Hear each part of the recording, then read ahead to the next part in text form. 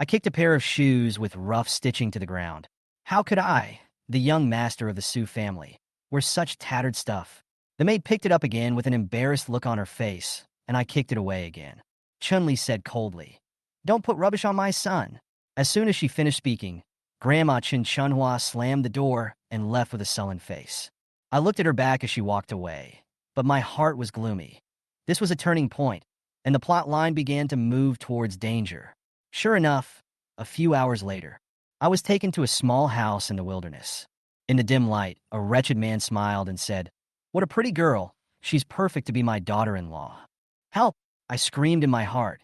But who could have imagined that the thunder would roll and kill him directly? Hi everyone, thanks for watching. Don't forget to subscribe to the channel. And if you like this story, please let me know in the comment section. I will update the next part. Chapter 29.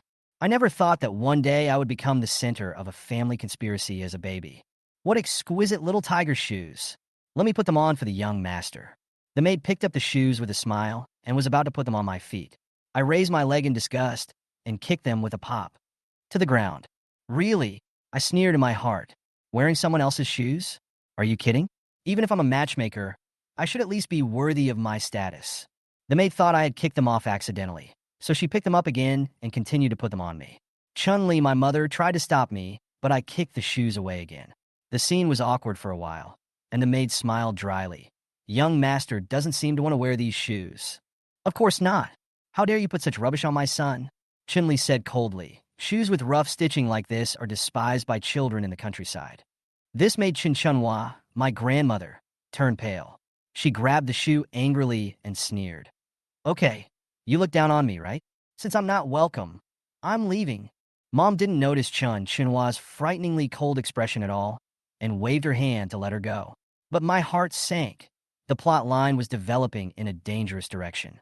In the afternoon, Chun-Li went to film, and the servants couldn't handle me, so they handed me over to her, Su Ning, the little cannon fodder that I hated the most. As soon as she came back, she had a look of reluctance on her face. "You annoying bastard, don't even think about me taking you out to play." Then she picked me up and walked out. I closed my eyes and pretended to be dead, hoping that this unlucky day would pass quickly. But who knew that this girl really took me out?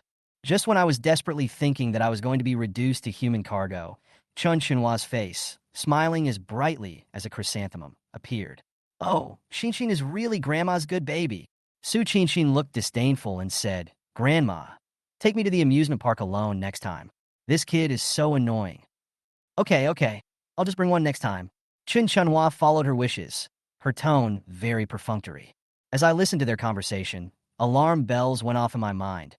Asterisk in the original plot, Chunhua would sell both of us out. I couldn't help but scream in my heart. "Help! Hurry up and call for help. This old woman is going to sell both of us out." However, Su Ning rolled her eyes in disdain. "Grandma loves me the most. How could she sell me out? But I know that the plot has already begun. I must find a way to survive." Chapter 30. Su Ning regretted and cried. Originally, I shouldn't have come with Su Ning. But who knows what plot twist went wrong, causing the little cannon fodder, whom I least wanted to see in my life, to become my companion. And now, we have all become the unlucky ones who were kidnapped. I closed my eyes and pretended to be asleep, not wanting to worry about it. At most, I would be sold and suffer for a few years. How could I be afraid of such a small scene? But then I thought about it. Su Ning was so miserable. Thinking of those stomach-churning scenes in the original plot, I couldn't help but shake my head. I fell asleep with my eyes closed until a violent jolt woke me up, and the pain of falling heavily to the ground with a bang completely stunned me. Fuck! I opened my eyes, furious. "Who threw me? Don't you know I'm the idol of my family?" Before he finished scolding, a burst of extremely obscene laughter came from his ears.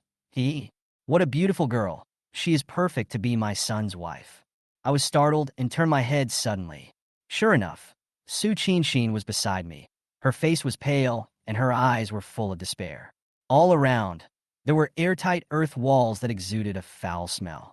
The only exit was blocked by that wretched man. Outside the door was a barren grassland, like a wilderness far away from the town. I understood instantly that the plot line had completely collapsed. "Don't be afraid, little girl. Uncle is not a bad person." The man smiled with wrinkles all over his face. "Your clothes are dirty. Come, let Uncle help you change, okay?" Su Ning was so scared that she was trembling and couldn't say a word. I cursed in my heart. You little cannon fodder. In the original plot, you were kidnapped for 20 years before being rescued. How can you survive growing up in such a dirt nest? But what about me? I didn't sign up to participate in this disaster. I forced myself to stay calm, staring at the man's malicious smile, my mind racing. Either fight back now, or wait and eat pig food in 20 years. You want money, right? Su Ning finally spoke, her voice trembling. My parents are very rich. As long as you let us go, they will give you a lot of money. Money, the man sneered. Why do I need money?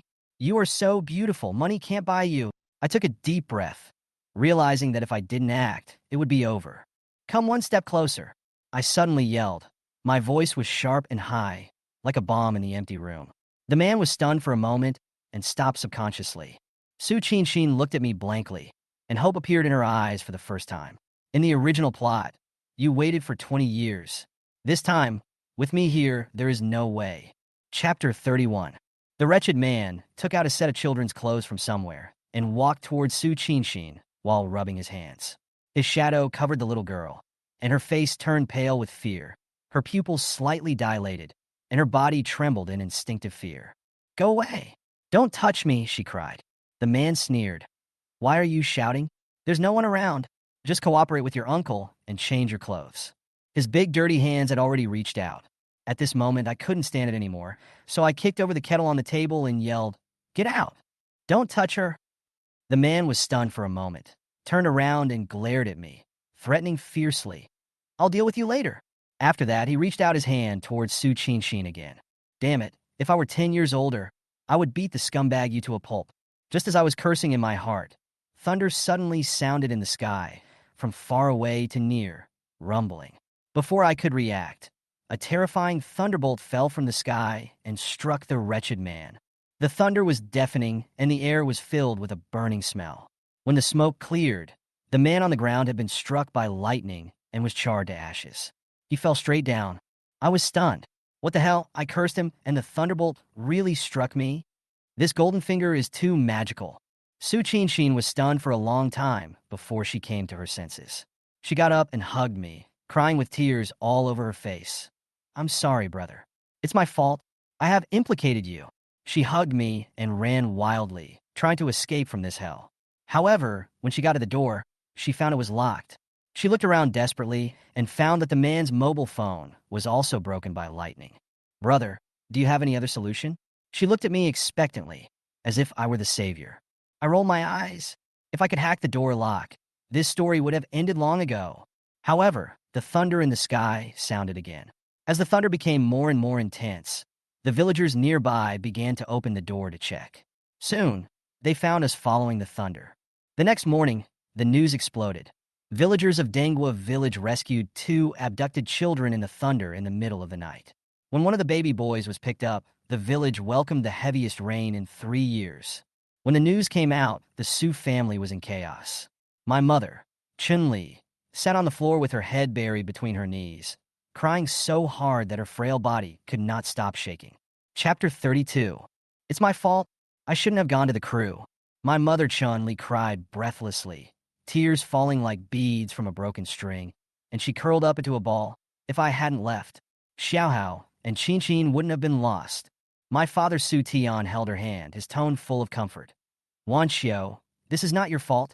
Don't worry. I have sent someone to look for her. But his hand holding the phone was shaking, and he couldn't hide the anxiety on his face. They don't know that I have returned, but the truth that follows is a storm that is enough to destroy everything. In the early morning, a piece of news suddenly popped up on the phone screen. When Su Tian saw the content, he jumped up excitedly. Wan Xiao, we found them. Su Hao and Qin are safe. Chun-Li raised her red face from crying, her beautiful features still covered with traces of tears. Really? Her voice trembled, but there was a glimmer of light in her eyes. Of course it's true. Come on, let's pick them up. He held the phone, his fingertips still shaking. When she picked us up, Chun-Li refused to let go of me, as if she was afraid that I would disappear in the blink of an eye. Her eyes were red, and her hands were shaking as she held me. Even her voice was trembling.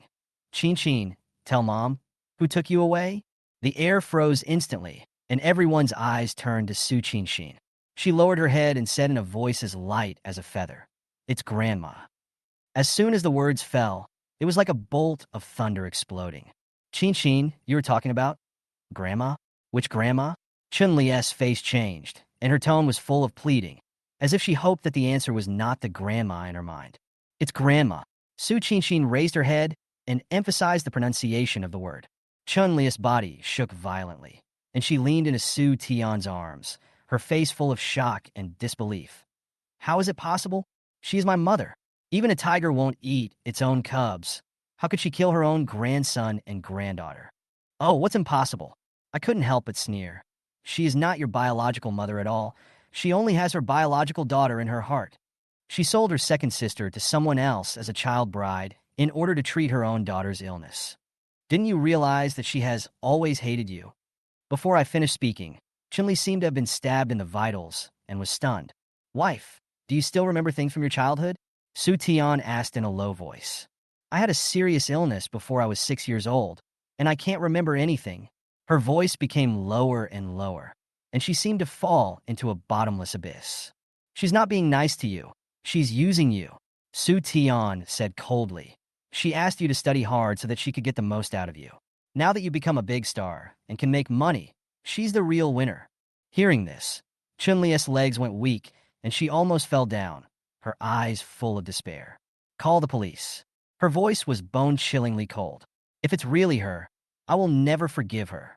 Chapter 33. I was lying in the stroller, enjoying the peaceful time, but I didn't expect that a new round of storm would start at home. Early in the morning, my sister Su Qingqing ran to my mother crying and complained aggrievedly. Mom, I was bullied at school. Chun-Li was stunned for a moment, then smiled apologetically and coaxed her. Is it because Mommy has been holding little brother these 2 days and not accompanying you? No, someone stole my little brother's things. Su Qingqing clenched her fists and spoke angrily. Stealing my stuff? I perked up instantly, and 100 counterattack plans emerged in my mind. As expected, there is always drama at home. After Su Qingqing heard this, she glanced at her indifferently. Stealing things? Then just take it back. Why are you crying? Su Qingqing was anxious. I stole it, but the teacher helped her and returned the things. Do you have classes in the afternoon? Su Qingqing asked. Okay, I'll go with you. I could hear it clearly while lying in the stroller and sighed inwardly. The show has begun. Underscore. In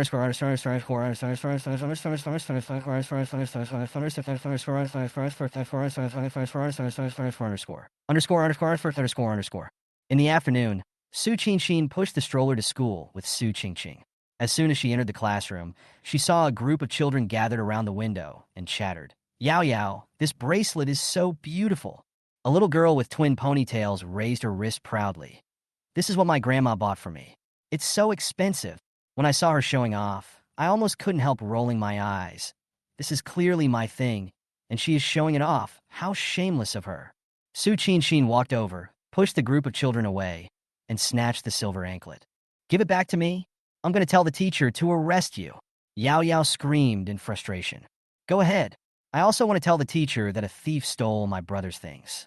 Su Qingqing said coldly. She turned the anklet open with her fingertips and pointed at the words inside. See? It says S.M. These are the initials of my brother's name. Did your grandma buy it? Is your grandma's name also Su Hao? Yao Yao's face suddenly turned pale, her lips trembled, and she was completely unable to speak. So, you didn't learn pinyin well, or you don't know the letters at all? Su Qingqing smiled calmly, but she killed him with one sword. The classroom was dead silent. Even the fat girl standing at the door, ready to call the teacher, was stunned. She quickly stuffed the crown back into Su Qingqing's hand and muttered in a low voice, Your family is really powerful. Chapter 34. In the classroom, all the children stared at the silver anklet. When the 2 letters SM engraved on it were clearly seen, the whispers around them gradually turned into voices of affirmation. It's true. This is indeed Su Hao S. The fat girl squeezed in front of Su Qingqing and said flatteringly, Su Qingqing, can you lend me the crown for a few more days? I am willing to marry your brother. Just as Su Qingqing was about to get angry, she was stopped by Su Qingqing. Sure, she raised an eyebrow, but you have to take back all of my brother's things. No problem. The fat girl immediately turned around and stared at the box of jewelry on Mu Yao's desk. And me. I'll help too. I want to marry your brother too. The other girls responded one after another. Under the siege of the crowd, little Meow cried heartbreakingly, but it was completely useless. She could only watch her treasure being snatched away. I was lying in the stroller, watching the scene leisurely, laughing secretly in my heart. These little girls are really a group of people who only care about things. However, my second sister was really sinister this time. Soon, the farce ended and Xiao Miao was kicked out of the classroom. She stood in the corridor, angry and anxious, and finally remembered that her watch could still make calls, so she quickly dialed Chun Chunhua's number. Grandma, whoa. On the other end of the phone, Chen Chunhua had a gloomy face. After patiently comforting her, she lowered her voice and said, Yao Yao, listen to Grandma and don't go to the teacher. Come to the school gate after class. I have a way to help you vent your anger. After hanging up the phone, she quickly dialed another number, her tone full of anxiety. We must get those two children back. The person on the other end of the line responded coldly. Impossible. All the people that little boy bought were killed by lightning. We dare not do this anymore. Struck by lightning? Chun Chunhua was stunned, and her hand holding the phone couldn't stop shaking. But she quickly gritted her teeth and shook off these thoughts, muttering, This time, we must completely deal with that girl, and we must not let her talk nonsense. After the physical education class, Su Qinxin returned to the classroom, picked up the cup of water on the table, and was about to drink. Don't drink it. I couldn't help but shout in the stroller. There's something in the water. If you drink it, you're done. Su Qin paused, her eyes instantly alert. I continued to remind her. Think about how Mu Yao could have my things. She is Chun Chunhua's granddaughter, and everything today was planned by them. Su Qinxin reacted suddenly, and her hand holding the water cup was shaking slightly. What a good plan. She sneered and then looked at the glass of water with a cold look in her eyes. But I'm not that easy to deal with. Chapter 35. Su Qinxin stared at the water cup, her face calm, but her hands were shaking slightly. Just as she put the cup down, Xiao Muyao suddenly ran out. I sneered in my heart. Sure enough, she was exposed. She must have gone to inform Qinchanhua. Did she really think her little trick could be hidden? Hey, I heard that your mother gave birth to another brother. Su Qingqing turned and shouted to Xiao Muyao. Xiao Muyao was obviously stunned for a moment. Then her expression changed. What do you care? I can't control it, but I have a younger brother, and he's the smartest and cutest brother in the world. Su Qingqing proudly took out the jewelry she had just snatched back and hung them on me one by one. Safety locks, necklaces, bracelets. These were customized by my father at the request of a foreign master. Soon, I was decorated as a golden little pharaoh, so bright that it almost blinded my eyes. Mu Yao on the other side was so angry that her face turned green, and she wanted to rush over and overturn my stroller. At this moment, the door was suddenly pushed open, and several policemen strode in. All the children fell silent instantly. The leading police officer asked coldly, Who is Xiao Muyao? Little Muyao stood up trembling. The police continued to ask, Someone reported that you poisoned the water cup. Is that true? E. Mu Yao was completely panicked and burst into tears. Grandma asked me to do it. Soon after, Chun Chunhua was included in the wanted list, and we followed the police to the Mu family. As soon as I entered the door, I caught a glimpse of the teapot on the coffee table and sneered in my heart. Isn't this our Su family's heirloom? 9-headed plum blossom teapot. My mother picked up the teapot and said in a cold voice, There are only 3 left in the world, 2 of which belong to our Su family.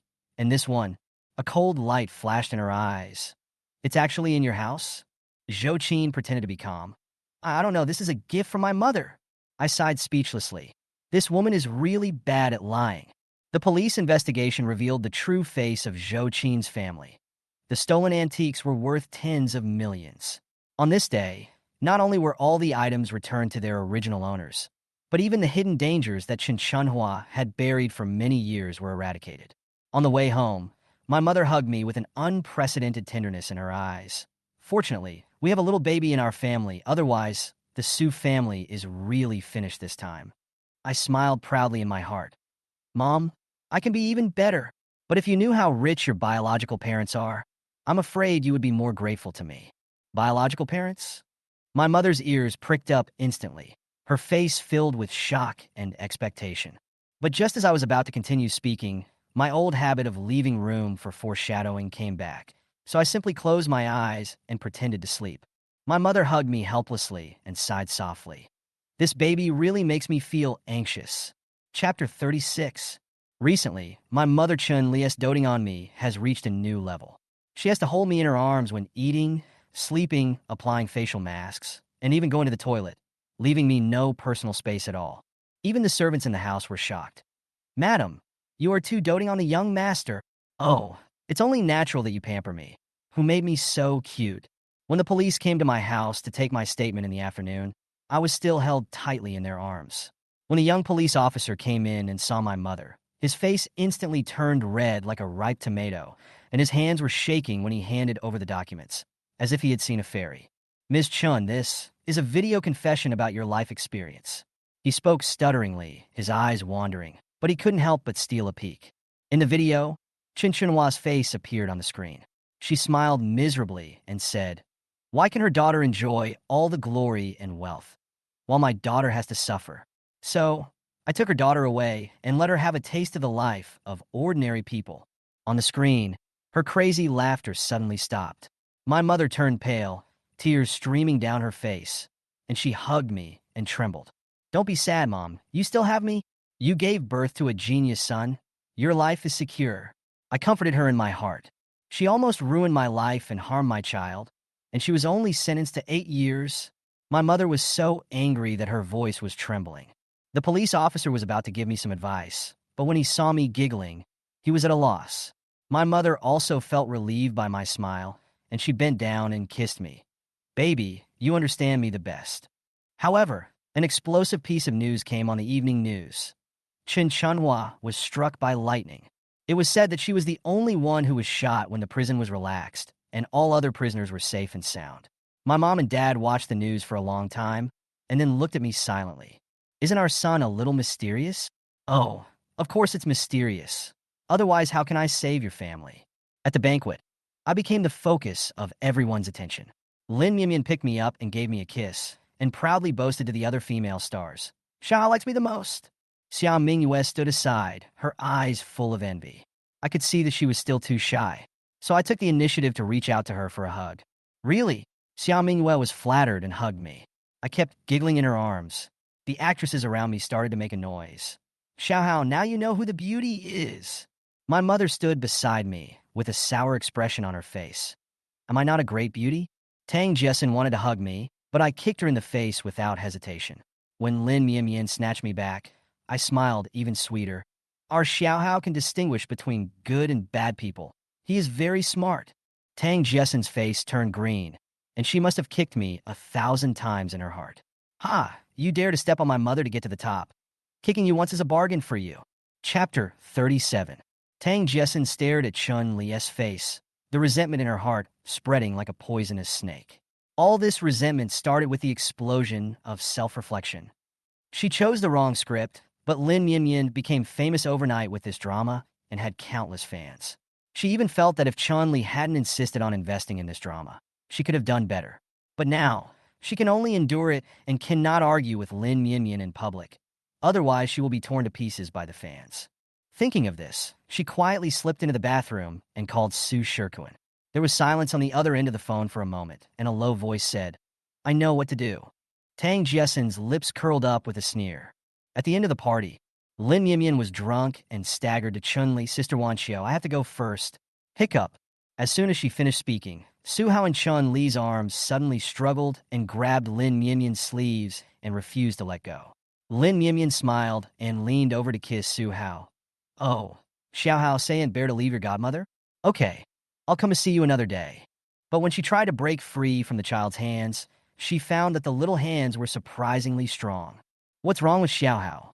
Chun-Li smiled and comforted him. "Mian Mian, why don't you stay tonight?" "Sure," Lin Mian said half-jokingly, "but I want to sleep with Xiao Hao." Chun-Li smiled and nodded. So she stayed. However, the decision to stay in the Su family became a huge turning point in her life. Dilemma at night after. Lin Mian coaxed Su Hao to sleep. She felt a dull headache and remembered her insomnia. She forgot to bring her sleeping incense tonight. She sighed, thinking it would be another sleepless night. However, lying on the bed and hugging Su Hao, her restlessness miraculously subsided, and she fell into a deep sleep soon. When she woke up in the morning, Lin Mian was radiant. Sister Wan Xiao, I slept very well last night, all thanks to Xiao Hao. Chun-Li was a little surprised. After all, even the hypnotist was helpless against Lin Mian's insomnia, but she didn't think much about it. Just as the two were chatting and laughing, the housekeeper walked in with a disheveled girl. Sister Wan Xiao, Sister Mian, something happened. Su Feng had a car accident last night, the girl said with horror on her face. Lin Mian said, oh, faintly, and continued to feed Su Hao milk, which made the girl stunned. Sister Mian, aren't you going to see him? Oh, yes. Lin Mian seemed to suddenly remember something, picked up Su Hao and left, still continuing to feed milk. Shen, why did they take away even her child? Awkwardness in the hospital. When Su Feng learned that Lin Mian came to see him, he felt a little proud. He lay on the hospital bed, pretending to be weak. The door was pushed open, and Lin Mian walked in radiantly, not at all like he imagined she had not slept all night. It seems you slept well last night. Su Feng forced a smile. Well, I slept with Xiao Hao in my arms, and he was very safe. Lin Mian said as she rummaged through the contract in Su Feng's coat, took it and turned away. Su Feng was stunned where he was, and his expected visit turned into a complete blow. She didn't come to see him at all. Outside the door, Su Hao witnessed all this and sneered in his heart. All this is different from the original plot, but he knows that Su Feng's true face will be exposed sooner or later. The terrifying truth. After leaving the hospital, Lin Mian suddenly recalled what happened last night and felt a little scared. If she hadn't stayed last night, she might have been the one in trouble today. Liu couldn't help but exclaimed, Sister Mian, it seems that Master Su is really smart. He must have known that you would be in danger, so he held you back and wouldn't let you go. Lin Mian hugged Su Hao tightly, with a hint of complex emotions in her eyes. Yes, Xiao Hao's strength is abnormally strong, and his reaction is beyond the scope of ordinary children. Could it be he really knows something? At the same time, Su Shikuan was still waiting for the news of Lin Mian's accident, and even took out good wine to celebrate. However, when Su Tian walked in with a cane and high spirits, Su Shikuan's smile froze on his face. His plan failed, and the real reason for the failure was a child that no one could understand. Chapter 38. Lin Mian, Su Tian looked innocent. She went to shoot a promotional video this morning. What? The promotional video has been shot. Su Shikuan almost jumped up. Yes, I have seen the finished film, and the effect is very good. If you're interested, you can go to the official blog to have a look. Su Shikuan clicked on the official blog, staring at the dazzling promotional poster on the homepage. His face instantly froze. Lin Mian didn't get into a car accident. Oh, her car had an accident, but Su Tian's eyes fell on Su Hao in his arms. Fortunately, Xiao Hao couldn't bear to leave her and stopped her from leaving. So, she didn't get in that car at all. Hearing this, Su Shikuan felt dizzy. The plan he had been planning for a long time was easily destroyed by a child. Those seemingly innocent eyes, in Su Shikuan's eyes at this moment, were like a beast staring at its prey. He wanted to strangle this meddling child to death. Thanks to Xiao Hao, Su Guiqiang patted his knees, his tone full of satisfaction. This child is really extraordinary. He is the lucky star of our Su family. As he said, he took out a glittering golden card and handed it to Su Tian. The money here is for Xiao Hao. You keep it for him first. Su Tian took it calmly. Okay, I'll give it to him when he grows up. Dad, you're just going to give him the money like this? Su Shikuan's eyes turned red with jealousy, and he said sourly, he bought so much of that rotten land in the north of the city. Aren't you afraid that he will waste all the money? Su Guiqiang frowned when he heard the word Qingbei. Why did you buy the land in Qingbei? That place is worthless. My second brother also bought commercial streets and unfinished buildings. Su Shikuan continued to exaggerate. I really don't know if he is crazy or possessed. He spent so much money just for those broken plots of land. Su Tian was not in a hurry, with a slight smile on his face. You guys can laugh as much as you want. Wait until the school district planning documents come out, and then we'll see if you can still laugh. A few minutes later, Su Guiqiang put down the gold card in his hand and asked seriously, are there any unfinished buildings left? Help me buy a few too. Su Shikuan was stunned. Dad, are you crazy? What a lunatic! Su Guiqiang glared at him. When has your second brother ever lost money when buying something? You might as well learn from him. When the truth came to light and the hunter became the prey. One day later, the city government released the school district planning document, and the land price in the north of the city skyrocketed instantly, turning from a bad place to a prime location almost overnight. When the news came out, the entire business community was shocked. Those who had laughed at Su Tian were all dumbfounded at this moment. At the table, Su Shikuan and his good friend Li Yuanbin were toasting each other. Brother Li, how is our plan for the South City going? Sosikun Lukdrant. Shikuan, thank you so much. If you hadn't asked me to sell the unfinished building quickly, it would be worth 10 times the price now, Li Yuanbin said drunkenly. Before he finished speaking, the sound of the news channel suddenly reached his ears. The municipal government has issued a school district planning document. 9 key schools will be built in the northern part of the city, and a comprehensive development project will be initiated. North City School District Planning? Su Shikuan stood up suddenly, his face pale. He woke up instantly, and Li Yuanbin in front of him also collapsed on the sofa. My unfinished building is now worth more than 1 billion. Li Yuanbin covered his head and broke down crying. This money was originally mine. It was all your bad idea. Su Shikuan was furious and grabbed Li Yuanbin by the collar. Do you think I wanna? I lost more than you. The whole north of the city was originally mine. The winner at the top overlooks the mockery of all beings. At night, Su Tian held Su Hao and stood on the top floor of Ocean Star, overlooking the barren land not far away. The picture of the future emerged in his eyes. High-rise buildings, prosperous business, and soaring prices of school district housing.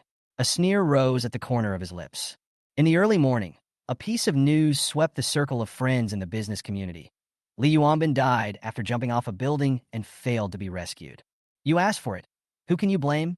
Su Tian casually hung up his phone and turned all his attention to the child in his arms. Xiao Hao, Daddy will let you have the best of everything in the world. At the same time, everyone began to understand that the man standing at the top of the chessboard was the real controller of this storm. On that day, Su Tian accompanied his wife, Chun Li, to Elson Manor to choose a new house. At the sales center, they happened to meet Su Shikuan's family. Let's buy building A1, Xiaoli said, holding Su Shikuan's hand, boasting, it would be a shame to miss out on such a great house. You can't take this. Someone will die here tonight. It would be unlucky to live here. I don't want it anymore. Su Tian suddenly gave up buying it, with no expression on his face. Xiaoli sneered complacently. Su Tian, you are afraid of something too. That night something really happened in Villa A1. A rapist was killed in the villa. His death was horrible. When the news broke, Su Shikuan's face turned pale, while Su Tian calmly moved into another more luxurious villa with his wife and children. Chapter 39. It is better to raise yourself than to raise your child. Xiaoli held Su Chen's hand and stood outside the cordon. Her face was pale, and Su Chen was trembling because of excessive fear. They never thought that they would encounter such a thing on the first day of moving into their new home. The dead man was a rapist. He was chased to the top floor by the police and committed suicide by jumping off the building out of fear of being punished. I heard that guy's brains were all splattered out. How tragic. The new residents of Building A1 are really miserable. They encountered this kind of thing right after moving in. This kind of thing never happened before they came. Could it be? The onlookers automatically stepped back and stayed away from Xia Li and her son, as if they were afraid of attracting some bad luck. Charlie ran to the side, bent over, and vomited. After hearing the loud noise this morning, she went to see. Since the place of death was very close to her home, the spurting brain matter splashed on the glass of her house. Bad luck, disaster star. These words kept reaching her ears, and Xia Li's face became more and more ugly, especially when she saw Chun Li. She could no longer control herself. It's you. Xia Li pointed at Chun Li and shouted angrily. You knew someone would die last night, right? Although Xia Li was mostly right, Chun Li was not panicked at all and said calmly, Mrs. Xia, if you say that again, I will sue you for defamation. You said you liked this one. If you didn't know that, you wouldn't have settled for second best yesterday. What did you say about the most expensive thing not necessarily being the best? You must know that. You are the murderer. The police couldn't stand it anymore and pulled Charlie aside. Ma'am, please calm down. The deceased committed suicide and has nothing to do with anyone else. Xiaoli simply couldn't listen and had already determined that it was Chun Li's family who were behind it. But the police were on Chun Li's side, and Xiaoli had no choice but to watch Chun Li leave. Mom, I'm scared. Su Chen pulled Xia Li's sleeve, but was pushed away by Xia Li, who was angry. Go play with Xiaodian, don't bother me. Su Chen had no choice but to endure the grievance and go find Su Tian. who was studying in the study at that time. "Oh my, why do you only know how to study every day? Someone died today, and you still have the mood to study? I'm scared to death. Uncle Su is so good to me. I must study hard so that I can repay him in the future," Su Tian said lightly. Outside the door, Su Shirkuan nodded with satisfaction. Originally, he felt a little upset because of what happened this morning.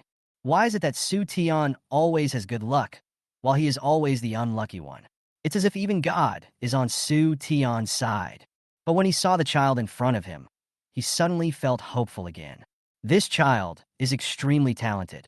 If he is trained further, he will definitely achieve great things in the future. He wants to rely on this child to completely defeat Su Tian. In order to make Su Tian grow up as quickly as possible, Su Shirkuan specially hired a private trainer for him. Although pushing a child to school is not uncommon in their circle, it is still rare to find a dozen private trainers taking turns to teach him a day like Su Shirkuan, which soon aroused discussion among the owners. In the owners' group, more than a dozen private lessons a day. Isn't this too much? It's nothing actually. My son is only 1 month old, and I already hired a preschool teacher for him. He listens to music and learns English every day. It's important to start early. My baby hasn't been born yet, but I've already hired someone to do prenatal education for him. The cell phone kept ringing. Su Tian glanced at it casually and saw that everyone was discussing raising a baby through pushing them up. He felt indescribably complicated.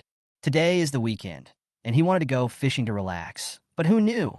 Have you finished reading the company's financial statements? Have you prepared the plan? Have you decided on the new project?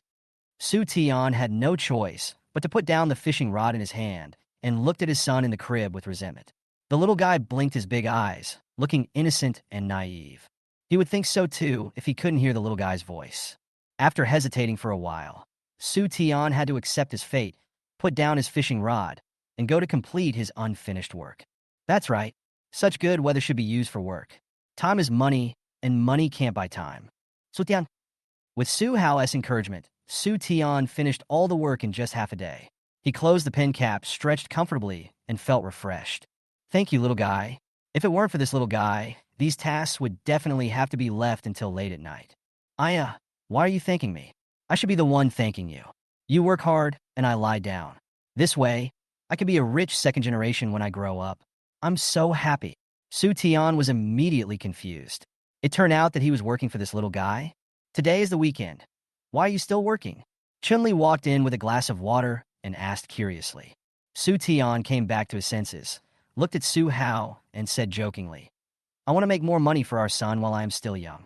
Chun-Li nodded in agreement. Then I will also work harder in filming and make more money while I'm still young. Xiao Hao with her wherever she went, but I don't know what happened recently.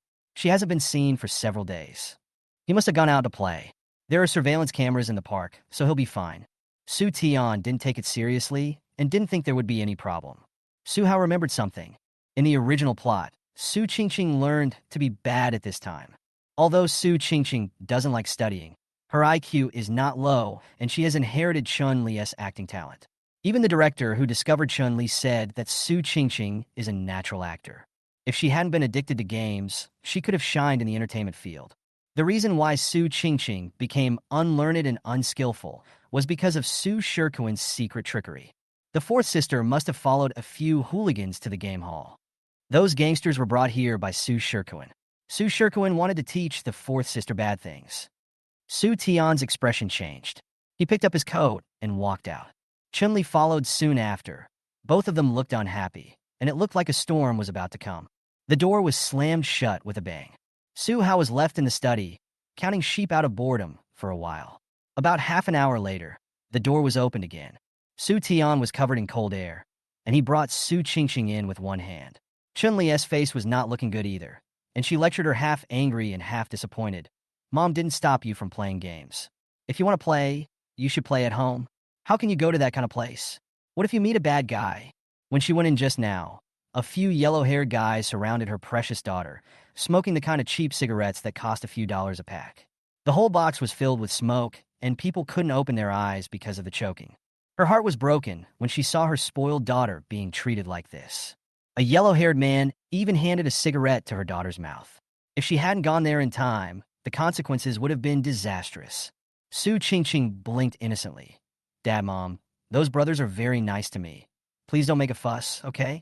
What's the difference between playing games outside and playing games at home? Brother, what brother? I'm telling you, stay away from these boys who smoke at such a young age. Su Ching pouted unconvincedly. Dad smokes too. It's okay to smoke, but at least don't smoke those cigarettes that cost a few dollars. Smoking too much of that kind of cigarettes can cause cancer. Secondhand smoke is even more harmful. Also, fourth sister, do you know that these people were brought here by Su Shirkwin? He just wants to spoil you. You will be addicted to games, and you will also get addicted to gambling. Oh, and eventually you will get addicted to drugs. So, stay away from these people. Chun-Li's legs went weak, and if Su Tian hadn't supported her, she would have fallen to the ground. Her daughter would get addicted to gambling, and also to drugs? Su Shirkwin was really vicious. Su Ching's face turned pale as she heard this. She had heard from her teacher that drugs were the most terrible thing in the world. She had also seen the promotional videos and knew how painful it would be to be infected with that drug. Whoa. Su Ching sat on the ground crying, grabbing the hem of Chun-Li's skirt and apologizing nonstop. I'm sorry, Mom. I won't go play with him again. I will study hard and never play games again. Chun-Li looked at Su Tian, and Su Tian looked at Su Hao in the cradle, and they both understood everything at once. After comforting Su Ching, Su Tian sat down at the desk with a cold look in his eyes. I didn't expect that Big Brother is so despicable that he would attack a child. In this case, let's give him a taste of his own medicine. What Su Shirkwin could do, Su Tian could certainly do too. A few days later, a few hooligans came to Su Chun. A child of a few years old could not resist that kind of temptation. Su Chun skipped classes for a week and followed them to bars and played games. By the time Su Shirkwin found out, Su Chun had already learned to smoke. That night, Su Chin's screams echoed throughout half of the park. Su Tian closed the windows, asked the servants to light candles, and had a romantic candlelight dinner with Chun-Li. Since that day, Su Ching has been studying very hard, and her enthusiasm for studying is almost catching up with Susan. The servant half-jokingly teased Susan, Miss Third, if you don't study hard, you will be surpassed by Miss Fourth. Susan sneered, I've never been afraid of being surpassed, because no one of her peers can surpass her. Oh no, there is one. Susan looked at Su Hao in the stroller, who was holding a pacifier with a naive look on his face. Forget it. You're my younger brother anyway. It's not shameful to be surpassed by you. Susan comforted herself. The servant had no idea what Susan was mumbling about. She couldn't imagine that a newborn baby could be so capable. Su Hao remembered a few things again. Susan has an extremely high IQ and has a photographic memory at the age of 3. Normally, she is fully capable of excelling in the academic field. But in the original plot, Susan gradually became lost in the crowd and failed to even get into college. Thinking of an important thing, Su Hao's heart was filled with turmoil. Third sister, you are poisoned. Hurry up and ask your parents to take you to the hospital for a checkup. Otherwise, it will be too late. If you don't get effective treatment, you will lose your ability to move in 2 months, your IQ will decline in 4 months, and you will be paralyzed in bed in half a year. In the original text, Susan's poisoning was an unsolved case, and the police have been investigating for more than 10 years without finding any clues. The only thing found was that Susan contained plutonium in her body hundreds of times higher than a normal person. Plutonium can damage the human nervous and immune systems, causing mental retardation and accompanied by complications such as hair loss, incontinence, and ulcers. It was because of plutonium poisoning that Susan, a blessed girl, was tortured beyond recognition and had to rely on others for help even with eating, drinking, defecating, and urinating. Hearing Su Hao's thoughts, Susan was completely shocked. Wow. Chun-Li was so scared that she dropped the cup and her pretty face turned pale. Poisoned. Her daughter was actually poisoned. Without thinking too much, Chun-Li immediately contacted her private doctor and asked him to give Susan a thorough examination. As expected, it was really plutonium poisoning. Fortunately, there were not too many toxins in Susan's body. Since it was discovered in time, all the toxins should be able to be excreted from her body after treatment. Thank God, I'm finally all right. Chun-Li's eyes were red, and she couldn't calm down until this moment. She buried her head in Su Hao and choked up, Thank you, baby. Mom, don't cry, I'm fine. Susan held Chun-Li's hand. Chun-Li calmed down and said, I just don't know where this poison came from. Plutonium is a rare metal. Not everyone can get it. The attending physician comforted her by saying, Don't worry, Mrs. Chun. With advanced technology, the police will surely find the real culprit soon. The cup that the third sister drank from contained a large amount of plutonium. The plutonium poisoning was probably caused by the cup. I know. Chun-Li's eyes turned cold. It turned out to be her. This water cup was given by Chun-Hua, so it's not difficult to guess who the real murderer is. Chun-Li put her two children to rest, changed into sportswear, drove all the way, and arrived at the hospital in more than 10 minutes. Bah! The ward door was kicked open. Chun-Hua, who was drinking old duck soup, looked up in surprise. Chun-Li sneered. You eat well. Mom is still sick, so of course she needs to eat something good. Chun-Hua thought Chun-Li was visiting her, so she pretended to be weak. Wanxiu, this hospital is really bad. Please find a better hospital for Mom. Because she was struck by lightning, Chun-Hua was released on bail and sent to the hospital. Chun-Li felt sorry for her and paid for her medical expenses. She thought Chun-Hua had learned her lesson, but she didn't expect that this woman would do such a hateful thing. She deserved to die.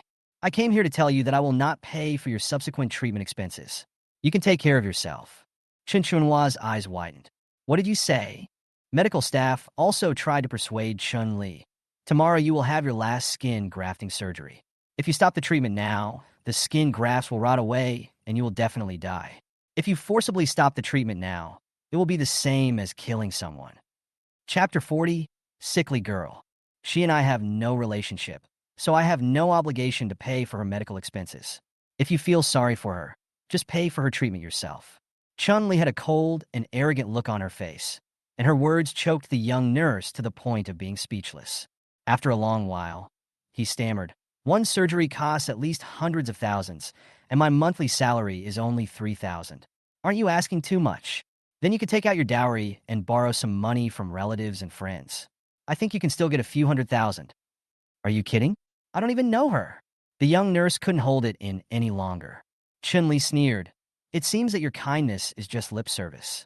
Realizing that Chun-Li really didn't care about her, Chun-Hua fell off the bed in fear. She held Chun-Li's hand and cried, Daughter, my dear daughter, you must not ignore your mother. You are not my mother. Chun-Li shouted. You kidnapped my Qin and poisoned Ming. You almost killed my two daughters. You deserve to die. I have already told the police the whole story of Ming's poisoning. Poisoning is a serious crime. Even if you are not killed by lightning, you will stay in prison until you die of old age. After saying this coldly, Chun-Li left angrily. Chun-Hua was so scared that she was shaking all over. She used all her limbs to try to crawl back to the bed, but failed after several attempts. She could only lie on the ground and cry. She really couldn't understand how Chun-Li even knew about the poisoning. It was done so secretly. How could Chun-Li know about it? Chun-Li left the hospital with tears on her face. She felt like her heart was torn apart.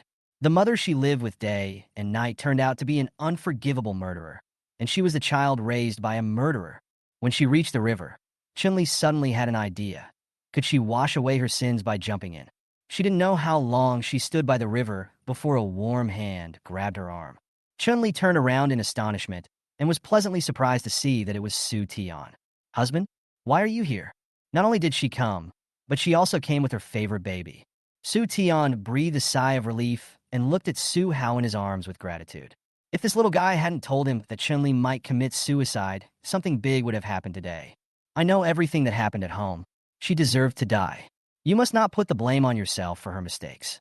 Even if you don't want to think about me, you have to think about Xiao Hao. Chun-Li cried even harder, and her beautiful face was soon covered with tears. I just feel sorry for you. It was me who brought this devil into our home. If it weren't for her, our family would have been ruined beyond redemption. Su Tian held his wife in his arms and sighed softly. It's all over, it's all over. He also didn't expect that the seemingly peaceful home had already been turbulent. Aunt Lan had ulterior motives and brought a group of her relatives to suck blood from the Su family, and almost blew up her little daughter to death. The mother-in-law stole most of the antiques in the house and kept another family outside without telling his wife. She also kidnapped his son and daughter, and even used such vicious tricks as plutonium poisoning. By the way, there's also that guy Su Shirkuan. Su Tian still doesn't understand why Su Shirkuan is so lucky that the bad land he bought more than 10 years ago can appreciate in value. If he hadn't foreseen the opportunity through his son, those lands in the north of the city would all belong to Su Shirkuan. Given Su Shirkuan's character, he would definitely kill them all once he gained power. These people are the demons lurking in the Su family. Fortunately, God gave them such a treasure, which solved all the crises. It seems that God has not treated him badly. Chun-Li gradually convinced herself and clung to her husband and son. I don't have a mother anymore. From now on, you will only be my children. Don't be sad, Grandpa and Grandma are still alive. Chun-Li and Su Tian were both stunned. The two held their breath, waiting for Su Hao's next words. But it's too difficult to meet them. Apart from anything else, with the current strength of the Su family, they don't even have the qualifications to enter the International Alliance. Su Tian was once again shocked by Su Hao's few short words. He didn't expect that Su Hao also knew about the existence of the International Alliance. It seems that this little guy knows much more than he thought. Some things cannot be forced. Having you is enough for me, Chun-Li said with relief. Su Tian secretly made up his mind that no matter what, he must help Chun-Li find her family. Won't my uncle arrive in the imperial capital tomorrow? Maybe we can ask him for help. Su Tian said yes, Steve. Uncle has always been on good terms with my eldest brother's family, so he probably won't help us, Chun-Li said in a troubled tone. And I heard that my eldest sister-in-law prepared a generous gift a long time ago. We haven't prepared anything, so how can we invite Uncle? Su Tian also felt that this matter was a bit tricky. I don't think there is anything in the imperial capital that would appeal to my uncle. It's not that troublesome, just prepare a few lollipops. Su Tian and Chun-Li were both stunned. Lollipop? Would a man in his 50s or 60s like lollipops? Are you kidding me? Even if he likes lollipops, he can just buy them himself. Giving someone a lollipop is not a rare gift. After a few seconds of silence, the two realized that this kid must have wanted to eat the lollipop himself. So that day, Chun-Li bought a few lollipops for Su Hao. She would always try her best to meet the requests of this beloved child. However, Chun-Li knew that babies could not eat candy, so she did not peel off the candy wrapper for him, but just let him play with it in his hands. Baby, you are too young now. Eating candy will cause cavities. Wait until you grow up before eating it, okay? Su Hao was speechless. What cavities did he have? He didn't even have any teeth. And even if he grows teeth, he won't eat them. What he hates most is lollipops. However, since it was given by Chun-Li, Su Hao still held the lollipop in his hand, ready to give it to Su Qingqing and the others when the time was right. However, after waiting for a long time, Su Hao didn't see anyone. It turned out that Su Qingqing had been studying very hard since she knew that she would be spoiled. Except for eating, she would hide in her room and read books all the time. Susan has not fully recovered yet and is currently in the hospital for observation. And Su Qingqing. By the way, where is Su Qingqing? Su Hao was shocked, and a very bad premonition came to his mind. Baby, are you hungry? Chun-Li came over with the freshly prepared milk powder and asked with a smile. Su Hao waved his two little hands anxiously. Mom, go check on my second sister. My second sister might have gotten into trouble. Ever since the kidnapping incident, Su Qingqing had to hold him wherever she went. Now he has suddenly disappeared for half a day. Something must have happened. Chun-Li's smile froze, and she immediately put down the bottle and ran to Su Qingqing's room. Sure enough, as soon as the door was opened, a strong smell of blood hit me in the face. The scene inside made Chun-Li gasp. Her eyes went dark, and she almost fell to the ground. Her daughter actually fell in a pool of blood. Su Hao also thought of the fact that Su Qingqing had attempted suicide many times in the original text, the most serious of which was by cutting her wrists. Because she did not receive timely rescue, Su Qingqing was left with serious sequelae. Various organs in her body began to fail after she became an adult. She was then imprisoned for so many years, which caused Su Qingqing to be plagued by illness at a young age and eventually died from the pain. Chun-Li also regretted and blamed herself for not being able to send Su Qingqing to the hospital in time, and she was obsessed with her until her death. Chun-Li didn't care about the pain, picked up Su Qingqing, and ran downstairs. Su Tian rushed over after hearing the news, and the two of them worked together to send Su Qingqing to the hospital.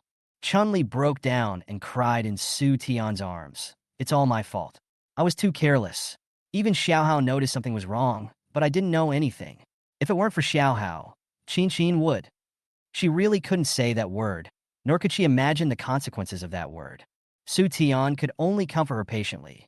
The doctor said that we found it in time. Qingqing should not be in danger. I just don't understand. We have never done anything bad in our lives, so why do we meet so many bad people? Qingqing wouldn't have committed suicide if she hadn't been traumatized by the kidnapping. Meng Meng almost became a cripple. And there is also Ching Ching. There are always people who want to harm my babies. Why is this? Chun-Li kept crying. Su Hao, who was held in the arms of the butler, sighed softly. Why else? Because you are all cannon fodder. In the original text, the sisters of the Su family were all very mean to Su Tian. Under the influence of the male protagonist Halo, their ending would certainly not be good. Su Tian could only comfort his wife softly, but we have also been compensated. We can't take all the good things for ourselves. The compensation he was talking about was naturally Su Hao. After hearing this, Chun-Li indeed felt much better. Su Qingxin was fine, but Chun-Li was still worried and planned to stay with her in the hospital for a few days. Worried that the hospital was too stuffy, after coaxing Su Qingxin to sleep, Chun-Li held Su Hao and took him to the small woods behind the hospital to get some fresh air. It was dusk at this time. An array of rosy clouds still remained in the sky.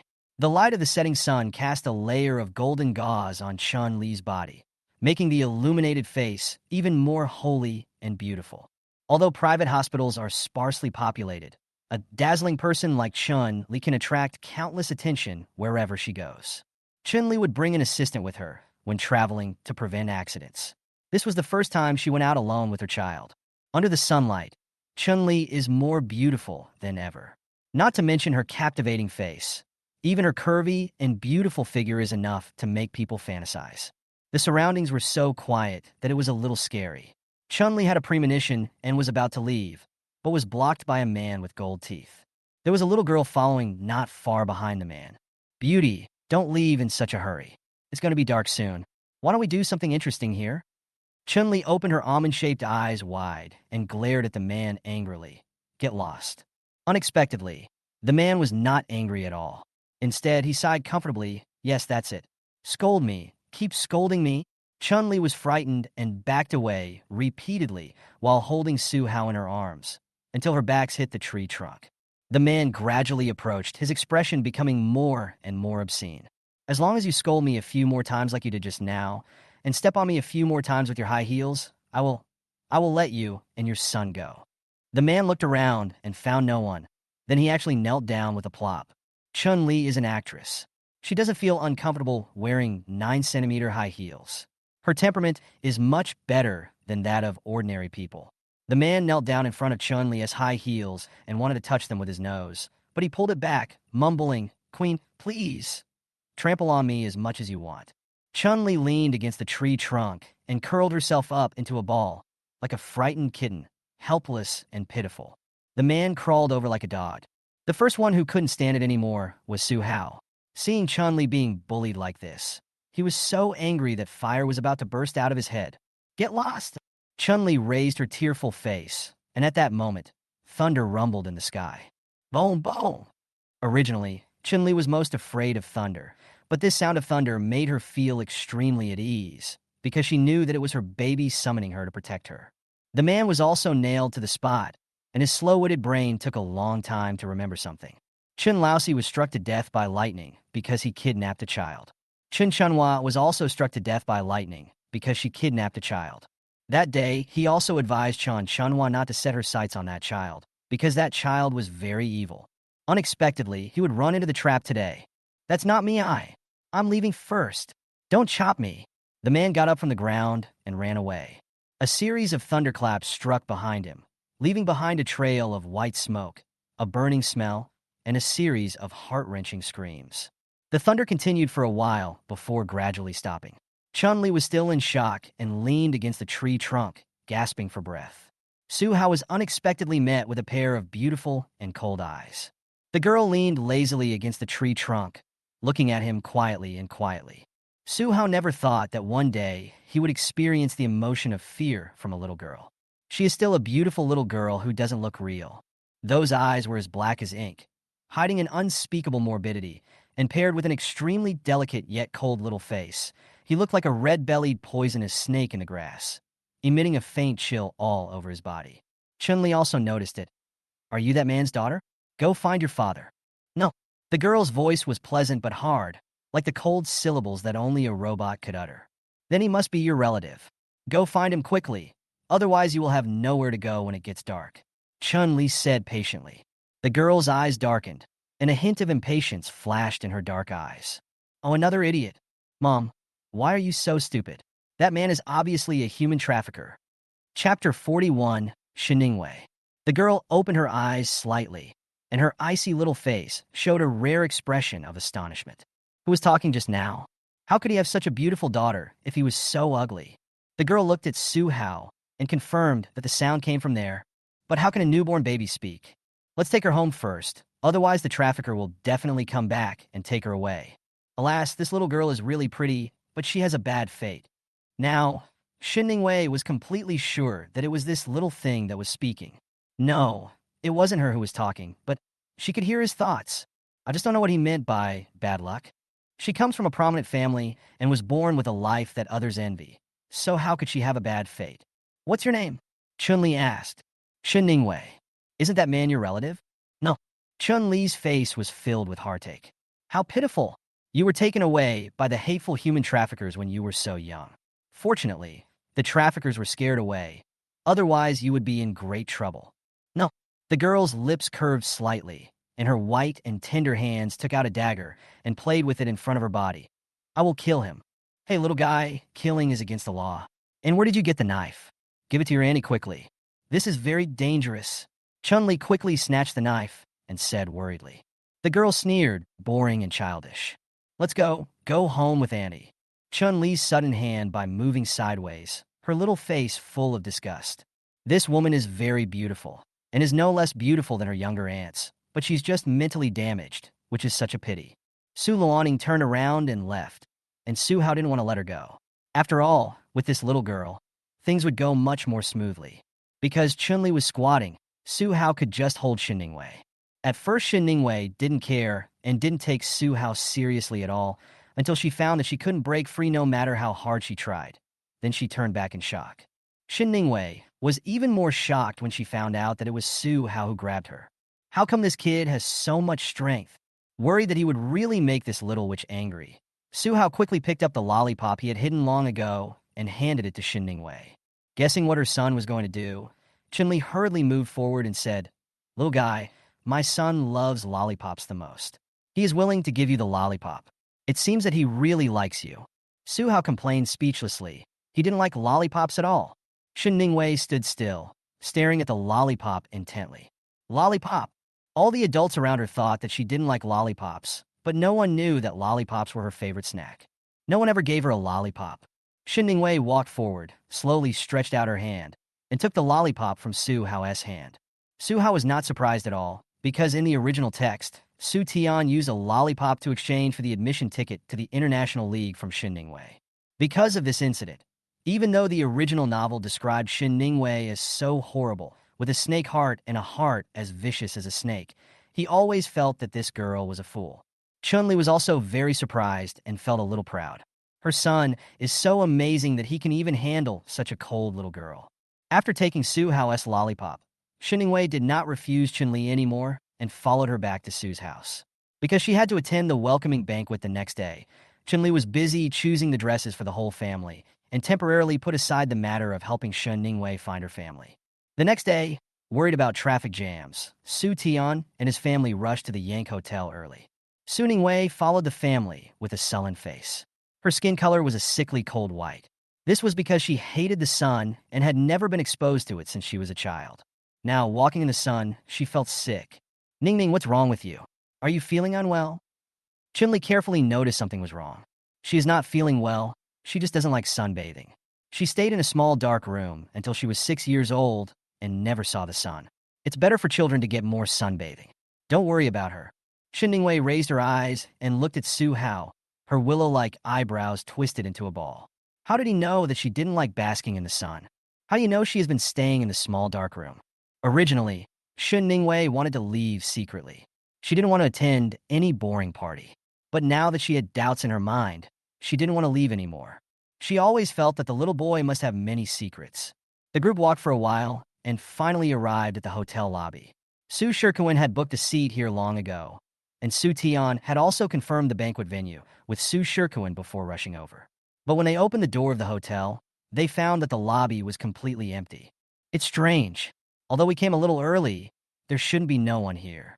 Chun-Li looked around and found that there was really no one. Su Tian's uncle Su Long was the patriarch of a branch of the Su family. He had a very important position in the international alliance. Now that he had returned to Kyoto, the people from the Su family branch should all come to welcome him. In the Su family branch, Su Long's favorite junior is Su Shikuan. Su Shikuan has always wanted to use Su Long's influence to enter the international alliance, and he would never give up this opportunity. Hello, do you have a reservation? Seeing that the group of people who had just come and looked confused, the waiter walked up to them politely and asked. Su Tian vaguely guessed it, but he still asked, "Does anyone have an appointment at 10 o'clock this morning?" "No, I can make an appointment for you at 10 if you need." "No." Chun-Li slightly widened her beautiful eyes and asked Su Tian in confusion, "Didn't Big Brother tell us that we have an appointment here at 10 o'clock? We've been fooled." Su Tian's tone was indifferent, but his expression was cold. Just at this moment, Su Shikuan called. Su Tian answered the video with a gloomy expression. As soon as the video was connected, Su Shikuan's annoying face jumped out. At this moment, he was standing in the lobby of another hotel. People were coming and going around him, and there was constant noise, which formed a sharp contrast with the desolateness of Su Tian's side. "Second brother, I'm sorry, I remembered the wrong address. The hotel I booked is not on Kantai Street, but on Linen Road. Come over quickly before Uncle arrives." Kantai Street and Linen Road are in the south and north respectively, spanning 2 blocks in between. How could he remember it wrong? Knowing that Su Shikuan was deliberately playing tricks on them, Su Tian was so angry that he wanted to rush into the screen and punch Su Shikuan hard. By the way, it's already 8 o'clock, and it's the morning rush hour. It should be quite congested at Kantai Street, right? Su Shikuan blinked his eyes, looking like a smug villain. There are 2 office buildings near Kantai Street. There will be traffic jams at around 8 or 9 o'clock. Even if they want to leave at this time, they can't. As his wife and children were present, Su Tian suppressed his anger and said with a fake smile, "I won't go. Kantai Street is near the North City Commercial Street. I'll stop by to check the progress of the construction. Eating is certainly not as important as making money." When he heard the words North City Commercial Street, the smile on Su Shikuan's face froze, and his good mood was completely destroyed. Su Tian really brings up things that are not relevant to the topic. Su Shikuan quickly adjusted his mood and said with a grin, "You are wrong. Today's meal is more important than making money. As long as we can return to the international alliance. What does the land in the north of the city mean? You are more capable than me, but my uncle has disliked you since childhood, so you are destined to lose to me. Do you know why I must bring Xiaotian with me?" Su Shikuan suddenly changed the subject and deliberately lowered his voice with a mysterious expression. "Didn't you notice that Xiaotian looks a lot like someone? As long as that person says a word, he can change the fate of all of us. The land you have in the north of the city can be controlled by just a word from him. It's a pity that he died." Chun-Li looked at her husband in confusion. "What is Big Brother saying? I don't understand a word you say." "Well," Su Shikuan meant that Su Tian looked very much like a person who had a high status in the Su family headquarters and everyone had to listen to him. But this person was already dead.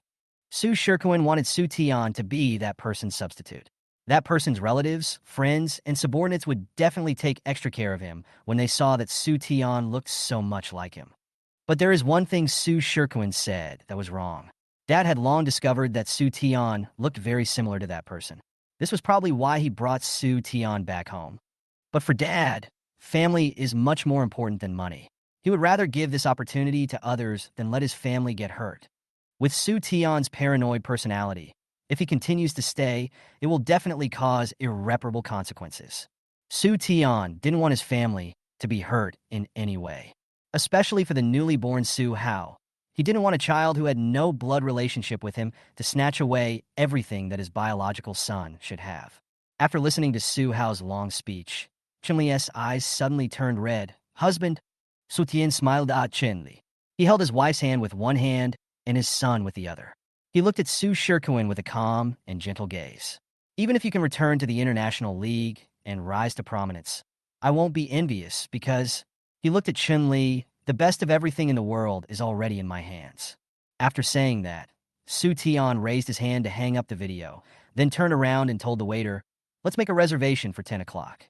Ning Ning must be hungry too.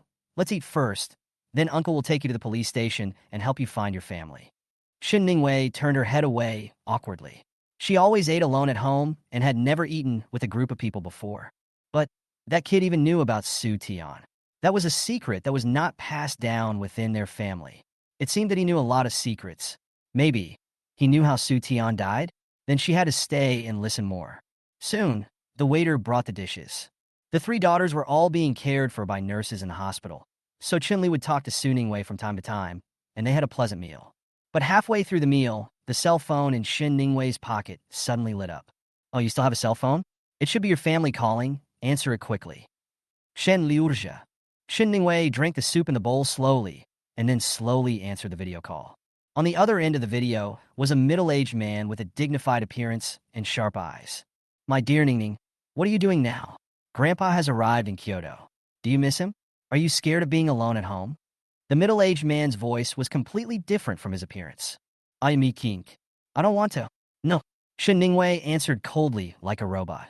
The middle-aged man seemed to have gotten used to it a long time ago, and he didn't care that his precious granddaughter didn't miss him. Where are you eating?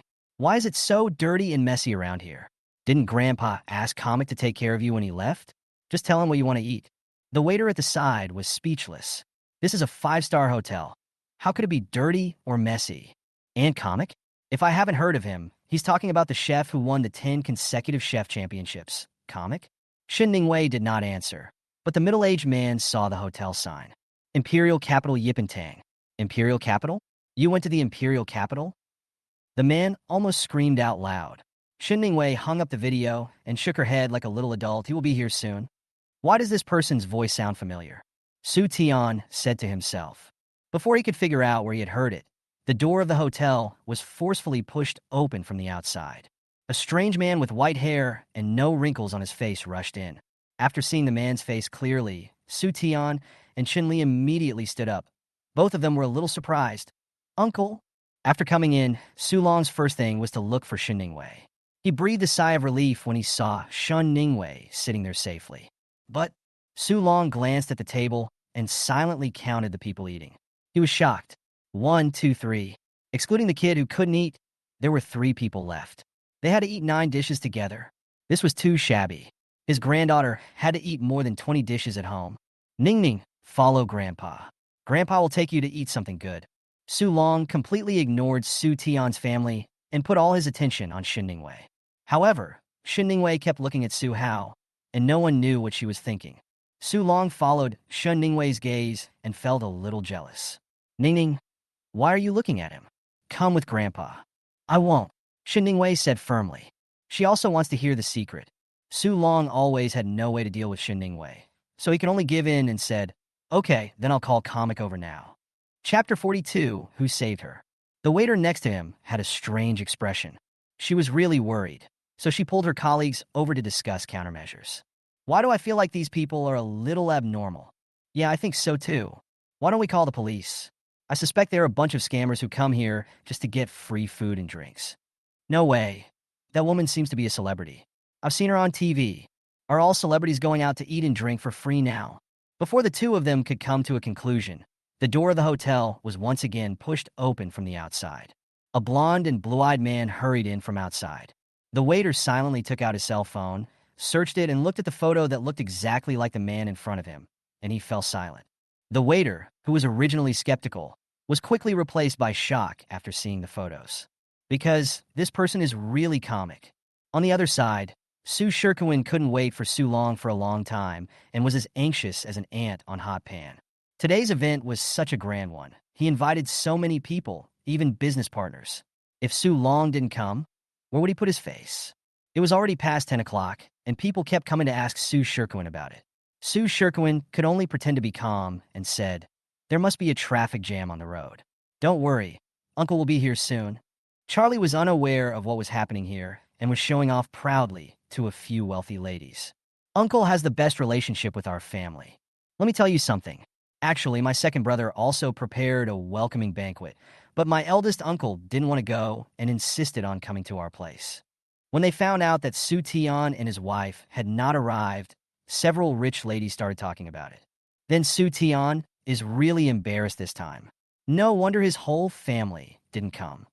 I heard that Mr. Su Long is a well-known figure in the International Alliance. I'd like to ask Mrs. Xia to give him more support in the future. Charlie smiled reservedly. Of course. After listening to the praise for a while, Xiaoli pretended to be regretful. Actually, my second brother and his wife are quite pitiful. They spent a lot of effort to prepare a welcoming banquet for them, but in the end, they didn't want to go at all. Now they're waiting by themselves in Yipentang.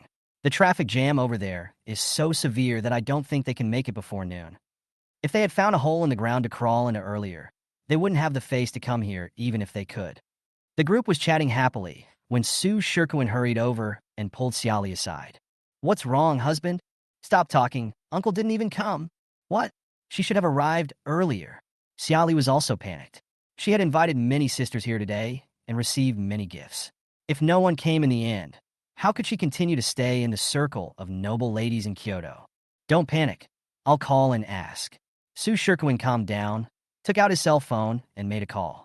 I waited for a long time before the call was connected. There was a lot of noise on the other end, and I could faintly hear laughter. Su Shirkuan had a vague idea. Uncle, where have you been? The banquet is about to start. If you can't make it, I'll send someone to pick you up. No need. I'm having dinner with my little granddaughter at Epeen Pavilion. I won't go to your place. Please let those people go. After that, the phone was hung up. Su Shirkuan was completely dumbfounded. Epeen Pavilion? Isn't Su Tian in Epeen Pavilion? Uncle went to find Su Tian?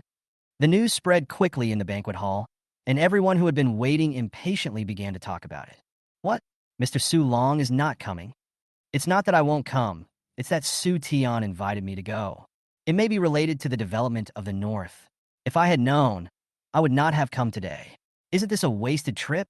Let's go to Yipentang now. Maybe we can still make it in time. Everyone left the hotel with sighs, and soon, Su Shirkuan and Xia Li were the only ones left in the huge banquet hall. The waiter came forward and asked awkwardly, Sir, the dishes are ready now, is? He has been a waiter for so many years, and he has never encountered such a thing. The customers ran away before the dishes were served. Serve it when it's ready. If no one wants to eat it, throw it away. I'll pay for it. Su Shirkuan said irritably. I didn't receive much as a gift this time, but I spent all the money on the meal. I really lost both my wife and my army. Honey, what should we do? Xiaoli looked worried. What else can I do? Go to Yipentang. If I don't go now, everything will be taken away by Su Tian. Su Shirkuan took Xiaoli to Yipentang in a hurry, but unexpectedly, they encountered a traffic jam as soon as they set out. It's all your fault. You had to trick Su Tian into coming to Yipentang. Now the road is so congested. By the time we get there, the cucumbers will be cold. Su Shirkuan, who was already annoyed, became even more annoyed after hearing Xia Li's complaints. Xia Li was not wrong. When they arrived at Yipentang, Su Long had already left. Su Shirkuan had no choice but to call Su Long, and he made more than 10 calls before he was connected. Uncle Lily and I just arrived at Yipentang. Why did you leave? Susikun look bitter. Su Long seemed to be playing with Shen Ningwei, and it took him a long time to respond to Su Shirkuan. What are you talking about? It's already noon, and Ning Ning needs to rest. Are you going to let Ning Ning and I wait for you together? I dare not. I dare not. Susikun smailda polokatikay. He was a little curious about who this Ning Ning was and why Su Long cared so much about her. Uncle, what about the ticket to the charity party that we agreed on before? Su Shirkuan said hesitantly. Where are the tickets to the charity party? The International Alliance will hold a charity gala next week, and bigwigs from all walks of life will attend. As long as you can get an admission ticket, it will be equivalent to getting a stepping stone to enter the International Alliance. This is Su Shirkuan's real purpose.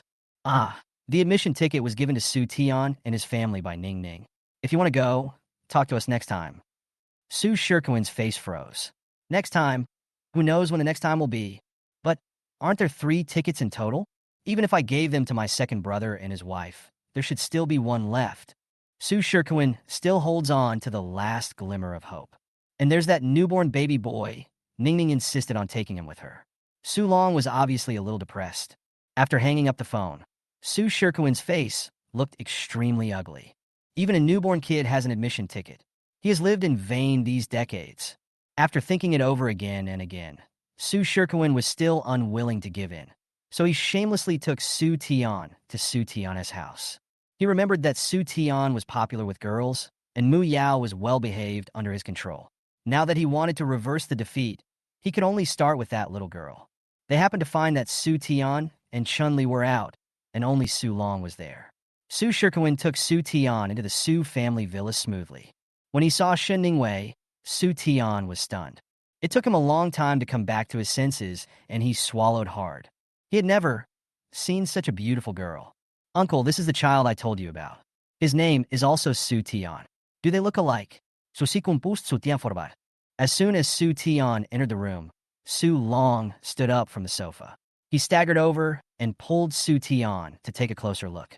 It looks exactly like it. It's exactly like a Tian. Su Long's voice was trembling unnaturally. Ning. Su Long pulled Shen Ningwei over with red eyes. Didn't you always say that you miss Brother Xiaodian? Now that Brother Xiaodian is back, you should talk to him. Shen Ningwei was also stunned. Her beautiful eyes turned red. Brother Xiaodian.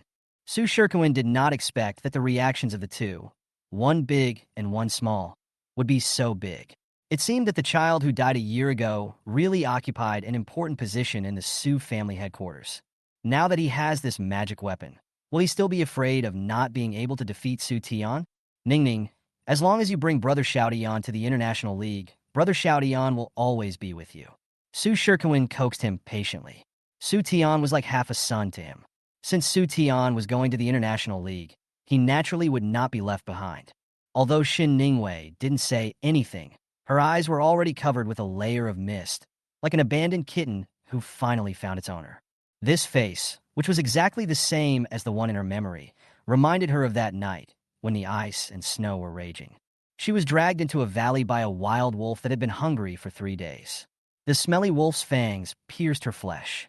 Pain, coldness, and fear all swept over her. When she was most desperate and helpless, it was her brother Xiaodian who saved her. Perhaps Shen Ningwei herself didn't know that from the moment she saw the boy being torn apart by a wolf in order to save her, a seed had been planted in her heart, waiting to take root and sprout one day.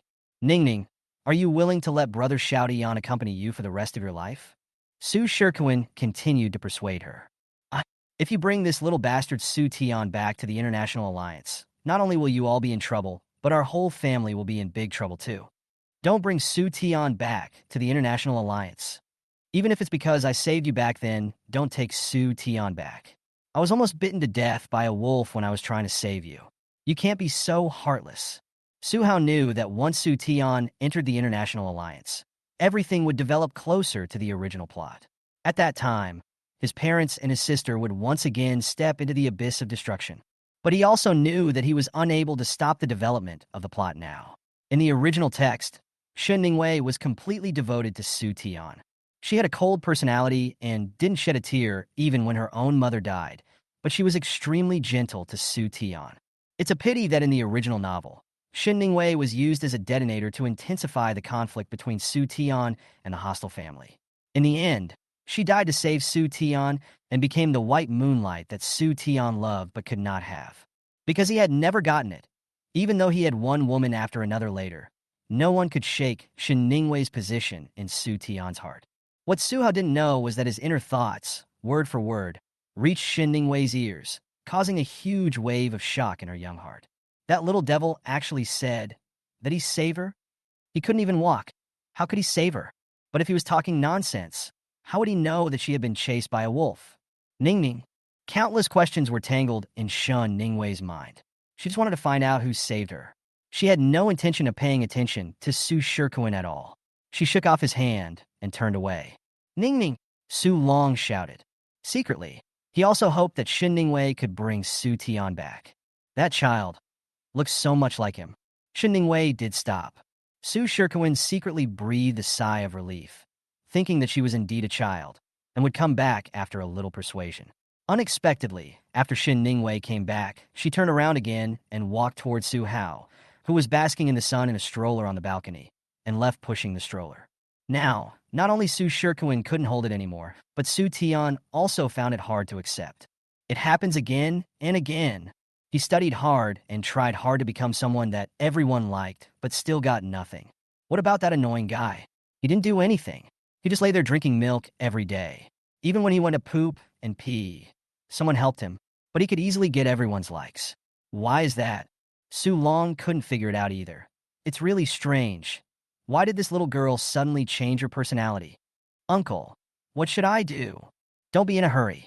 Su Long walked around the living room, found a red rope, wrapped it around his fingers, and weaved a simple bracelet. Shouty Yan, give this to Ning Ning. Back then, Shin Ningwei was dragged into the valley by a hungry wolf. Su Hao rescued her and took her to hide in a thatched hut. In order to help the seriously injured Shin Ningwei to hold on, Su Tian used local materials to weave a bracelet for her. Shin Ningwei has kept this bracelet. Some time ago, a careless servant threw away the bracelet as garbage. Unexpectedly, Shin Ningwei lost her temper and rushed into the trash can to look for the bracelet like crazy. She has a mysophobia. Su Tian took the bracelet and said, "Thank you, uncle. I will give it to Sister Ninger now." Su Long nodded with satisfaction and watched Su Tian go upstairs. Upstairs, Shin Ningwei kept staring at Su Hao, but unfortunately, he stopped talking after he said those words. Su Hao didn't know that Shin Ningwei was listening to his thoughts. He just thought that she was still struggling with whether to take Su Tian away. In order to save the fate of his family, Su Hao's brain was working rapidly. Finally, he came up with an idea. Su Hao pointed at the red ribbon that tied the curtains and gestured in a babbling voice. Shin Ningwei untied the curtains and handed the red ribbon to Su Hao. Children are childish. What's fun about a rope? Shin Ningwei showed a helpless expression on her little face, and she looked at Su Hao with great contempt, but she didn't expect that Su Hao would do something so shocking in the next second. The 1-month-old baby was so small that his hands were only as big as half an egg. Su Hao used his 2 small hands to flexibly wrap the red ribbon. The red ribbon danced back and forth in his hands and was soon woven into shape. It's a beautiful bracelet. After finishing the weaving, Su Hao handed the bracelet to Shin Ningwei with a lovely smile on her little face. Shin Ningwei took the bracelet, her big grape-like eyes filled with astonishment. Amidst the astonishment, there was also an indescribable complex feeling. Chapter 43, Worship Like a God. After she lost the bracelet, many people wanted to make a new one for her, but no one could make one exactly the same. That bracelet is one of a kind in the world. But this one is exactly the same as the one she lost. Thinking back to the voices she had just heard, Shin Ningwei's heart began beating rapidly. Could it be that this little guy is the reincarnation of Brother Xiaotian? But Shin Ningwei leaned in and took a closer look at Su Hao's facial features and found that he was different from the Brother Xiaotian in her memory. Could it be that a person's appearance would change after reincarnation? Just when Shin Ningwei was puzzled, Su Tian pushed open the door and walked in shyly. "Sister Ning, this bracelet is for you." Su Tian mustered up his courage and handed over the bracelet with a guilty look in his eyes. Because he had never seen such a beautiful and charismatic girl, he always felt nervous unconsciously when talking to her. Shin Ningwei opened Su Tian's hand and said coldly, "I don't want it." Su Tian's body stiffened, and the hand holding the necklace also stopped in midair. It was not right to give the necklace to Shin Ningwei, and it was not right to take it back either. He felt very embarrassed. He really didn't expect that Shin Ningwei would reject him like this. Shin Ningwei just wanted to continue listening to Su Hao's thoughts, so she felt that Su Tian standing in front of her was very annoying. She picked up Su Hao in the stroller and left without saying a word. Su Tian's eyes turned red on the spot, and he felt sad and upset. Su Long and Su Shikuan, who were squeezed outside to peek, were also surprised, especially Su Long. He knew his granddaughter best and knew that what she hated most was the smell of baby milk. For this reason, she even drove away a servant who had taken care of her since she was a child, just because the servant had just given birth to a child and had the smell of baby milk on her body. Shin Ningwei really hated that smell, but she lowered her head and sniffed and was immediately enveloped by a milky fragrance. It was a very special and pleasant smell, not at all unpleasant. Shin Ningwei held Su Hao and hid in the bedroom, looking at him with her chin propped up.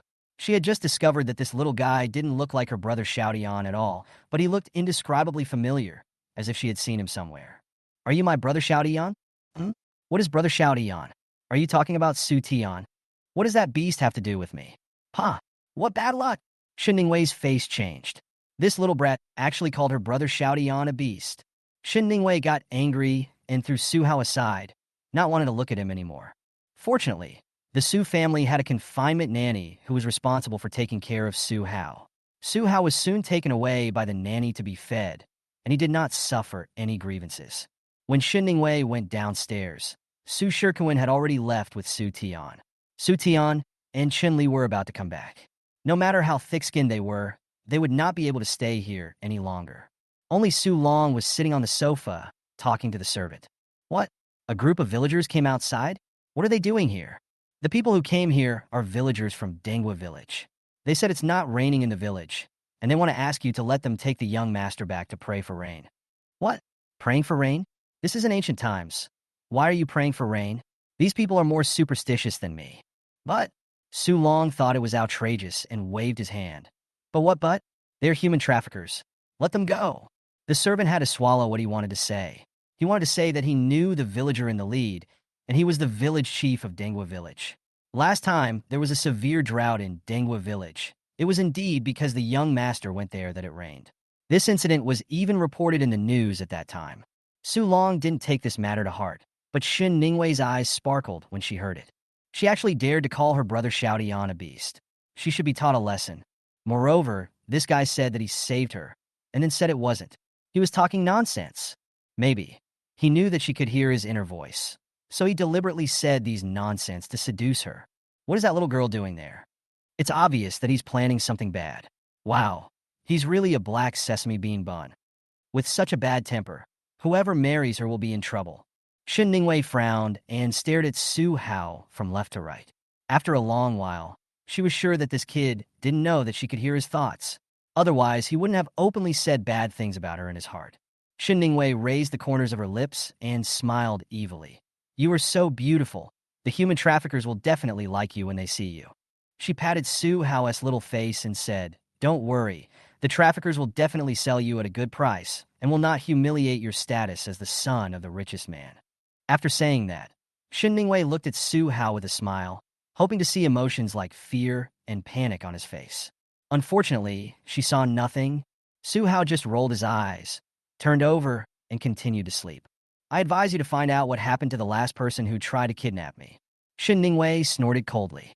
This kid was talking nonsense again. No matter how powerful he is, can he really deal with an adult? It seems that her guess was correct. This kid was probably mentally ill and was imagining all kinds of nonsense in his mind every day. It was noon now, and because Su Long had come, everyone in the Su family was busy preparing food in the kitchen. Xin Ningwei held Su Hao in her arms and sneaked out through the small door while no one was paying attention. The villagers didn't wait for Su Hao and stood at the intersection with sad faces, refusing to leave. Who was the boss?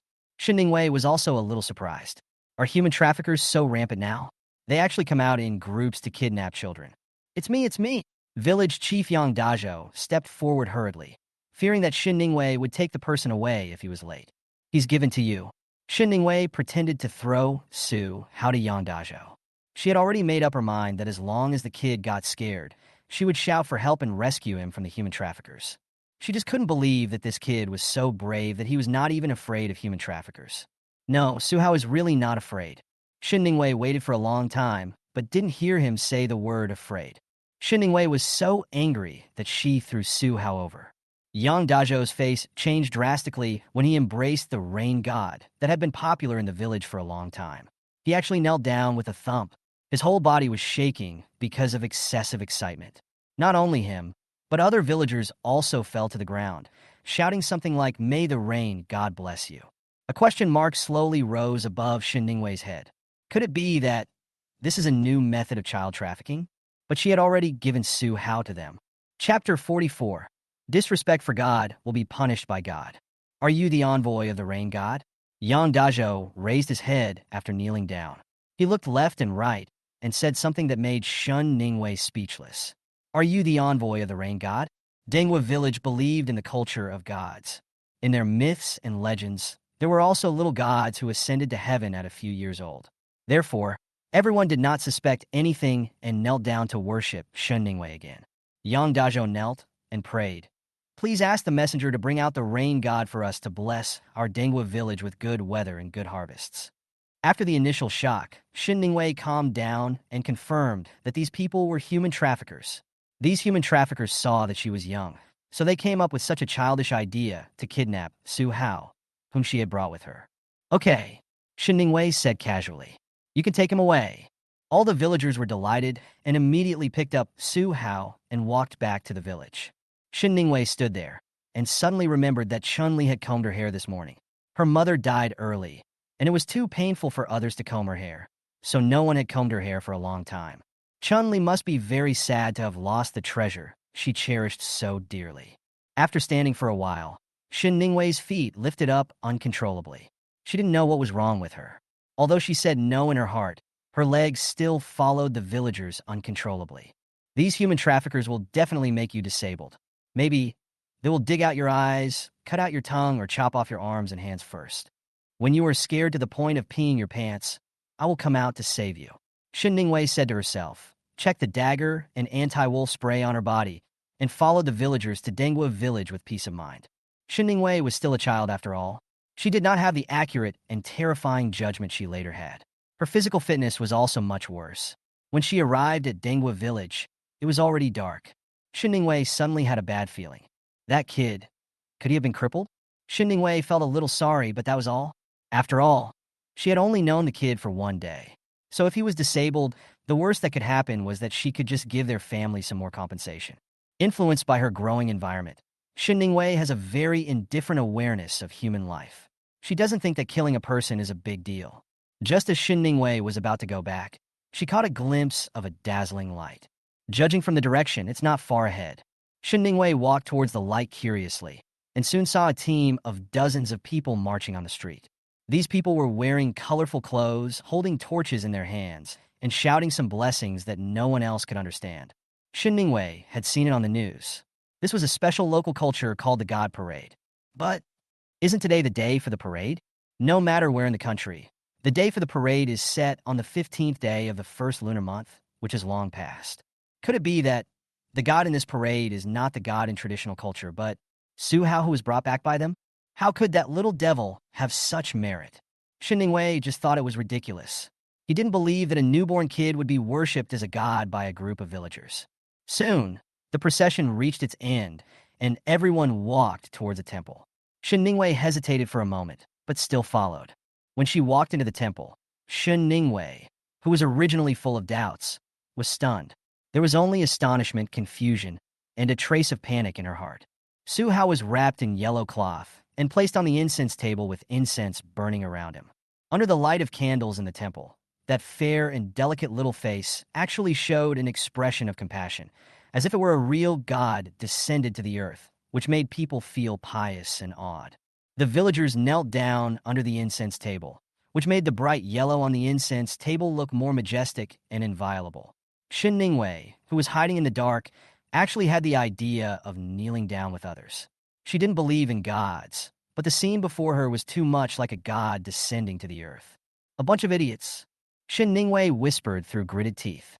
Even if there really is a god in this world, it will definitely not be this little devil.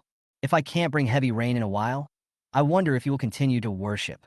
Shin Ningwei glanced at the weather forecast. Not to mention today, there would be no rain in the next half month. Do these people think that praying to Su Hao will make it rain? That is simply wishful thinking. She'll just wait here and watch the joke. Su Hao didn't care whether it rained or not, because he found that his body changed after the incense was lit. It was a complex and subtle change. I didn't know exactly what had changed, but I could just feel that it was different from before. It was as if the power of wishes gathered from these incense sticks had built a road to heaven. Because he did have the ability to summon thunderstorms, Su Hao enjoyed these people's sacrifices with peace of mind.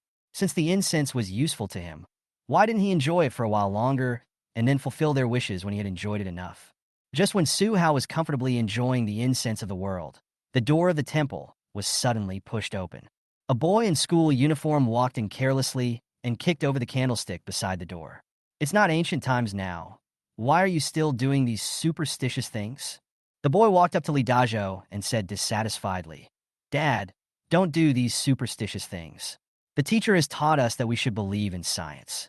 My friend is coming to our house today, so you should put away these superstitious things quickly, otherwise it will embarrass me. Asshole! Li Dazhou had already turned pale with fright when his son pushed the door open. Hearing what he said, he was furious and slapped him. You bastard! The parade cannot be interrupted midway. If you anger the gods, they will bring disaster upon you. Su Hao on the incense table and shouted angrily, What kind of god is that? He is just a newborn kid. Can he bless you with rain? Don't be ridiculous. Whether it rains or not is determined by the concentration of water vapor in the air. This is a natural law that no one can change. What happened last time was just a coincidence. You are really ignorant. As he spoke, Li Hao was about to pull the yellow cloth on the incense table again, and the frightened villagers quickly got up from the ground to stop him. No, I can't. Child, you will be punished by God for being disrespectful to God. Shin Ningwei stood at the back door and watched with interest. I said I was waiting to see some fun, but I didn't expect it to be such a big fun. It seems that there are still smart people in this village. They know that the little ghost on the case is not a god at all. Shin Ningwei walked into the yard, looked up at the blue sky, took a deep breath of fresh air, and felt extremely relaxed. The weather is so nice, there is no sign of rain at all. Chapter 45 Rain is predicted. Shin Ningwei stretched comfortably, but at this moment, dark clouds suddenly rolled in the sky, and the clear sky suddenly became overcast. The villagers in the temple knelt down in panic. Shin Ningwei was also a little puzzled. The weather report clearly said there would be no rain. At this moment, there was a loud boom, and a thunder suddenly sounded. Shin Ningwei was startled by the sudden thunder. What was even more frightening were the villagers in the temple, because in their view, this was a punishment from God. Li Hao also had a look of fear on his face. He was dragged by Li Dazhou and knelt down stiffly. Coincidence. Do you think this is also a coincidence? Li Dazhou was very disappointed. Li Hao was speechless. This certainly didn't seem like a coincidence. The thunder outside continued for a long time, and slowly stopped as the villagers kept kneeling and worshipping. If these people just respected Su Hao just now they had an additional layer of awe. Su Hao deliberately attracted thunder and lightning just to continue enjoying the incense. He could feel that the power of the incense would change his body. There were many potential dangers around him, and he could not give up this opportunity to make himself stronger. After the thunder, the outside returned to calm, with no sign of rain. Li Dazhou pulled Li Hao and started to scold him. It was because of you that you made trouble during the welcoming ceremony. Now you have angered the gods. It will be difficult for our Dengwa village to have rain again. All right. Li Hao calmed down from his shock. Even if this kid is a little weird, he's just a kid. Do you think he can really call the wind and rain? If so, it would be amazing. No matter what, Li Hao still believed in the education he had received. Li Dazhou was afraid that he would do something rebellious again, so he and several villagers carried him out. In the chaos, Shin Ningwei approached Su Hao and looked at him suspiciously. Can you really make it rain? Of course, but I can't download it now. Let's go down at 6 o'clock. From 6 to 7 o'clock, 1 hour should be enough. 6 to 7 o'clock? Shin Ningwei sneered and talked nonsense again. She originally spoke in a doubtful tone, but it took on a different meaning when Li Dazhou, who was standing beside her, heard it. Fellow villagers, it seems that the rain god has forgiven us. It will rain from 6 to 7 o'clock. Let's go back and get ready. Because Shin Ningwei had just talked to Su Hao, Li Dazhou thought that Shin Ningwei, as the messenger of the rain god, had received instruction from the rain god and knew that it would rain between 6 and 7 o'clock. You can prepare if you want, but before that, shouldn't you send us back? Shin Ningwei was speechless. It's getting late now. If I don't go back, Chinli will find out. I'll take it. I'll deliver it. Don't fight with me. Let me deliver it. Shin Ningwei thought she would have to spend some time talking to them, but she didn't expect these people to rush to take the job for her, as if it was a great honor.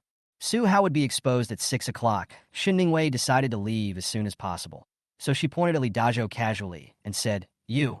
Li Dazhou was so surprised and happy that he couldn't even speak for a while. The others were a little depressed and wished they could replace Li Dazhou. Finally arriving back at the Su's house before 6 o'clock, Shin Ningwei breathed a sigh of relief.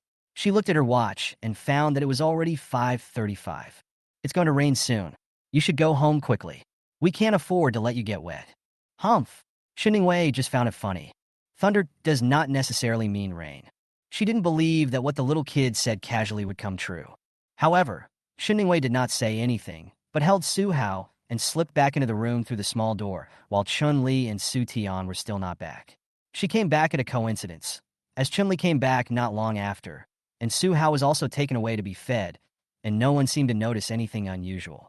Ning, Uncle Su Shirkawin wants to treat us to a dinner. It's at nearby Shanzhuang, and it's not far to get there. Brother Xiaodian is also there. Do you want to go? Su Ningwei Su Ningwei glanced at the distant sky. It was cloudless and calm as water, with no sign of rain. But as time approached, she felt a sense of urgency in her heart. What if it really rained? No. Really not going? No. Su Long had no choice but to tell Su Shikuan that Su Ningwei would not go. Although Su Ningwei was just a child, Su Shikuan could see that she had a high status in the Su family headquarters, and half of today's meal was prepared for Su Ningwei. Hearing that Su Ningwei was unwilling to come, he couldn't help but feel a little depressed. Su Tian was also very depressed. In order to leave a good impression on Su Ningwei, he spent 2 hours dressing up.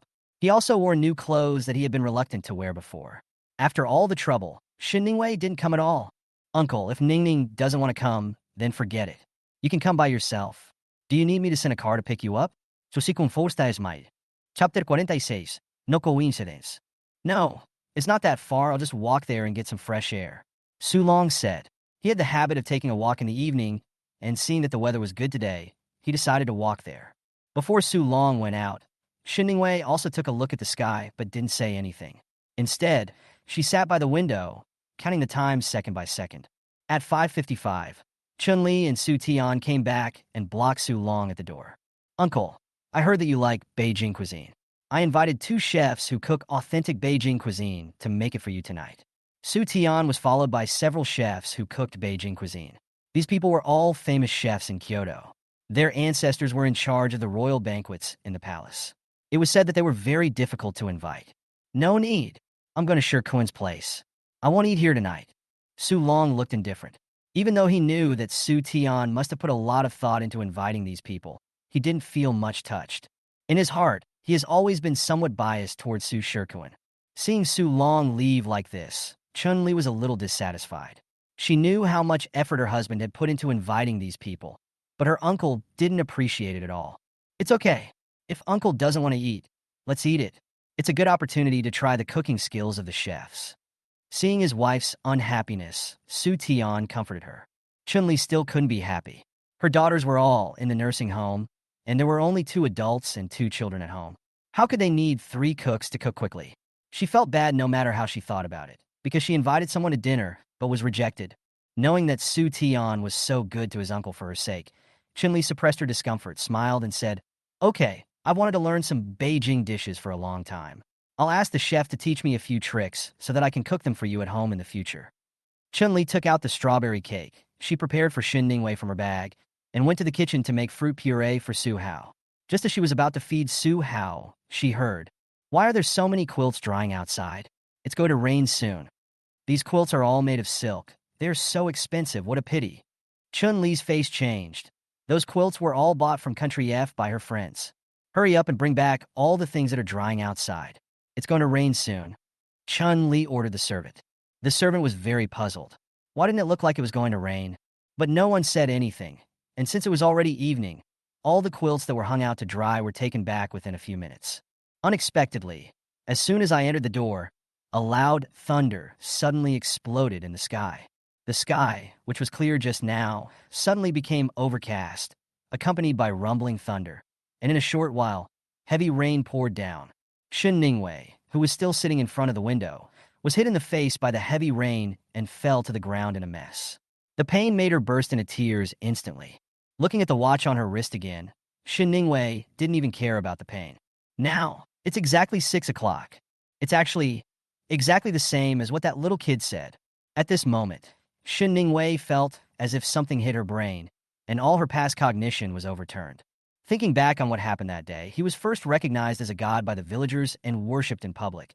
Then he participated in the activities to welcome the gods, and he also summoned thunder during the sacrifice to punish Li Hao, who was disrespectful to him. And now he accurately predicted the time of the rainstorm. All of this was really too bizarre. She could no longer deceive herself that these were all coincidences. One thing may be a coincidence, but how can everything be a coincidence? Su Tian and Chun-Li were not surprised at all. After all, they had already seen Su Hao's predictive ability. The chef has already prepared the dishes, and the villa is filled with aroma. Su Tian opened a bottle of red wine and sat in front of the floor-to-ceiling window with Chun-Li, enjoying the delicious meal to their heart's content. Honey, let's turn off our phones to avoid being disturbed by others. I just want to have a good dinner with you tonight. Chun-Li picked up the red wine and shook it gracefully in her hand. Su Tian understood what Chun-Li meant and after a little hesitation, he agreed. Okay. Chun-Li took a sip of the red wine, tilted her head to look at the window being beaten by the heavy rain, and her originally gentle eyes turned cold. If the price of finding her biological parents is to make the people closest to her swallow their anger, then she would rather not look for them. Now she has everything and doesn't dare to ask for too much. Naturally, there is no need for her to pursue those who look down on them. It was raining heavily now, and Su Long had just set out not long ago. It was no doubt that he was intercepted halfway. It might be hard to get a taxi in this rainy day, since he is so partial to Su Shirkuin's family. Let Su Shirkuin come and pick him up. After encountering the rainstorm, the first person Su Long thought of was indeed Su Tian. But when he dialed the phone, he found that the other party's phone was turned off. In the blink of an eye, Su Long was soaked through and stood in the middle of the road like a drowned chicken, looking extremely miserable. Helpless, he could only call Su Shirkuin for help.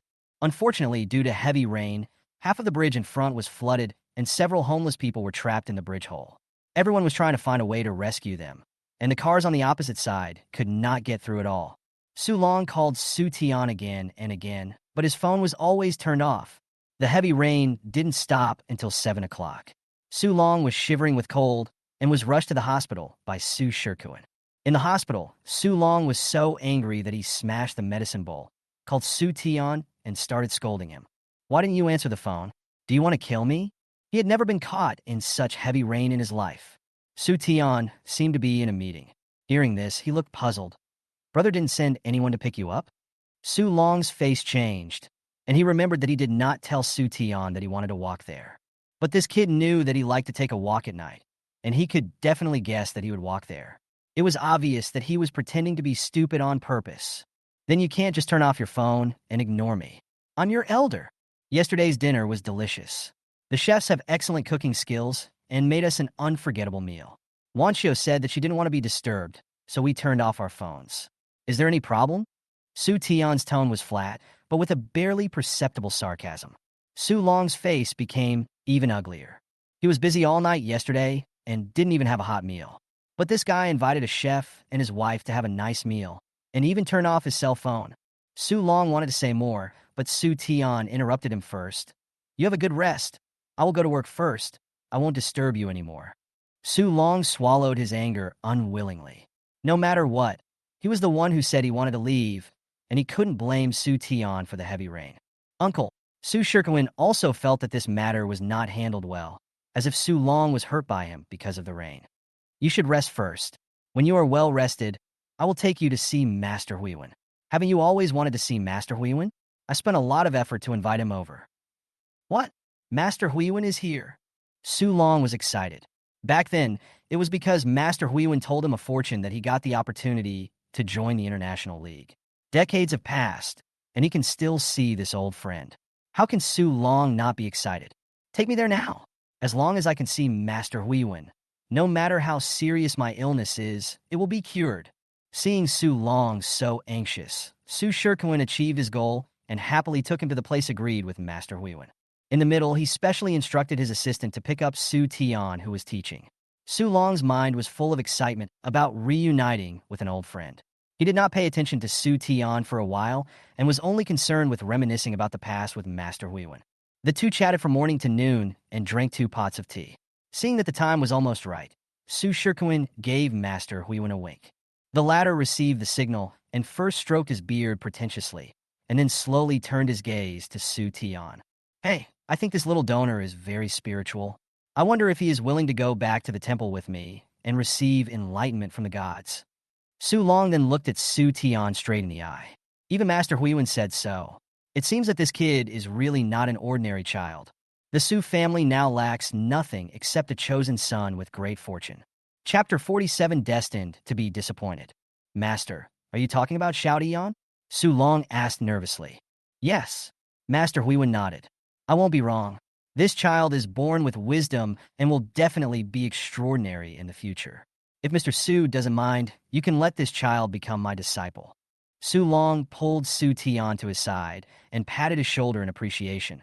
To be able to become a disciple of Master Huiwen is something that many people would beg for. You must seize this opportunity. I understand. Su Tian ser obediente. As the saying goes, he did the whole thing. Master Huiyuan wrote a letter of certification for Su Tian and took him to the Taoist palace to get a certificate of conversion. A few days later, Su Tian officially became a Taoist disciple. Seeing that Su Long paid more and more attention to Su Tian, Su Shikuan was also very satisfied. He immediately transferred the remaining remuneration to Master Huiyuan, which was a lot more than agreed. Master Huiyuan felt embarrassed to take the money for nothing, so he said, "We will hold a welcoming ceremony for the gods in a couple of days. Let Shout Eon lead the way then." Master Huiyuan pretended to be profound. "I don't know how many people want to do this job. The head of the Leaf family even offered me 200,000 yuan to beg me to send his son in a few days ago. Yes, it's all thanks to you." Su Shikuan also knew that as a traditional Chinese culture, the Parade of Gods has believers all over the country. Although this pioneer is just a title, with this title, one can gain the faith of tens of millions of believers. When Su Long learned that Su Tian was chosen as the pioneer, he immediately took off the jade ring he had worn for more than 10 years and gave it to him as a gift. Since Su Hao was born, this is the first time he can be proud of himself. In order to seize this opportunity, Su Tian carefully studies the etiquette and culture related to the parade and strives to avoid any mistakes in the parade. Soon, the day of the parade arrived. "Master, didn't we just hold an event yesterday? Why are we holding this again? Were the parades held so frequently in previous years?" Su Long curiously asked Master Huiyuan beside him. He had just arrived and was not very well informed. He only learned about the parade on the news this morning. It is said that yesterday's rainstorm was related to the parade. But when asked about the specific details, none of those who had participated in the parade dared to tell us, as if telling them would be blasphemy. It used to be held once a year, but the situation this year is a bit special. Master Huiyuan stroked his beard, and his eyes, which had always been filled with greed, now showed a rare bit of awe. Why is this year so special? Su Long was also interested. Master Huiyuan looked around and saw that there was no one around, so he leaned over to Su Long's ear and told him what had happened a while ago. Since these words were full of myths and exaggerations, Su Long was confused and could only barely come up with a general idea. Probably, a baby was born in Dengwa village not long ago. The birth of this baby solved the severe drought in the village and could also accurately predict the time of rain. Therefore, the villagers of Dengwa village regarded him as the reincarnation of the rain god, and this parade was also held for him. Because he had seen the news about the Dengwa village's prayer for rain finally coming true, Su Long believed Master Huiyuan's words without a doubt. Babies have never been influenced by society and are the most spiritual creatures. It is not surprising that they can see through the mysteries of nature. "Master, after the parade is over, can you take me to see this little god? I am willing to pay any price to fulfill my wish." Su Long pleaded. "Mr. Su, you can just go and toss the Holy Grail to ask the gods if they agree. If the gods don't agree, you can come back and ask again in a few days." In Holy Grail divination, one yin and one yang is the Holy Grail, which means that the gods approve and then things will go smoothly. Two yangs facing upwards are the laughing cup, which means that the gods are undecided and need to be asked again. Two yins facing downwards are the angry cup, which means that the gods do not approve. Su Long hesitated. He had done bad things and his hands were stained with blood. The gods might not want to see someone like him. "I wonder if it's okay to ask Shout Eon for me." "Of course, you can ask anyone you want to ask for you." "That's great." Su Long breathed a sigh of relief. He still had great confidence in Su Tian. Seeing that Su Long was not at ease, Master Huiyuan's expression became complicated. To put it bluntly, Su Tian was just an ordinary child. The spiritual nonsense was also made up by him. After all, he took money from others to help them get rid of disasters. Su Long placed his hopes on this child, and he was doomed to be disappointed. Chapter 48, Inviting God. Actually, Master Huiyuan was about to give Su Long a shot of prevention when his sleeve was grabbed by Su Shikuan on the other side. Su Shikuan pulled Master Huiyuan aside and said to him in a voice that only the two of them could hear, "When the activity is over, you take Xiaotian to the temple to throw the Holy Grail. No matter what the result is, you must tell others that you threw the Holy Grail. This way, my uncle will attribute the credit to Xiaotian. After the success, I will give you 3 times the reward." "That won't work." This time, Master Huiyuan refused without even thinking about it. Master Huiyuan seemed to have become a different person, with no trace of greed in his eyes. If you throw the angry cup and insist on doing it without the permission of the gods, it will be disastrous. As if he had thought of something terrible, Master Huiwen's tone trembled a little. If you don't want to be struck by lightning, you'd better not do these things that offend the gods. Seeing that the other party refused without leaving any room for negotiation, Su Shirkuin didn't know what to say anymore. His heart was filled with contempt. Even if there really were gods in this world, they couldn't be a newborn baby. Only these people are so ignorant that they can worship a baby as a god. Su Long could no longer wait, and before the parade began, he forced Master Huiwen to take him to the temple. Xiaodian, you will go there to play the game of throwing cups in a while. Remember to be pious. This time, Uncle Grandpa is counting on you. Go now. Okay. Su Tian took the cup from Su Long's hand. Through the conversation between Su Long and Master Huiwen just now, Su Tian knew that only if he threw the Holy Grail would his uncle be happy. And if his uncle was happy, he would give him many good things, so he must throw the Holy Grail. Su Tian thought so, knelt down in front of the cushion, and prayed in his heart. It took a long time before he threw the dice for the first time. At this time, Chunli was standing behind the curtain holding Su Hao, watching everything curiously. Li Dazhou said that today's parade is to thank the gods for the rain last time. If they don't come, they will not be able to sleep or eat. She didn't want to come at first, but she couldn't stand the villagers kneeling and kowtowing. Su Tian happened to be interested in the parade, so she brought Su Hao here. But I didn't expect to see Su Long and the others again. Chunli knew about the culture of the Holy Cup. Seeing that Su Tian really threw the Holy Grail the first time, she prayed silently in her heart, hoping that Su Tian would not throw the Holy Grail. If for no other reason, she just didn't want to see these people's proud looks. As Chunli expected, Su Tian threw the angry cup for the first time. Su Tian didn't expect that he was so unlucky. He refused to admit defeat. It's just a coincidence. I'll try again. Coincidence? The probability of throwing the Rage Cup is 1/4, and the probability of throwing the Holy Grail is also 1/4, which means that the probability of throwing the Rage Cup is as difficult as throwing the Holy Grail. Most people throw the Laughing Cup the first time. You have caught up with such a small probability. How can it be a coincidence? Su Hao complained quietly in his heart. Chunli was once again shocked by Su Hao's intelligence. He had such meticulous logic right after he was born. She really gave birth to a little monster. Among the people present, only Su Long could not believe the result. Su Tian was personally chosen by Master Huiwen. How could he be rejected by the gods? Su Tian tried it again quickly, and the result was still the angry cup. You can't throw it anymore. It will damage your luck. Master Huiwen tried to stop him immediately, but Su Tian simply wouldn't listen. He threw the toss a third time, and the result was still the Wrath Cup. The fourth time, the angry cup. The fifth time, the angry cup. The sixth time, the angry cup. As Su Tian threw the cup more and more times, gradually, no one dared to stop him. Because what was happening before our eyes was too bizarre. Su Tian actually threw the angry cup 6 times. One wrong throw could be considered a coincidence, but getting it wrong every time, that clearly means the gods don't like you. Master Huiwen, didn't you say that Xiaodian is a very spiritual child? Then why did he throw the angry cup 6 times in a row? Su Long questioned Master Huiwen with a gloomy face. Master Huiwen didn't know how to answer for a moment. Su Tian frowned. Unless this god is fake. After throwing the angry cup 6 times in a row, Su Tianqi was so furious that he didn't care about anything else. While the adults were not paying attention, he ran to the incense table and tore down the curtain. Xiaodian! The curtain had been torn off entirely by Su Tian, and Master Huiwen had no time to stop it. The curtain slowly fell to the ground. When the figure behind appeared, the scene suddenly became so quiet that you could hear a pin drop. Although the story of the divine baby praying for rain was reported in the news, no photos of it were leaked. Except for Li Dazhou and a few villagers, most people had never seen the true appearance of this divine baby. Su Long and Su Shirkuin did not expect that this person would be Su Hao. Uncle, you can see Xiao Hao anytime you want. There's no need to go through the trouble of throwing the Holy Grail. Chunli walked out gracefully, holding Su Hao in her arms. She knew that these people were all suspicious, and what she said was also a disguised way of telling them that the protagonist of this welcoming ceremony was her son, Su Hao.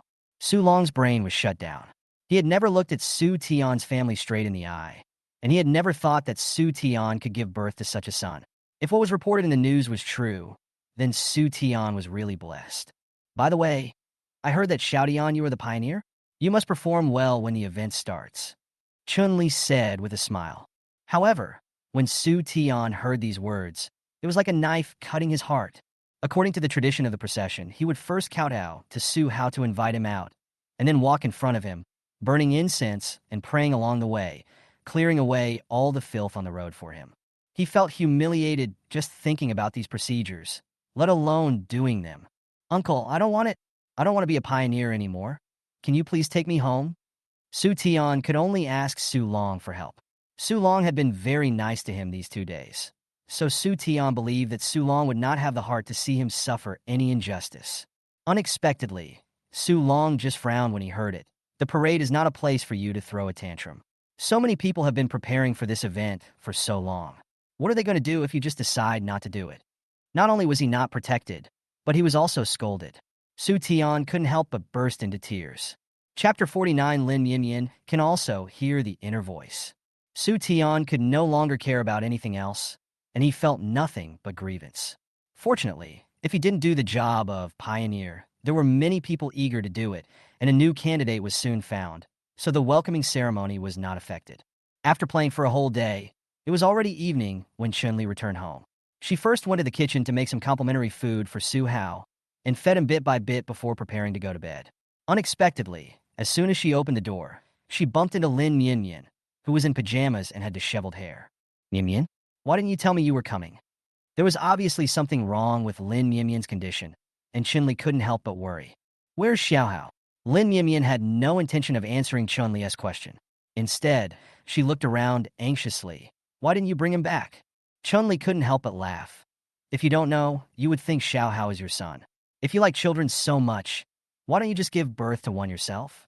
Oh, I can't give birth to such a cute child, even if I give birth myself. Where is Xiao Hao? Take me to see Xiao Hao. Lin Yinyan was so anxious that she jumped out of bed without even putting on slippers and pulled Chun-Li to the baby room. Lin Yinyan finally calmed down when she saw Su Hao sleeping soundly in the stroller. I've seen what happened in the past few days on the news. Our Xiao Hao is really amazing, Lin Yinyan said with emotion. The parade has been reported in the news these days and has also caused a lot of controversy. In modern times, people who believe in ghosts and gods are still a minority, and most people are skeptical about such mysterious things. In the past, Lin Yinyan would have just said it was superstition, but after experiencing what happened before, she believed everything said in the news. You come to my house late at night just to see my son? Chun-Li said jokingly. I just miss Xiao Hao. Lin Yinyan pouted and glared at Chun-Li unhappily. Besides, I'm Xiao Hao's godmother, and Xiao Hao is also my son. I really can't do anything about you. Chun-Li smiled and shook her head. But did you really come here just to see Xiao Hao? Even if you want to see it, you don't have to come here so late at night. Lin Yinyan sighed quietly. My insomnia has been getting worse recently. I've taken a lot of Chinese medicine, but it doesn't work. I think only Xiao Hao can cure my illness. Lin Yinyan has been suffering from insomnia these past few days, and she can't even muster the energy for filming. She just became popular for her role in When Xin, and many of her rivals are keeping their eyes on her. Lin Yinyan knew that if she continued like this, she might not even be able to hold on. Su Hao that she had a rare good night's sleep last time, Lin Yinyan wanted to give it a try. What if this little guy could really cure her insomnia? Chun-Li also didn't want her best friend to suffer from insomnia. So when she heard what she said, she immediately asked someone to carry Su Hao to the guest room. Lin Yinyan took a bath and put on a facial mask. After opening the door, she saw the cute baby lying on the bed and happily rushed over. Baby, I'm coming. Su Hao was suffocating because of the pressure, and his face was itchy because of Lin Yinyan's hair. When he was thinking about how to push this woman away, the cell phone beside him suddenly rang. Lin Yinyan pressed the answer button and said impatiently, Su Feng, I've already told you that hypnotist is a liar. Don't bother me with him anymore. And the Chinese medicine you gave me to drink is totally useless. Yinyan, it's my fault. I can't cure your illness. But as long as there is a glimmer of hope, I won't give up. If those medicines don't work, we will try other ones. We will definitely find medicine that can cure you.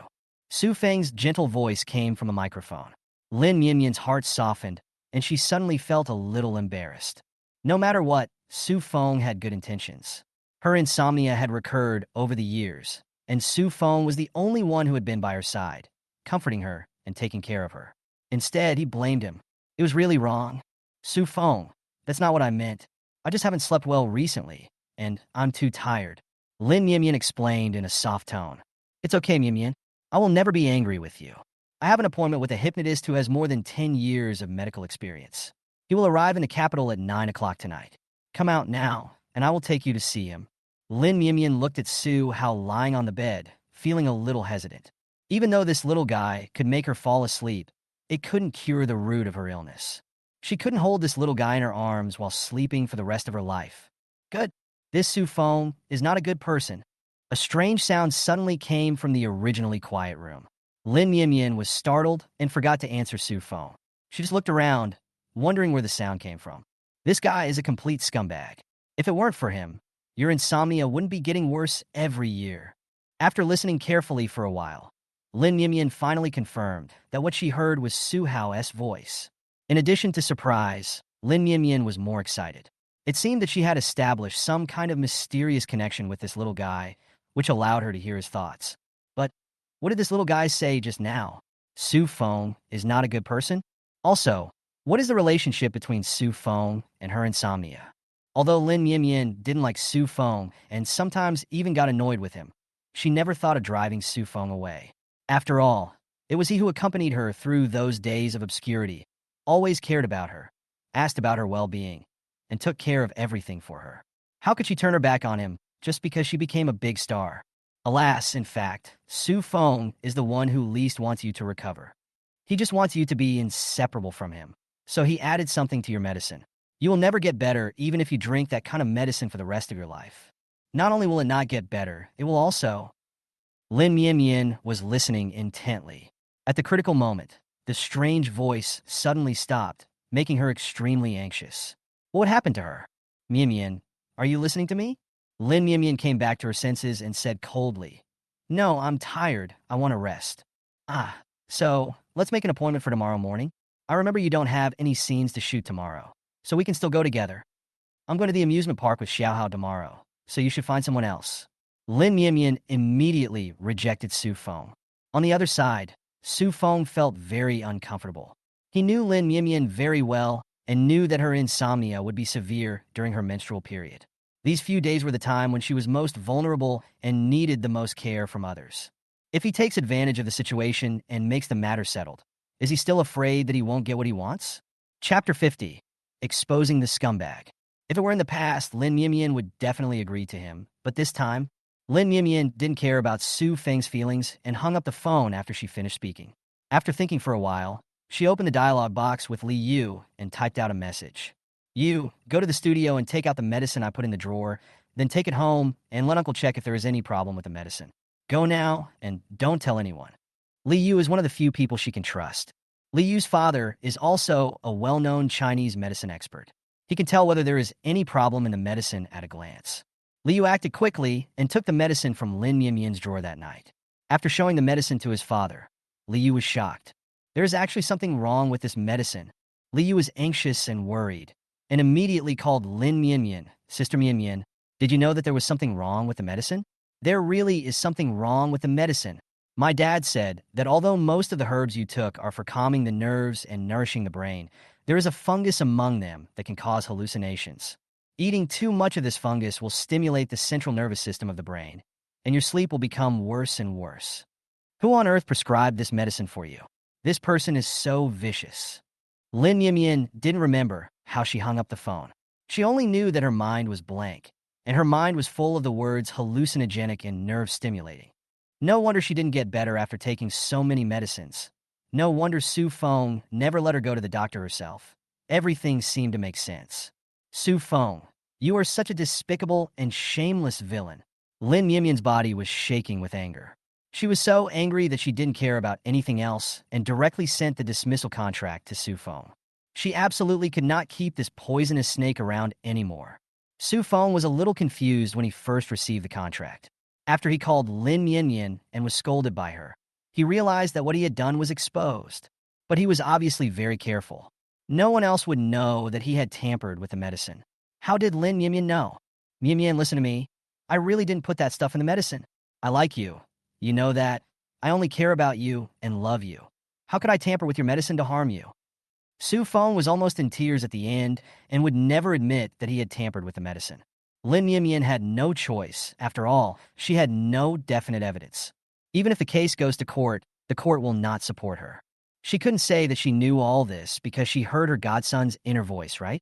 Su Feng's university major was biology. He led a team to Yunnan for an investigation a few years ago. On the way, he discovered a kind of mushroom that can make people hallucinate. By the way, Su Feng's graduation thesis was about this. As long as we find Su Feng's graduation thesis, he won't be able to escape. Su Hao in surprise, her heart beating violently in her chest. Her beloved godson really knows too much. Su Feng had been to Yunnan for an investigation, but that was many years ago. She had only heard Su Feng mention it once. And as for what he discovered during that investigation, she had no idea. I didn't expect this little guy to know things that happened so many years ago. What a shocking little monster. Okay, Su Feng, I will trust you for now, and we'll talk about the dismissal tomorrow. Lin Yimian planned to calm Su Feng down first. She waited for Su Feng to apologize a few more times before hanging up the phone, and then opened the Z website. All published papers can be found here. Through the name of the school and the author, Lin Yimian easily found the paper. After clicking in and taking a quick look, Lin Yimian was shocked again. Because the content of this paper is exactly the same as what Su Hao said. It seems that what Su Hao said was right. Su Feng has been harming her all along. Baby, Godmother is really grateful to you this time.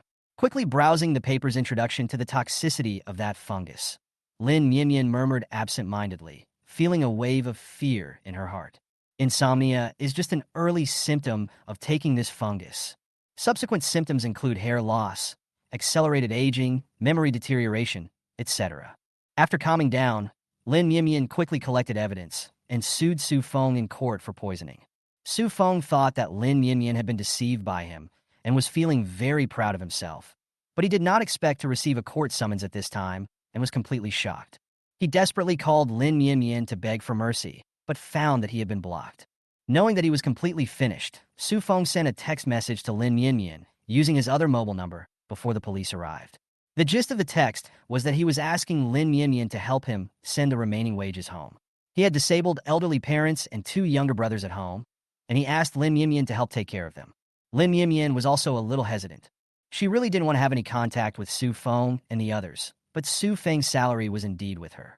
If Su Feng had parents and a younger brother to take care of at home, it would be a bit too much not to return the salary. Regardless, the family is innocent. Forget it. Let's go to the address Su Feng gave me tomorrow to have a look. Su Hao, who was half asleep and half awake, heard Lin Yimian talking to herself. After hearing clearly what the other party was saying, Su Hao felt sick. How could this woman still be so stupid? No wonder she was harmed so badly in the original text.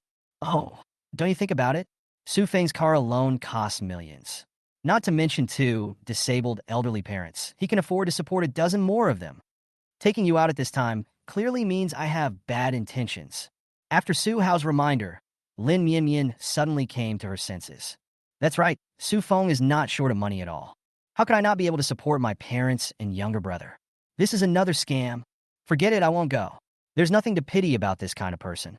As for his salary, Lin Yimian leaned over and pinched Su Hao's cheek and said lovingly, I'll use it to buy you a gift. Su Hao roared helplessly. Don't pinch my face. Lin Yimian pinched harder, and the smile in her eyes became more intense. On the other side in the detention center, Su Feng, who was already handcuffed, asked the man opposite him anxiously, How is it? Is it done? The man scratched his head.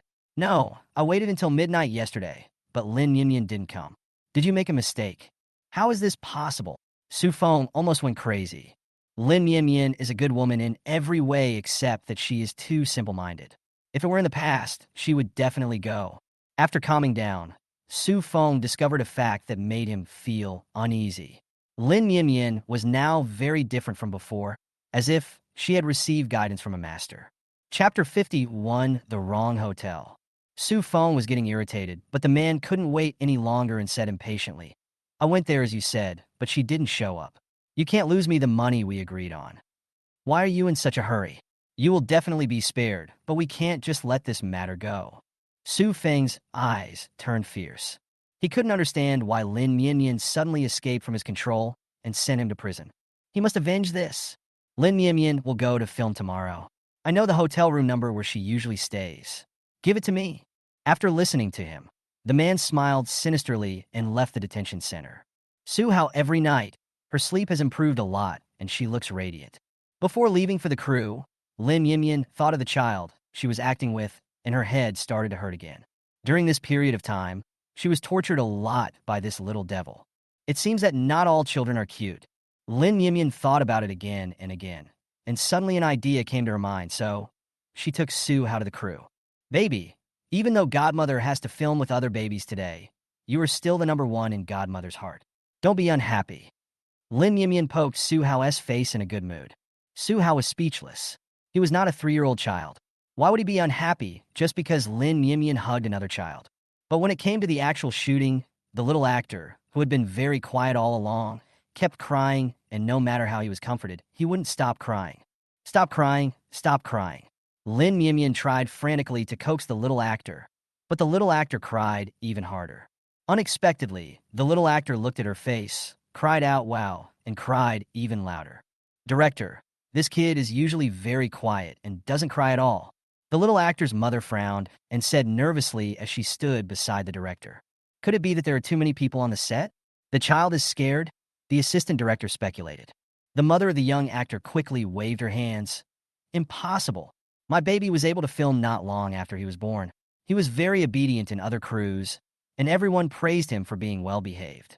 You won't be able to find a more well-behaved child actor than my child. She spoke with great confidence, and the director was also in a dilemma. But now he keeps crying. Can you please comfort him? Does he need a diaper change, or is he hungry? He must be hungry. I'll go feed him. The little actor's mother said immediately, picked up the little actor, and was about to lift up her clothes to feed him. Wait, you should go to the lounge. The director quickly stopped her. The other party was stunned for a moment, then reluctantly carried the child to the lounge. Lin Mianmian returned to the nanny car to touch up her makeup and pinched Su Hao's little face again. Baby, you are still good, unlike those children who only know how to cry. Come to think of it, she seemed to have never seen the little guy cry. Mianmian, it seems that the little actor is still crying after drinking milk. I guess we can't shoot today. The assistant opened the door of the nanny car and whispered to Lin Mianmian. Lin Mianmian frowned. There were still many scenes to be filmed with the little actor in this drama. If the little actor cried like this every day, wouldn't the drama be impossible to shoot? She had wasted so much time on this little brat, and now she had had enough. Su Hao was about to fall asleep when he was suddenly picked up by someone. Lin Mianmian hugged him and said expectantly, Baby, Godmother believes in you. Swell? Director, this is my best friend's child. He is very well behaved. Do you want to let him take a photo with me?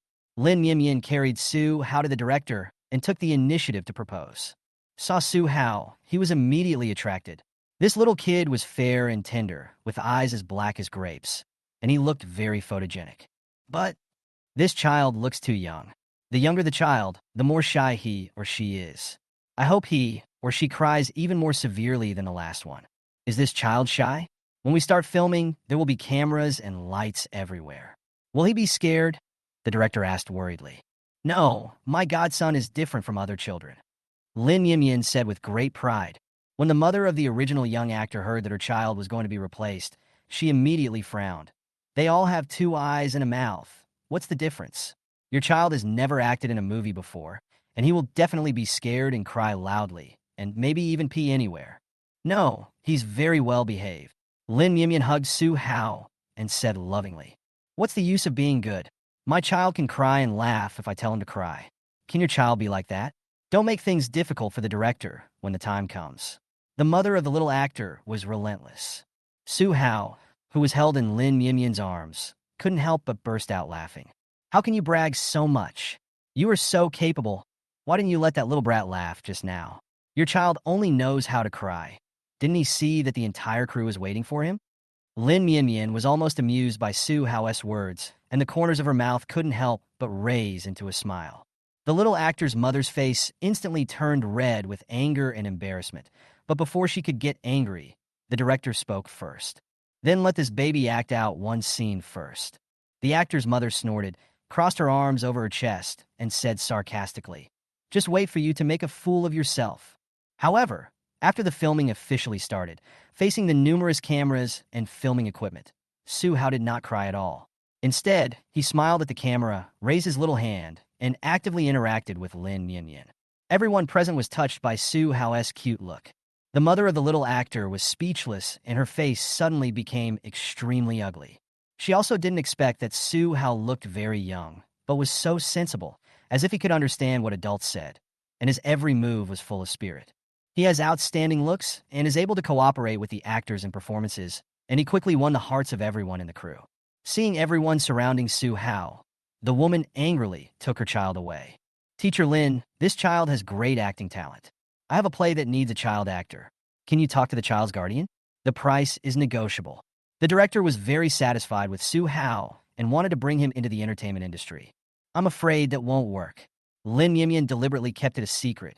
You don't know who his parents are, right? Who is it? He is the son of Mr. Su and Sister Wanxiu from Dingjin Group. Hearing Lin Yin say this, the expression on the director's face suddenly changed from admiration to flattery. So you are the young master of the richest man's family, ha ha ha. The director did not say anything more. He also knew that with Su Hao's family background, he would definitely not bother to come to the entertainment industry to make quick money by filming. Thanks to Su Hao's presence, the day's filming ended smoothly. Lin Yin carried Su Hao back to the hotel. After a day of filming, Lin Yin was exhausted. She carried Su Hao into the bathroom and said with a smile, "Baby, do you want to take a nice bath with your godmother? Babies who smell nice are more popular." No. Su Hao resisted for a while.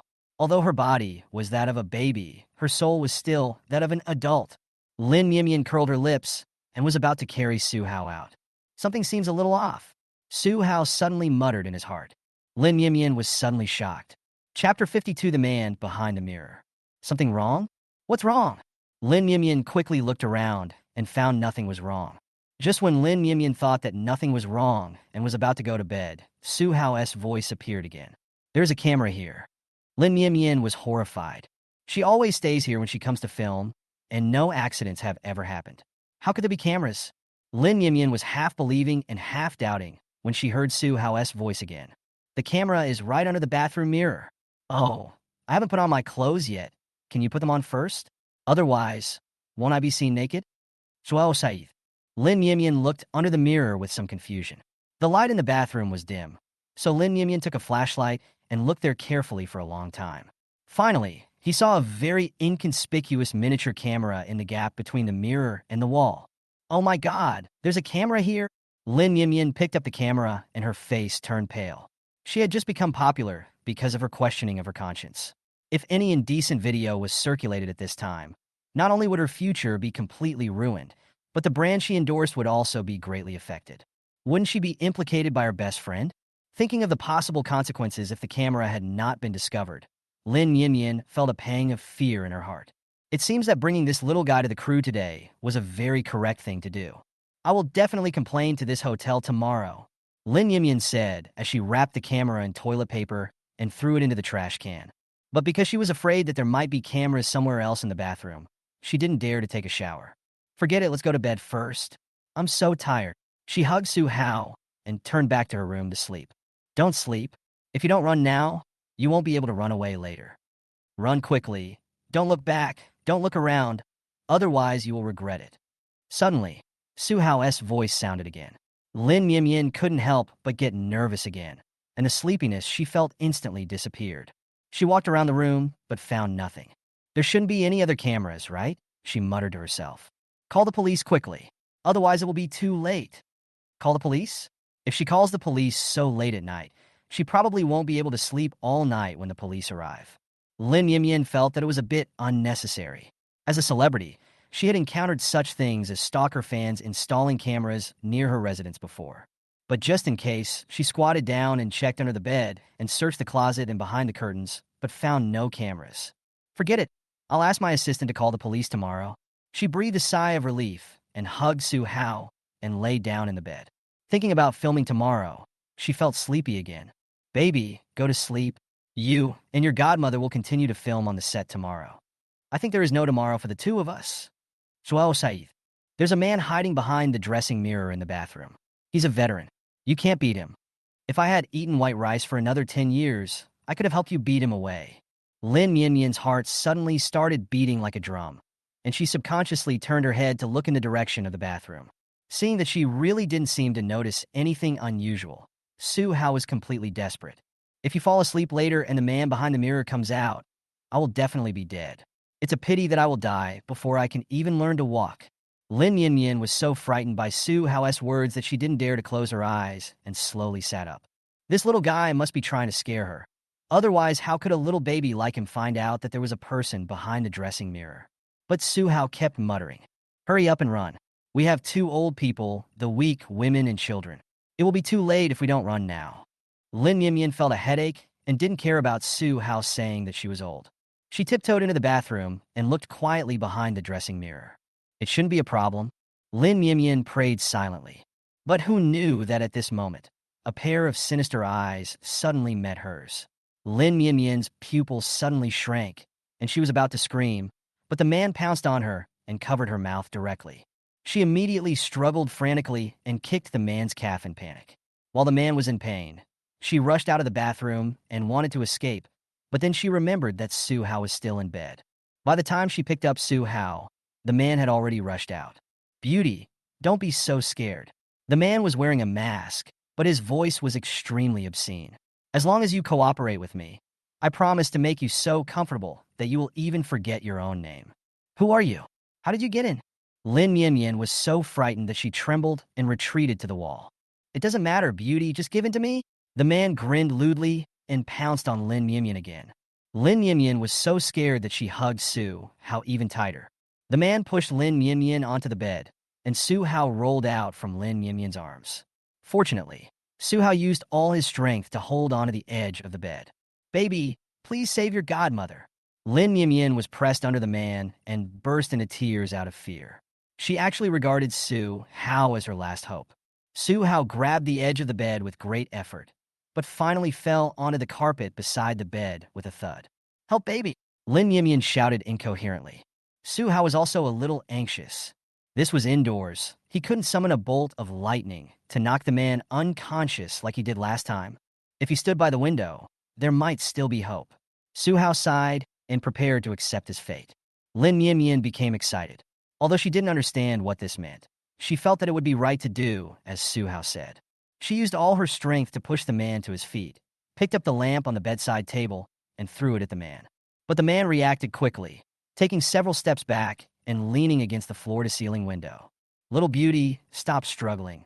He licked his lips excitedly. "After I'm done having fun, I'll take some sexy photos of you, and you can wait on me for the rest of your life."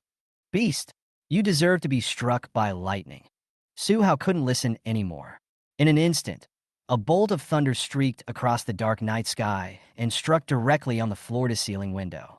The glass of the floor-to-ceiling window shattered into pieces in an instant.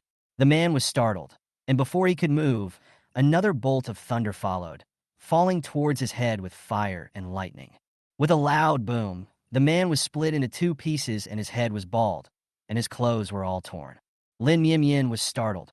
Seeing that the man had completely fainted, her legs went weak, and she knelt on the ground. "Godmother? She must be frightened." Su Hao muttered doubtfully while lying on the carpet. Lin Yinyan came back to her senses only after hearing his voice. She quickly picked up Su Hao, hugged him tightly with some shock, and burst into tears. "Baby, you scare me to death just now." After a while, Lin Yinyan let go of Su Hao and looked at the still unconscious man with sobs. This man just wanted to rape her, but only the staff around her knew which hotel she was staying in. Someone must have leaked her information. This man is not the only one who needs to be punished.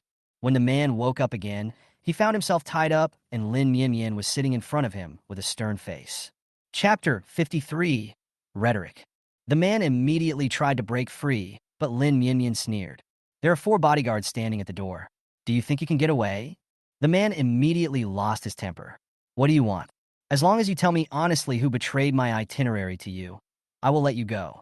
If you don't, I will send you to the police station immediately and make sure you stay in jail until you are full." Lin Yinyan said straight to the point. "Really?" The man was skeptical. "As long as I tell the truth, you can let me go." Lin Yinyan looked at the man's bald head that was struck by lightning and had no hair at all, and nodded seriously. "Every wrong has its perpetrator. Every debt has its creditor. I won't cause any trouble for you. If you don't tell me now, you can tell the police when you are in the detention center." The man gritted his teeth and said, "I said yes, but the person who arranged for me to harm you said that if I succeed, he would give me 100,000 yuan. Su Feng is really generous." Su Hao couldn't help but exclaimed in amazement. Around Lin Mianmian, the only person who knew her recent itinerary and residence and was willing to spend a lot of money to ruin her was Su Feng. It's just that Lin Mianmian is too stupid and can't figure this out. "I'll give you double it," Lin Mianmian said readily. After hearing what Su Hao said, she also felt that Su Feng was most likely behind this, but she still wanted to confirm it from the man. "Really? It was Su Feng. He sent me here. It's indeed him. This beast. He's still not behaving himself, even after being in jail." Su Mianmian stood up angrily and cursed. The man urged urgently, "I've already said it. You can let me go and give me the money, right?" "Give me money?"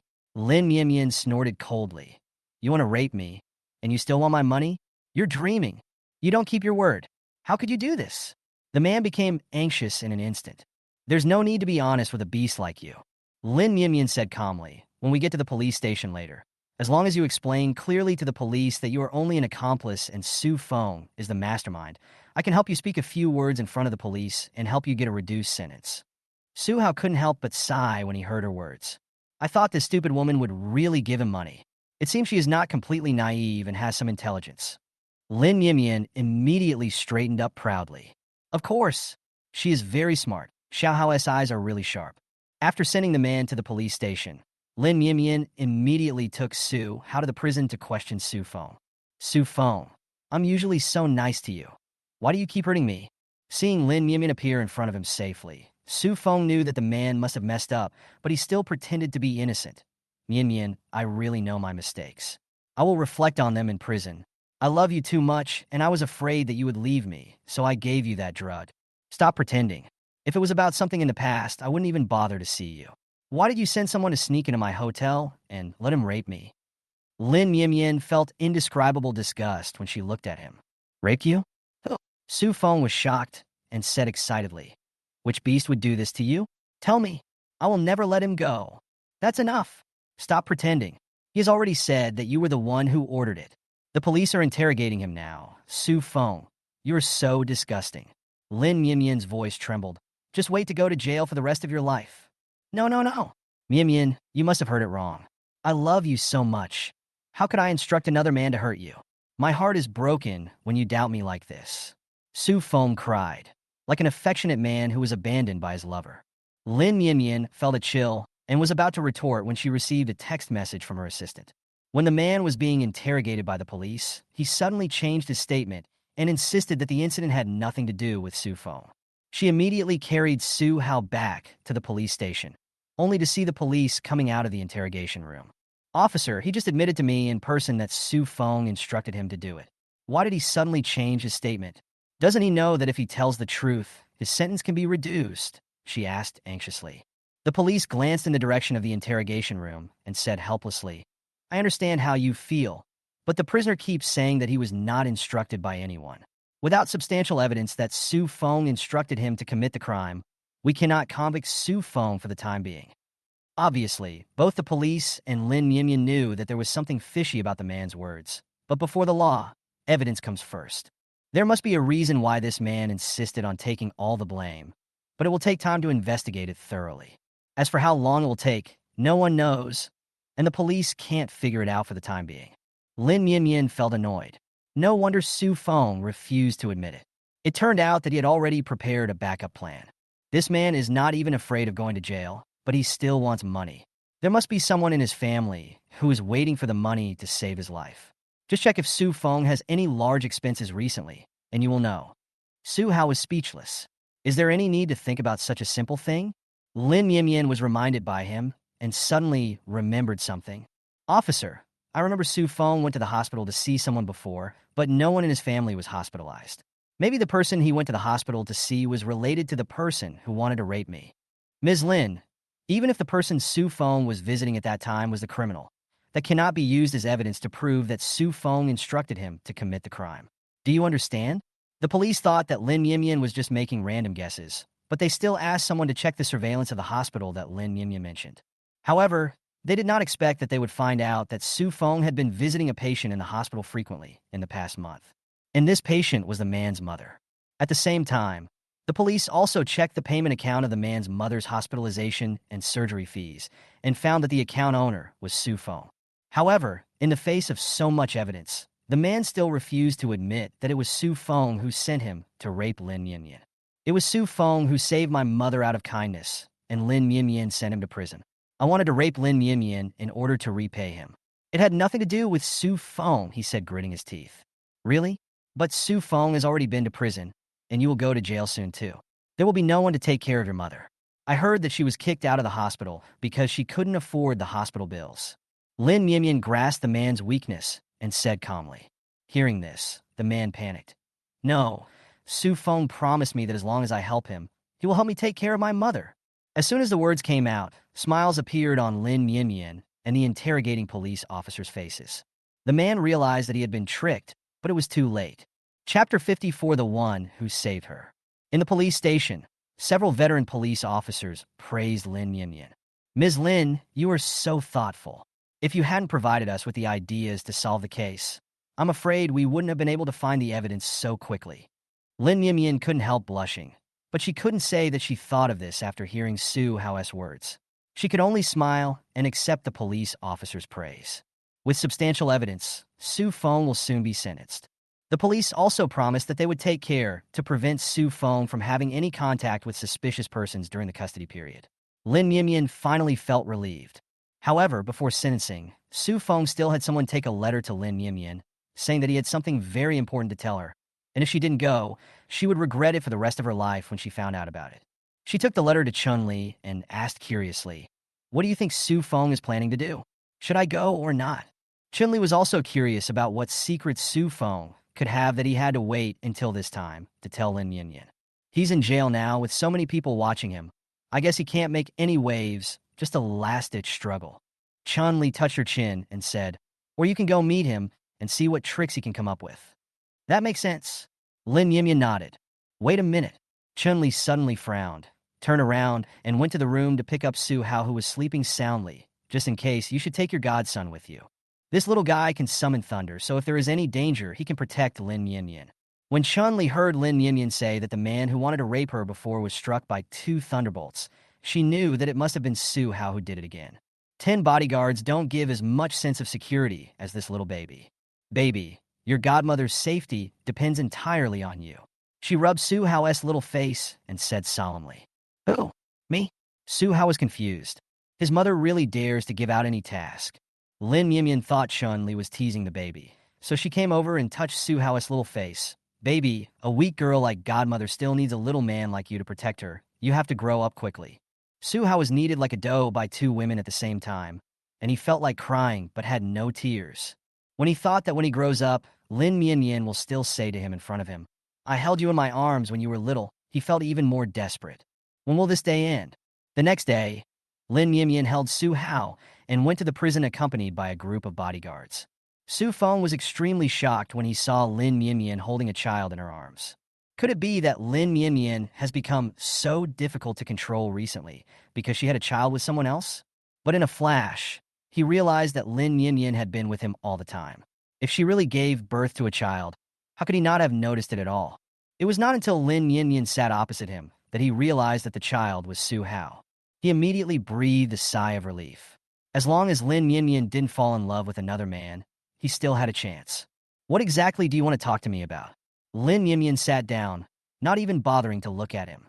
"Yinyan, actually, I had not intended to tell you about this, but now, I have to tell you because I don't want you to regret it." Su Feng spoke as if he had made a great decision. Lin Yinyan sneered. "The thing I regret most is that I didn't discover your true face earlier and let you, a beast, stay by my side for so long. Yinyan, do you still remember when you were in life and death crisis a few years ago? In fact, it was me who saved you at that time. But I didn't want to kidnap you as your savior, so I never told you." Su Feng looked at her and said in a firm tone. Lin Yinyan was stunned. She had indeed encountered an extremely dangerous accident a few years ago. A man saved her at that time, but she did not see the man's face clearly. She had kept this incident in mind for the past few years, but she had never been able to find that man. My feelings for you have grown deeper over the years, which is why I inexplicably wanted to control you. But now I really know I was wrong. As long as you are willing to rescue me, I will never bother you again from now on. Su Feng kept talking. Please save me once, since I saved you once, okay? With your eloquence, it would be a shame if you didn't become a storyteller. You are so good at making up stories. You are so shameless. How come you are the one who saved Lin Mianmian? Su Hao expressed endless contempt for Su Feng in his heart. Of course, Lin Mianmian didn't believe what Su Feng said. If Su Feng was really her savior, given his character, he would have told her long ago. How could he have waited until this day? I thought you insisted on me coming over because you had something important to say. I'm not interested in listening to your nonsense, she said, and was about to get up and leave. Wait, Su Feng hurriedly stopped her. I know you won't believe anything I say now, but I have evidence to prove that everything I say is true. You can go to my house. In the third compartment of the cabinet in my study is the token you gave me. Hearing this, Lin Mianmian was also stunned. Su Feng spoke so truthfully. Could he really be that person? Seeing Lin Mianmian's look, Su Hao guessed that this silly woman was being deceived by Su Feng again. He wanted to take back what he had said before, that she was not a naive person. This guy is really interesting. He can act like a real person. No wonder this stupid woman was fooled by him. He turned his head and glanced at Su Feng, muttering to himself. Hearing this, Lin Mianmian was devastated. She was not fooled by Su Feng, but just in case, Lin Mianmian still planned to go to Su Feng's house to check. Fearing that Su Feng was deliberately luring her to his home, Lin Mianmian directly called a group of bodyguards to accompany her this time. Unexpectedly, she actually found the token in Su Feng's home, a silver bracelet inlaid with an emerald. This bracelet was her favorite one in the past.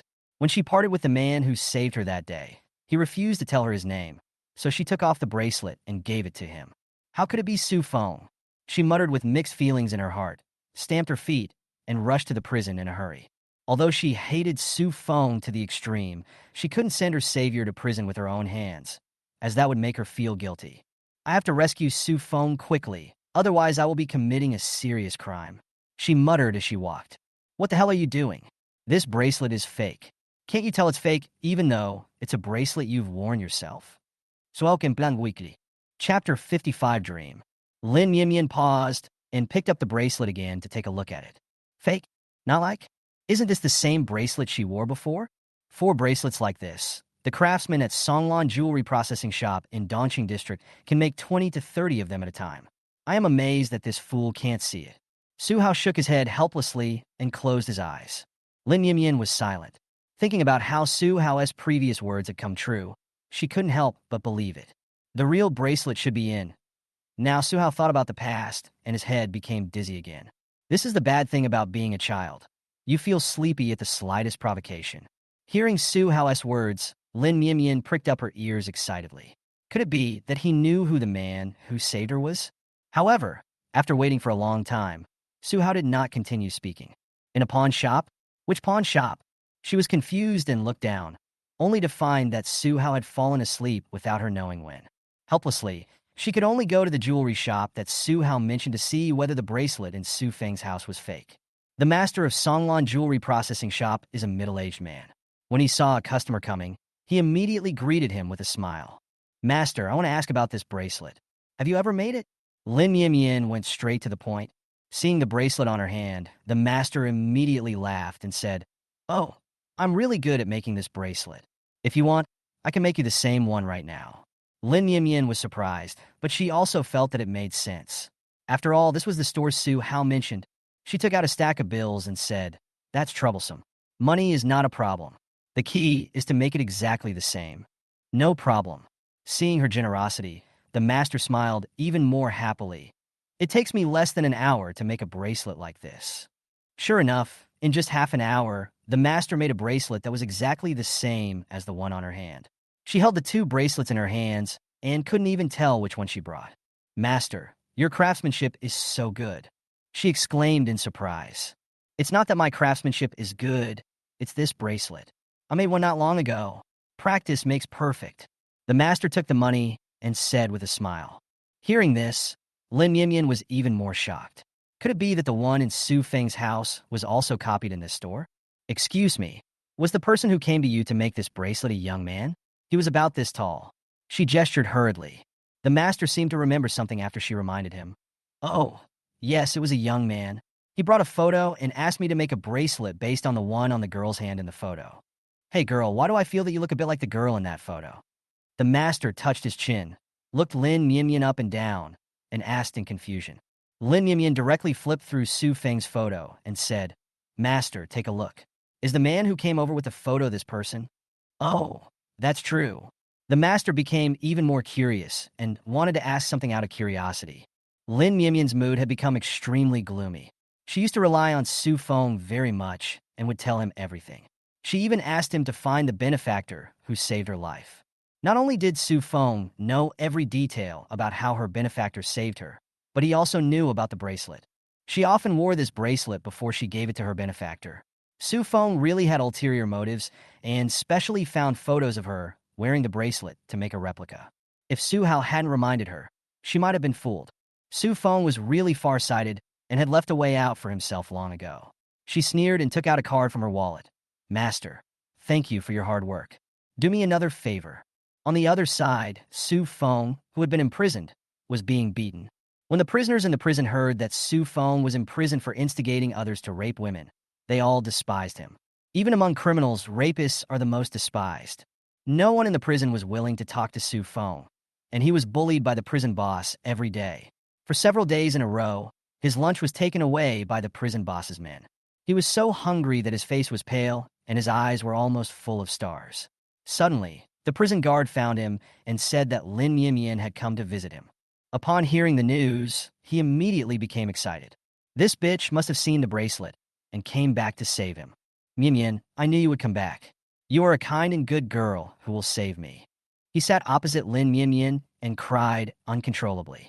You don't know what kind of life I've been going through in prison these days. I've been waiting for you to come. Lin Yimyan just watched him act quietly. That's what you deserve. Su Feng was stunned and looked up at Lin Yimyan with some confusion. That's not right. According to his plan, shouldn't Lin Yimyan be full of regret towards him now, crying and saying that she should have recognized him earlier and released him from prison? Why doesn't she play by the rules? Could it be that she didn't find the bracelet? That's impossible. He had prepared it carefully. Is this the token you wanted me to find? Lin Yimyan took out the bracelet she found in Su Feng's house from her bag and asked with a chuckle. Su Feng heaved a sigh of relief. Yes, after you gave me this bracelet, I have kept it at home. Really? That's really hard for you, working so hard to make a fake one. Lin Yimyan felt sick listening to his lies. Thinking back to how she had once been extremely dependent on such a beast, she wanted to step on his face even more. Su Feng was stunned for a moment. Then he returned to his miserable look and cried. Is it a fake? How could I possibly fake a bracelet? This is what you gave me. Unfortunately, before he could finish his words, Lin Yimyan stood up and turned over the bag she was carrying. Crash, crash. A pile of identical silver bracelets were poured out and piled up in front of Su Feng. Songlan Jewelry Processing Shop. The craftsmen in this shop are really good. Lin Yimyan sneered. As soon as these words were spoken, Su Feng realized that Lin Yimyan had found out everything, and he was speechless for a moment. Why? Why was this stupid woman so smart this time? That store was at the edge of Dongqing District, and she had never been there. How did she find out? Before he could figure it out, Lin Yimyan was about to turn around and leave. Su Feng, put away those unorthodox thoughts of yours and reform yourself in prison. After dealing with Su Feng, Lin Yimyan returned home feeling relaxed and fell asleep on the bed in a short while. But in her dream, she saw that hazy figure again. Chapter 56, Identity Before Reincarnation. Several years ago, she was kidnapped, but no one in her family cared about her life or death. The kidnappers, unable to get the ransom, killed her in anger and threw her into the cold sea. Just when she thought she was going to die in the sea, a man in black paddled through the cold water and grabbed her hand in the dim water. She remembered that the sea water that day was very cold, even colder than ice, but the warmth from that hand was unforgettable to her. She felt so uncomfortable that she couldn't open her eyes, but a clear male voice came to her ears. You are committing a crime? Do you know that? Following closely was the voice of the robbers. Who are you? Stop meddling in other people's business. Boss, he saw our faces. Do you want to destroy him? Of course we can do it together. Her consciousness was confused, and she only knew that there was a fierce fight going on around her. The young man who saved her seemed to be very skilled. She didn't know how long it was before a pair of big hands pressed on her chest and performed cardiopulmonary resuscitation on her. Cough, cough, cough. She spat out a mouthful of water and suddenly opened her eyes, only to find that the person in front of her was Su Hao. I'm starving. You went to sleep right after you came back and didn't even bother to make milk for me. Su Hao raised his milky little hands and used all his strength to tickle Lin Mian's face. Lin Mian came back to her senses and smiled awkwardly. Baby, are you hungry? Godmother will make you some milk, okay? Don't talk to me in such a disgusting tone. Su Hao felt a chill. Lin Mian was even happier. When this little guy was angry, his eyes became round and he looked even cuter. She quickly prepared milk for Su Hao. While feeding him, Lin Mian couldn't help but talk to herself. Baby, who do you think was the person who saved me? I just had a dream about being kidnapped again. Those kidnappers were so scary. Su Hao was trying so hard to drink milk that his calves kicked uncontrollably.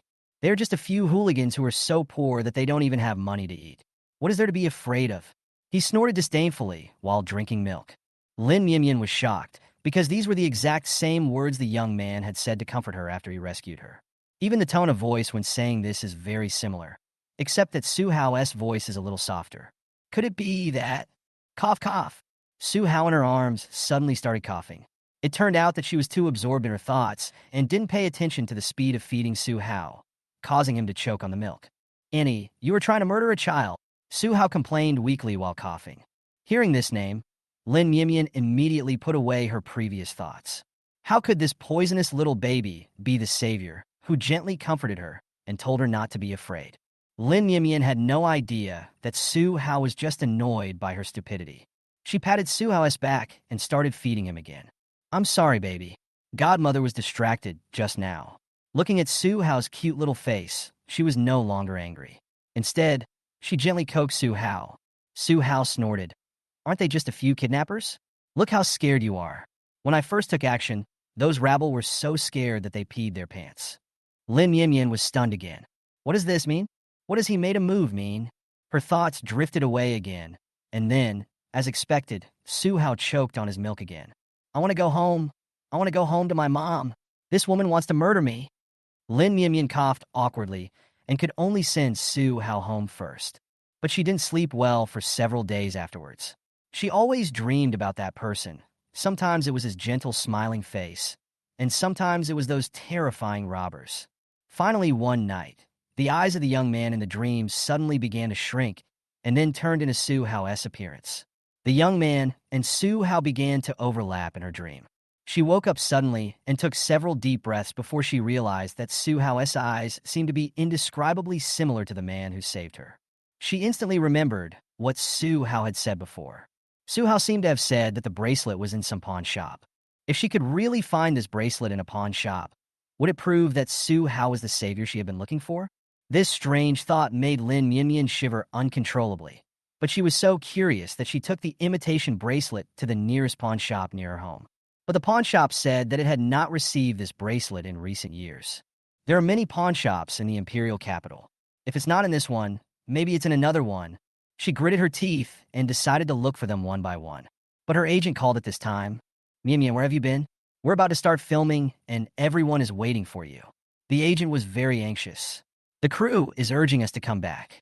I called you so many times, but why didn't you answer? I was so worried. Only then did she realize that her agent had called her more than a dozen times since morning. But she had no intention of going to the crew to film now. She couldn't sleep or eat until she found out whether Su Hao was that person. Please ask for leave from the director for me, and tell him that I have something very important to do. As she said this, she got in the car and rushed to the next pawn shop. No, how can you ask for leave for filming at the last minute? If you ask for leave now, the whole crew will be dissatisfied with you. The agent felt like the sky was falling when she heard this. She became Lin Mian's agent only after Su Feng was arrested. There were rumors in the circle before that Lin Mian was particularly nice to the staff around her, but no one expected that she would do such an unreliable thing. The next second, she heard Lin Mian's pitiful voice. Please help me talk to the crew, and I'll double your salary this month. Please. The agent immediately smiled and said, no problem. It seems that the rumors in the circle are not false. Lin Mian hung up the phone and went to several pawn shops in succession. When she found the last one, she thought she might be crazy. Maybe that was just something Su Hao said casually when he was sleepy. However, she actually saw the bracelet in the last pawn shop. The pawn shop employee searched for a while before finding the bracelet. We have had this bracelet for a long time, but we have not sold it because it has great potential for appreciation. Do you want to buy it? Lin Yimyin was so excited that she bought the bracelet at a high price without hesitation. How could Su Hao, a little baby, know that the bracelet was in the pawn shop? It is said that if a person is reincarnated, his appearance will be the same as in his previous life. And he may even retain the memory of his previous life. When he is a baby, she immediately had a lot of thoughts, but she still felt that these ideas were too weird. Maybe this bracelet was also fake? Chapter 57, Ever-Burning Lantern. As soon as this thought came to Lin Yimyin's mind, she smiled helplessly the next second. If this bracelet was not real, why would the pawn shop accept it and keep it until today? As she was thinking about it, she heard the pawn shop clerk sigh again. I still remember that young man brought this bracelet to pawn, saying that he wanted to use the money to buy himself a tombstone in the nearby Qingshan cemetery. She was stunned for a moment and said in disbelief, "Isn't he a young man? Why would he buy a tombstone for himself?" "I don't know about that, but I saw that he was dressed in shabby clothes, so he must have encountered some difficulties." The clerk sighed and said, "It's strange for a young man like him to buy a tombstone. So I remembered it until today, right?" Lin Yimyin was thoughtful. Could it be that she couldn't find that man all these years because he had already? She shook her head, gave the money, and asked the clerk to look up the transaction record of the man who brought the bracelet to the pawn shop that year. The register shows that the trader was Mr. Su, and the transaction took place 2 years ago. Su? The coincidence in the surname threw Lin Yimyin into complete confusion. She was extremely conflicted and finally went to Qingshan Cemetery. After asking the cemetery manager, she learned that a man named Su had actually bought a piece of land here 2 years ago. "I know the man you're talking about." The cemetery manager looked strange and pointed in the direction of a cemetery. "Grave 56 over there is where he is buried." "Burial? He's dead?" Lin Yimyin was completely stunned, and a trace of panic and coldness filled her heart. The person she had been looking for so many years was actually dead? Yes, a few months ago, his sister brought his ashes over and buried him there without saying anything. But it's really strange that there's nothing written on the tombstone. Standing in front of the man's tombstone, she felt mixed emotions. She still couldn't find out who this person was. What kind of person would have no words written on his tombstone and no portrait at all? Did he die of illness, or commit suicide, or was he murdered by his enemies? Lin Yimyin placed her slender fingers on the tombstone. The cold touch spread from her fingertips to her heart, and a feeling of painful powerlessness filled her whole body. Unless in an extremely desperate situation, which young person would think of buying himself a tombstone while he is still alive? If she had found her benefactor earlier, perhaps he would not have died.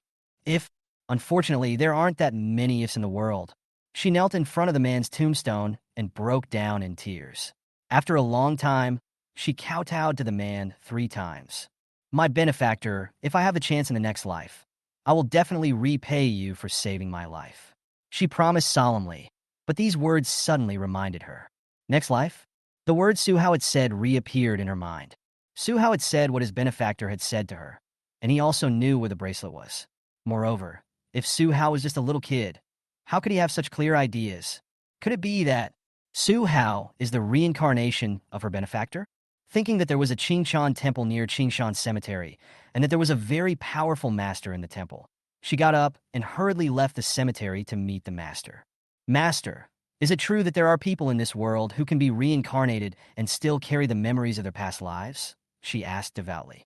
Hearing her words, the master, who had been concentrating with his eyes closed, slowly opened his eyes and looked up in the direction of Qingshan Cemetery. After a while, he turned his head and sighed leisurely.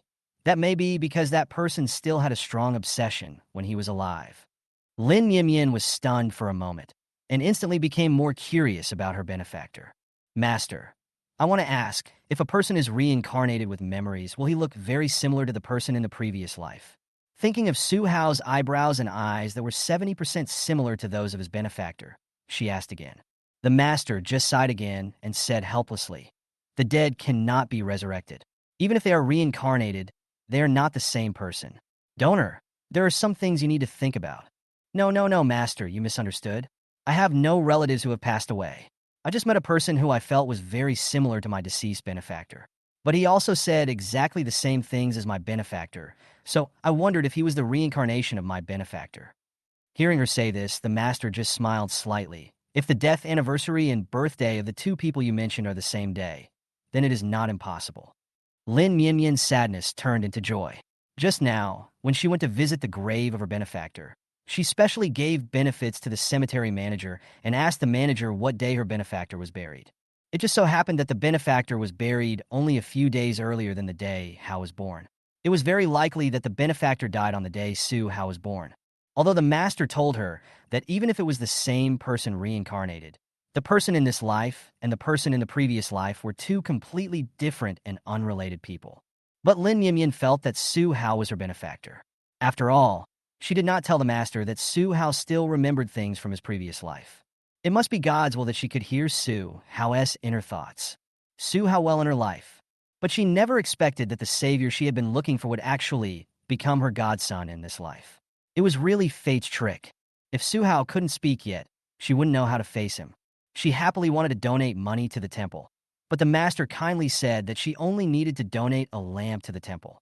Since your benefactor has passed away, why not donate a perpetual lamp for him to illuminate his path to the afterlife? When the master handed the eternal lamp to her, she noticed that the Qingshan temple seemed to be full of eternal lamps. However, the eternal lamps were lit for the deceased. They were said to be praying for the deceased, but in fact they were just a kind of comfort to the living. She couldn't help but ask the master curiously, "Have many people come to the temple to light the eternal lamps recently?" The master seemed to understand what she was thinking and smiled and said, "No, these are all prepared by a female donor for her deceased brother." "Are all of these?" Lin Yimyan was a little surprised. There were already many eternal lamps in the temple. She had just walked up from the bottom of the mountain and had seen countless eternal lamps along the way. Could it be that these lamps were all donated by the female donor that the master mentioned? Well, these lamps were not only lit by the female donor, but also made by her herself. The master looked at the ever-burning lamps in the temple and said leisurely, "She came to our temple a few months ago and has been praying for her brother's lamps. I think the relationship between them must be very deep." Lin Yimyan listened and couldn't help but be moved. She couldn't help but want to meet this woman. Chapter 58 Su Ning. In that case, I'll also make a perpetual lamp for my benefactor. Lin Yimyan took the initiative to suggest. After this lamp was made, her benefactor could finally say goodbye to the misfortunes of his previous life. Her manual skills were not strong, and she worked until dark at night before she was able to make a long-burning lamp. My benefactor, if you had a bad life in your last life, that's it. In this life, I will make sure you have good food and drink and live happily forever. She stood in the temple with the eternal lamp in her hand and lit it with a smile. After hanging the lamp in the temple, she felt relieved. At this time, all the eternal lamps in the temple had been lit. The quiet little temple looked particularly beautiful at this moment, and she couldn't help but be dazed by the sight. When she had seen enough and was ready to leave the temple, she found that the road from the temple to the foot of the mountain was also lit up. Many residents living nearby were attracted by this unique scene and came to watch. She had just walked halfway when she was almost squeezed by the people going up the mountain and couldn't find a place to go down. In the chaos, a pair of big hands suddenly touched her buttocks. She was so scared that she screamed. The passers-by around her were startled by her and looked at her strangely. She turned around excitedly and met the obscene gaze of a young man wearing glasses. "You bastard! Why are you touching me?" she asked angrily with her eyes wide open. The man with glasses immediately put away the obscene look in his eyes and pretended to be innocent. "Who touched you?" "I came up the mountain to see the lights." "You clearly touched me just now." Lin Yimyan was furious. She had never seen such a shameless person. "There are so many people on this road. I didn't feel that I touched you. Maybe it was just an accident. Did you misunderstand?" The man with glasses smiled politely and asked gently. If Lin Yimyan hadn't caught the lewd smile on his face the moment he turned around, she would have believed that what he said was true. "Stop pretending. You clearly touched me just now. I'm going to call the police," she said firmly with a red face. The people around saw that the man with glasses looked gentle and spoke politely, while Lin Yimyan was very emotional and seemed to be unwilling to give in, so they all started to persuade him. "Girl, the guy has already explained that he was careless. Let's just forget it. You think you look like a flower. Who would want to touch you? Girls nowadays just like to be self-righteous and narcissistic." Lin Mian listened to the discussions of the people around her, and her face turned red. It was clearly her who was touched, but in the end it was her fault?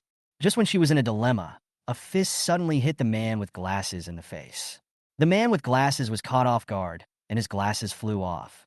Lin Mian was also startled.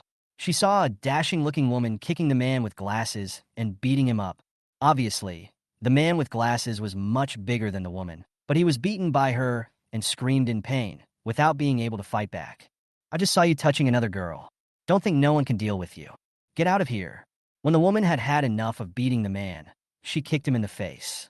The man with glasses was beaten so hard that he didn't even dare to fart and ran away immediately. Lin Yimyin was stunned. She had never seen a woman so powerful. Are you okay? The woman looked at her and added, as if she was not satisfied. If this wasn't the imperial capital, where we can't hurt people casually, I would have chopped off his salty hands. Lin Yimyin came back to her senses and was amused by the other person's words. I'm fine. Thank you for what I just did. You are really awesome. The woman just smiled casually. If I hadn't lit so many eternal lamps, I wouldn't have given this kind of person the opportunity to take advantage of the chaos. Lin Yinyin was stunned. She was the female donor that the master mentioned. Thinking that these lamps were lit by her for her deceased brother, Lin Yinyin couldn't help feeling sad. It's so pitiful that such a kind and righteous woman lost her loved ones at such an age. However, the next second, the woman suddenly grabbed her wrist excitedly, stared at the bracelet on her wrist, and asked, "Where did you get this bracelet?" She was so strong that Lin Yinyin's arm hurt. Hiss, she took a breath, and the other party belatedly let go of her hand, but his eyes were still fixed on the bracelet. I'm sorry, it's just that my brother once had this bracelet, so I was excited. The woman said a little embarrassedly. My name is Su Ning. If you don't mind, can you sell this bracelet to me? Su Ning. Lin Yin was stunned, and suddenly remembered that her benefactor also had the surname Su. A bold guess suddenly came to her mind. I would like to ask, is your brother's grave at number 56, Qingshan Cemetery? How do you know? Su Ning was a little shocked. A few months ago, Su Hao was hit by a car and died while trying to save her. She then realized that Su Hao's kindness to her was always sincere. She regretted it so much that she found his will in Su Hao's old room. In his will, he said that he bought himself a nice place with green mountains and clear water as a cemetery. He wanted to leave the International Center and be buried here, and he didn't want his name on the tombstone. She wanted to bury Xiao Hao in the Su family's ancestral cemetery, but everyone in the Su family except her strongly disagreed. In desperation, she could only bring Xiao Hao's ashes here. After that, every day, apart from going to Qingshan Cemetery to talk to Xiao Hao, she would stay in Qingshan Temple to light a perpetual lamp for Xiao Hao. It is said that eternal lamps illuminate the deceased's path to the afterlife, and the brighter the light, the happier the next life will be. In these few months, she has never seen anyone come to sweep Xiao Hao's grave. Could it be that the girl in front of her knows Xiao Hao? Lin Yimyin was as shocked as Su Ning. She thought her benefactor must have had a hard life in his previous life, but she didn't expect that he had a sister who loved him so much. Looking at the sadness on Su Ningxue's face, she hesitated for a moment, but decided to tell the truth. Su Ningxue was also shocked when she heard this. Well, she remembered that the Su family branch in the imperial capital had indeed given birth to a child a few months ago, also named Su Hao. But when she heard the news, she was in extreme grief and didn't care about it at all. She couldn't wait to rush to the Su family to see Su Hao, who was only a few months old. At the same time, Shen Ningwei was shopping in the dessert shop, ordered 10 boxes of walnut cakes for me. I'm sorry, little sister. All the walnut cookies in our store have been reserved today. The clerk said apologetically. Shen Ningwei frowned. She bought this walnut cake for great use, so she had to buy it. I'll pay 10 times the price. Sell it to me. Chapter 59, the person who bought the walnut cookies. Little sister, do you know how much 10 times the price is?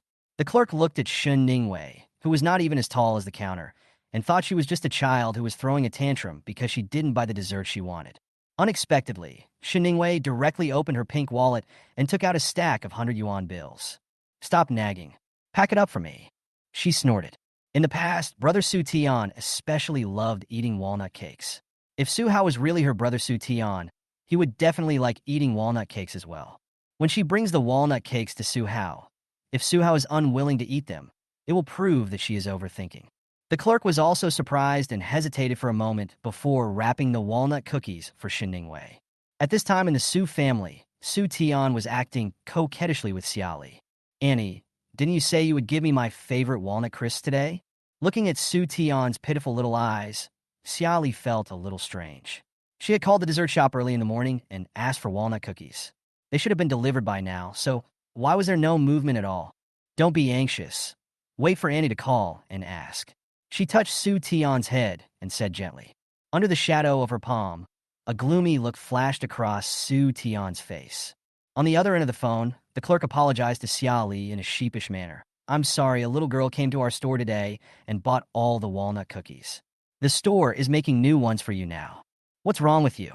I was the one who ordered the walnut cookies first. Xiaoli asked dissatisfiedly, but the only response she got was the clerk's constant apologies. It's okay, Annie. I can wait.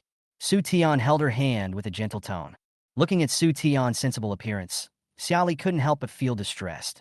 You are too sensible, kid. Just at this moment, Su Long came out holding his cell phone and happily hugged Su Tian and sat him on his lap. Don't be sad, Tian Tian. Grandpa was just about to call Sister Ningwei. Do you miss Sister Ningwei? Su Tian felt disdainful in his heart. What was there for such a young girl to think about? But on the surface, he still nodded obediently. Su Long's video call to Shun Ningwei was just connected. Grandpa! Shun Ningwei's voice on the other end of the phone was sweet, but her eyebrows were furrowed, as if she had encountered something troublesome. Wei, what's wrong with you? Who made you unhappy? Su Long asked curiously. However, Su Tian noticed that there was a pile of walnut cookies on the coffee table behind Shun Ningwei, and they were the packaging of the dessert shop that Xiaoli had ordered. It turned out that she was the one who bought those walnut cookies. It's all Su Hao. I bought him so many walnut cakes with good intentions, but he doesn't like them at all. Shun Ningwei snorted, picked up a piece of walnut cake, and walked to Su Hao's crib, wanting to demonstrate it to Su Long. Su Hao closed his mouth tightly and waved his limbs wildly at the walnut cookies she handed over, refusing to eat them no matter what, and almost hit Shun Ningwei. Shun Ningwei was furious. Her brother Su Tian loved walnut cookies very much, but Su Hao didn't even eat a single bite. He was definitely not the reincarnation of her deceased brother Su Tian. It seems that the words she heard before were all hallucinations because she missed brother Su Tian too much. Oh, my little ancestor, how can Su Hao eat walnut cookies now? He can only drink milk. Put down the walnut cookies quickly. Su Long shouted hurriedly. If such a young baby is not careful when eating walnut cookies, he may choke to death. Although he didn't like Su Hao, he was his grandson after all. When it came to Su Hao's personal safety, how could he pretend not to see it? Can I eat it? Shun Ningwei blinked in confusion. Su Hao was speechless for a while. Fortunately, he kept his mouth shut just now, otherwise he would probably be dead now. Of course not. You have to wait until your teeth grow before you can eat it, Su Long said with a smile. Shun Ningwei immediately lost her temper and put down the walnut cookies listlessly. Wei, why did you buy walnut cookies for Xiao Hao for no reason? Su Long asked curiously. Shun Ningwei poked Su Hao's face and snorted. No reason, I just think you should like to eat. She thought about having to wait until Su Hao grew teeth before she could verify whether he was really brother Su Tian. She quickly said a few words to Su Long and hung up the phone. From beginning to end, she didn't notice Su Tian on the video call. What's wrong, Xiao Tian? Are you in a bad mood? After hanging up the phone, Su Long realized that Su Tian looked very bad and immediately asked with concern. Su Tian lowered his eyes, his mouth drooped, and it was obvious that he was worried. But he still said, no. Upset because you saw that Ningwei remembered to buy walnut cakes for Su Hao, but didn't remember that you like to eat walnut cakes. Su Tian quickly waved his hands. My brother is still young. It's only natural for Sister Wei to treat him better. I'm fine. He looked so submissive that Su Long felt distressed. He immediately hugged Su Tian and said, Don't be sad, Xiao Tian. We all love you very much. Tomorrow, your cousin will come to our house. I promise that she will like you as soon as she sees you. That cousin was naturally Su Ning. Su Long heard that she rushed from the International Center to the Imperial Capital just to pray for her deceased brother, so he specially invited her to his home for a small gathering. Not only does Su Tian have the same name as her dead brother, he also looks somewhat similar. As soon as Su Ning sees him, she will definitely love him as well. When Su Tian heard that this man with a nice expression was a big shot from the International Center, he dressed himself up specially. He was originally very cute, and after dressing up, he looked not only cute but also pitiful. However, he waited for a whole day, until evening, when it was already dark, but the cousin Su long mentioned did not come. "Grandpa, didn't you say that my cousin would come over today?" Su Tian was extremely disappointed. Su Long also had no idea of the situation, but even though he was much older than them, he had no right to disturb the Su family members from the International Center. Helplessly, he could only call Su Ningshua's assistant and ask why Su Ningxue didn't come. The fourth young lady went to Mr. Su Tian's house. The assistant's tone was cold. "This? Su Tian's place is too small, and I'm afraid we can't take good care of her. Why don't we invite the fourth young lady to the Su family mansion so that we can entertain her?" Su Long said respectfully. No one can interfere with the fourth lady's decision. The assistant was cold and ruthless, with no intention of continuing the conversation with Su Long. "Would you mind letting me talk to the fourth miss alone?" No matter how unhappy Su Long felt, he could only smile apologetically. "Wait a moment." After the voice from the other side disappeared for about a minute or two, Su Ningxue's voice came over. "What do you want to say?" "Ningxue, do you want to come and see Xiao Dian?" Su Tian said mysteriously. "Not only does he have the same name as your brother, but he also looks very similar. If you don't meet him, you will definitely regret it." Chapter 60. Why are you so repulsive? Su Long thought that after he used this trump card, Su Ningxue would come over immediately. But the woman on the other end of the phone responded calmly. "I see. Anything else?" "Ah." Su Long was speechless for a moment after hearing her words and couldn't say a word for a long time. "If there's nothing else, I'll hang up."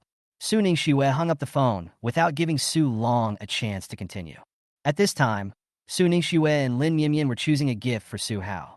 She had originally planned to meet Su Hao that night, but thinking it would not be good to go empty-handed, she invited Lin Mianmian to go to the jewelry shop with her to choose a longevity lock for Su Hao. In the previous life, Su Hao died early in order to save her. In this life, she only hopes that Su Hao can live happily, safely, and live a long life. "Bring me the heaviest and most beautiful longevity lock in your store."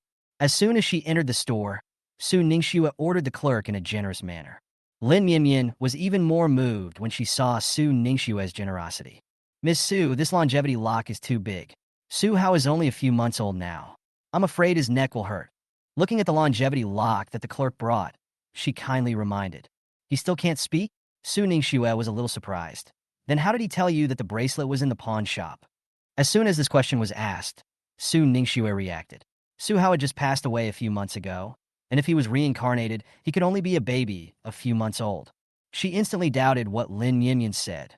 It is impossible to say that Lin Mianmian deliberately designed it, because until Su Hao's death, everyone in the outside world still thought that she hated Su Hao very much.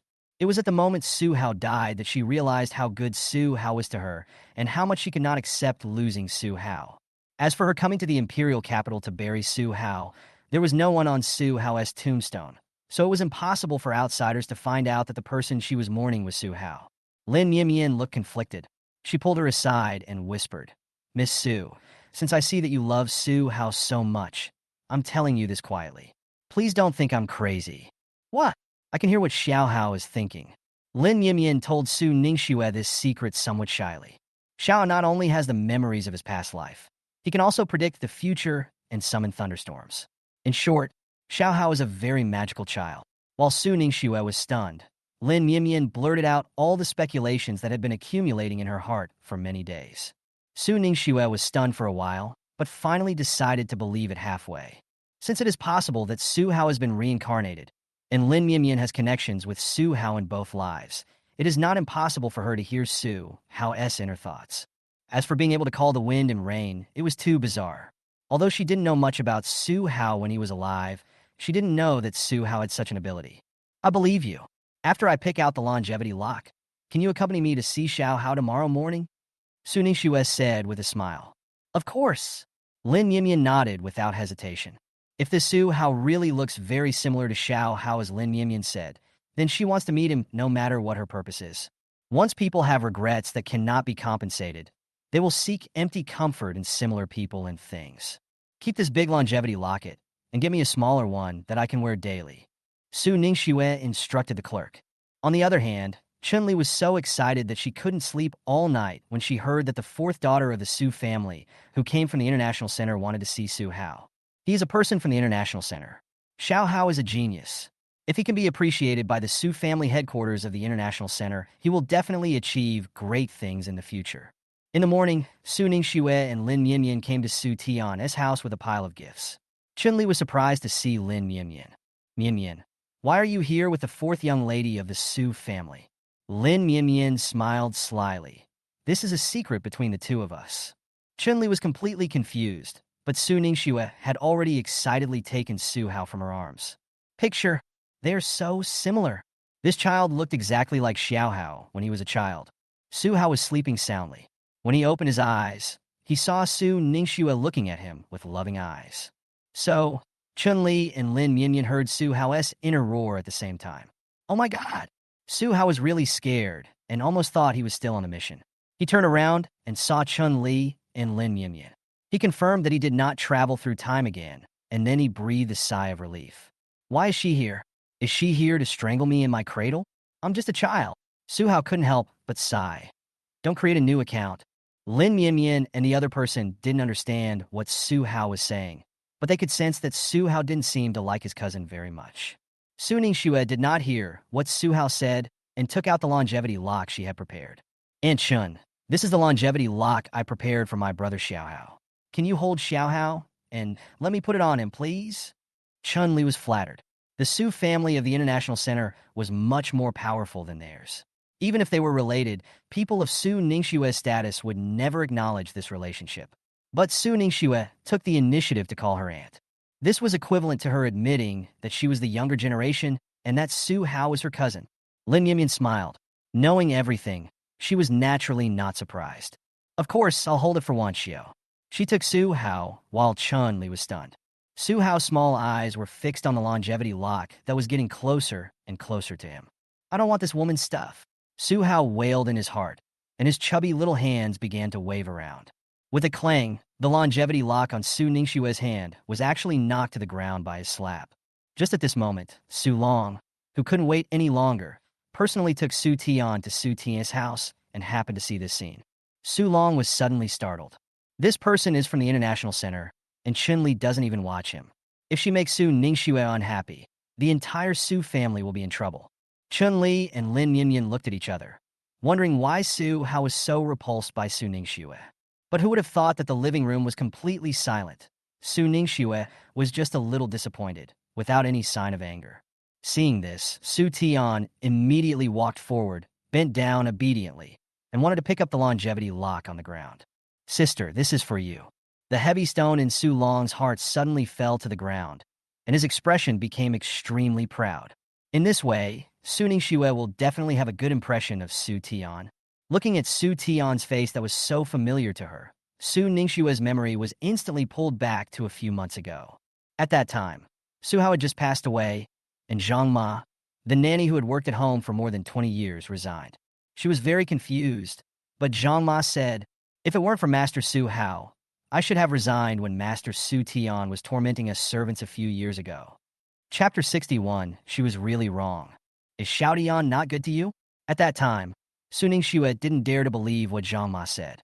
Because in the eyes of all the Su family members, Su Tian is the most well-behaved and sensible child in the world, and he simply embodies the best qualities of all the children in the world.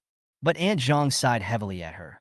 Fourth miss, I saw that you hated Xiao Hao so much before, so I naturally didn't dare to say it, but now Xiao Hao is gone, and I don't plan to do it anymore. It's not good to keep some things in my heart, so why not tell you directly? It was from Aunt Zhang that Su Ningxue realized that Su Tian's obedience was all an act. When the Su family couldn't see him, Su Tian would often abuse cats and dogs. Every time, he would ask the servants at home to help him catch stray cats and dogs.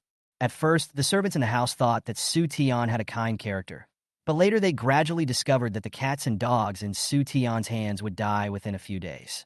After this happened many times, the servants realized something was wrong and were no longer willing to help him catch those cats and dogs. He then became more and more aggressive and directly tortured the servants in the house. Every time Su Tian bullied the servants, Su Hao would take the initiative to appease them and even use his own pocket money to compensate them. As Aunt Zhang spoke, she couldn't help but shed tears. Every time Xiao Tian got into trouble, and it seemed like he couldn't hide it anymore, he would put the blame on Xiao Hao. Even though I'm just a babysitter in this family, I felt really bad when I saw it. Why didn't you tell me these things earlier? Su Ning was puzzled. Aunt Zhang smiled helplessly. Don't say, I didn't tell you earlier. If I hadn't seen you sad about Master Xiaohao's death, I would never have told you even if I died. This was said in a tactful way. Su Ning was a smart person and had already understood it. It's just that those involved are confused. Everyone in the Su family likes Su Tian and thinks that he is a good boy. Even if the servants in the family reveal Su Tian's true nature, they will only be considered as framing Su Tian for the sake of receiving benefits from others. For people who work outside, the best strategy is to keep themselves out of trouble. If they fail to expose Su Tian and Su Tian retaliates, their entire family is likely to be implicated. Only a fool would do something that has no benefit, but only harm. Aunt Zhang is different from other servants. She has been taking care of Su Ning since she was a child. If Aunt Zhang does not resign, the Su family will definitely let her live out her life in peace. She would rather give up such a great benefit to expose Su Tian's true face, which shows how horrible the things Su Tian did back then were. Fourth miss, I've said all I can. Now that young Master Xiaohao is gone, I will only be sad if I stay here. Aunt Zhang sighed and said hesitantly, Xiaohao was such a great kid. What a pity. After Aunt Zhang left, Su Ning secretly inquired from several servants in the house. Their words were exactly the same as Aunt Zhang's. They all regretted Su Hao's death. As for Su Tian, everyone had endless disgust on their faces when they talked about him. It was only then that she realized how wrong she was. Su Tian is a devil in the appearance of an angel. He is just a few years old, and he abuses and kills cats and dogs. He also uses his power to bully the weak servants and cleverly puts the blame for his own mistakes on innocent and kind people. It can be seen that he is a born evil. Stop! She came back to her senses, looked at Su Tian, who was about to touch the longevity lock in front of her, and yelled. Su Tian was frightened and withdrew his hand. This is not yours. Don't touch it. Su Ning squatted down and quickly picked up the longevity lock, with disgust evident in her eyes. The contemptuous look made Su Tian instantly feel like a naked clown being watched by everyone. He stood there at a loss, his face flushed with embarrassment. Didn't Grandpa say that the new cousin would definitely like him? Why is this new cousin so fierce? And she actually likes Su Hao, even though Su Hao is so ugly and can't speak. Feelings of shame, jealousy, and unwillingness entangled in his heart. He could not control his emotions and broke down crying. Su Long was panicked and couldn't understand why Su Ning would yell at Su Tian. It is said that the Su family treated their young master so well that they held him in their mouths for fear that he would melt, and held him in their hands for fear that he would fall. Even with a face that is so similar to that of the young master, Su Tian should be able to win Su Ning heart immediately. Listening to Su Tian's crying, Su Ning just felt irritated. She just spoke a little loudly and didn't say anything wrong. Why did she cry like this? She picked up Su Hao and was about to go into the room, out of sight, out of mind. Su Hao in her arms suddenly struggled. Perhaps it was because baby's tear glands were more developed. Su Hao, in his jealousy and resistance to Su Ning touching him, actually cried loudly like a baby. He cried and struggled hard and refused to stay in Su Ning arms. This child might be frightened. Chunli was also a little worried, afraid that Su Ning would also be annoyed with Su Hao because of his crying. But Su Ning just patted Su Hao's back gently, comforting him patiently. Bad girl, stop your little tricks. I will bite my tongue to death today, rather than go back to the room with you. Let me go. Su Hao shouted frantically in his heart. Amid the crying, Su Hao's words were inexplicably funny. Lin Yinyan suppressed her laughter and took the initiative to step forward and said, This child may be shy. Let me hold him. Su Hao with some reluctance, but seeing how resistant he was, she could only hand him over to Lin Yinyan. When he was in Lin Yinyan's arms, Su Hao instantly calmed down and stopped crying and making a fuss. Lin Yinyan was a little flattered. She thought that her godson usually said that she was old or stupid, but she didn't expect that he liked her so much. She carried Su Hao back to the room, and Chun-Li and Su Ning naturally followed her. Su Tian, who was about to continue crying, was dumbfounded when he saw everyone had left. He turned around and looked at Su Long with doubtful eyes. Grandpa, didn't you say that my cousin would definitely like me? Why did my cousin scold me just now? This? Su Long twitched his mouth. How did he know? Maybe your cousin doesn't know you yet. So, Go prepare some fruits and send them to your cousin and the others, and introduce yourself properly. Grandpa believes that your cousin will believe you when she sees how well behaved you are. Su Long squatted down, touched Su Tian's head, and suggested lovingly. If his appearance still can't impress Su Ning, then she can try his personality. It is said that the young master has been extremely well-behaved since he was a child, which is very similar to Su Tian's personality. 5 points for temperament and 5 points for appearance. He just didn't believe that Su Ningxua's heart was made of stone, and he was not moved by this. Chapter 62. They are all born bad. Su Tian listened to him and went to the kitchen obediently. About 20 or 30 minutes later, Su Tiankai walked out of the kitchen with a plate of fruit and went to the room of Lin Mianmian and others. Cousin, this is the fruit that Grandpa asked me to prepare. You have come here from far away, so eat some fruit first, he said obediently. Su Ningxue was stunned. Did you cut all these fruits? This is very different from Xiao Dian. Xiao Dian has been spoiled in the Su family since he was a child. Not to mention cutting fruit, even slightly sharp objects like fruit knives, his family members would not let him touch them, for fear of cutting his hands. But the plate of fruit that Su Tian brought was not only cut evenly, but also arranged very delicately. This child was quite sensible. She picked up a peeled orange and was about to eat it, but Lin Mianmian quietly grabbed her arm, signaling her not to eat it. Just now, Lin Mianmian heard Su Hao's words again. How could he be so kind as to cut the fruit himself, when all our servants were dead? He must have done something to the fruit, and it's obvious that he didn't hold back his fart. What's wrong? Su Ningxue was a little confused. Lin Mianmian hesitated for a moment, then whispered something in Su Ningxue's ear, telling her what Su Hao had just said. At the end, she added, this kid has done a lot of bad things before, but after doing them he likes to act innocent. Don't be fooled by his appearance. Really? Su Ningxue frowned. Listening to Lin Mianmian's description, she always felt that it was somewhat familiar.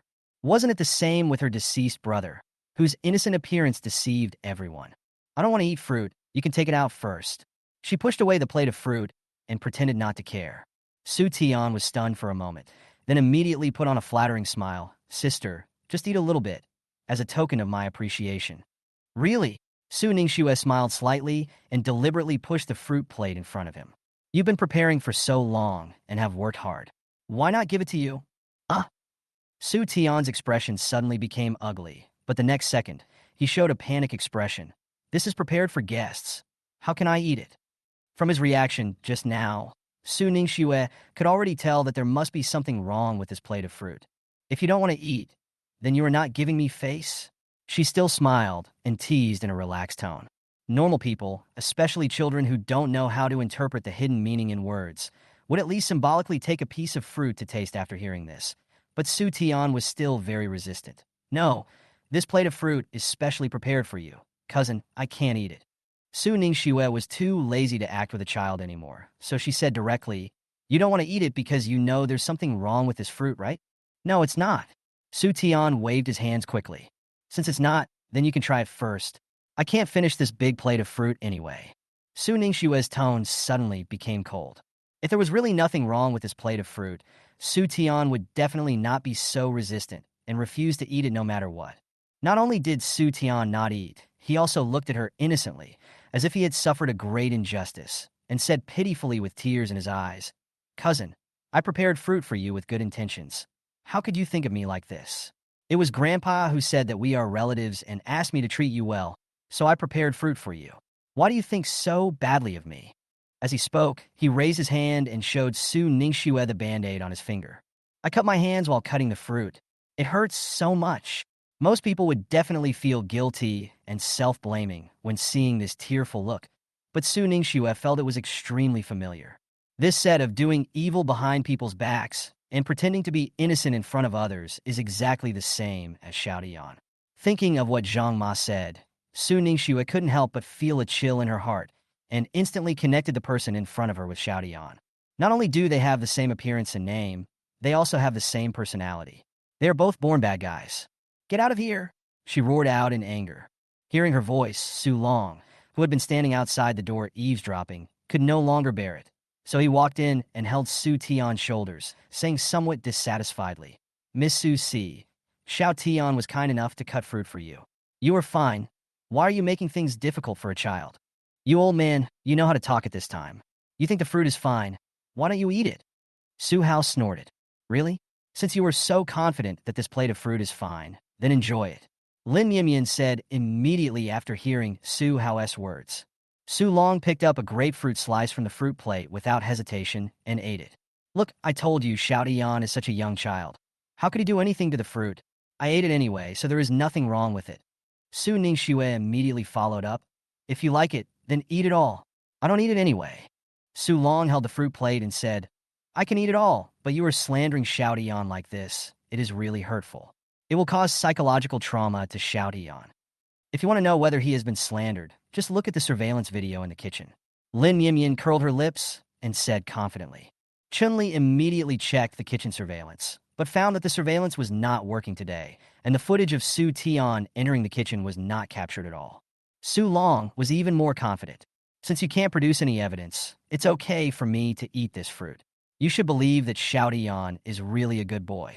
Lin Yimyan was hesitating when she heard Su Hao say leisurely. Just because you're fine after eating, it doesn't mean you'll be fine forever. Lao Deng, just wait for the punishment. Although Su Ning couldn't hear Su Hao's inner thoughts, her thoughts at this moment coincided with Su Hao's.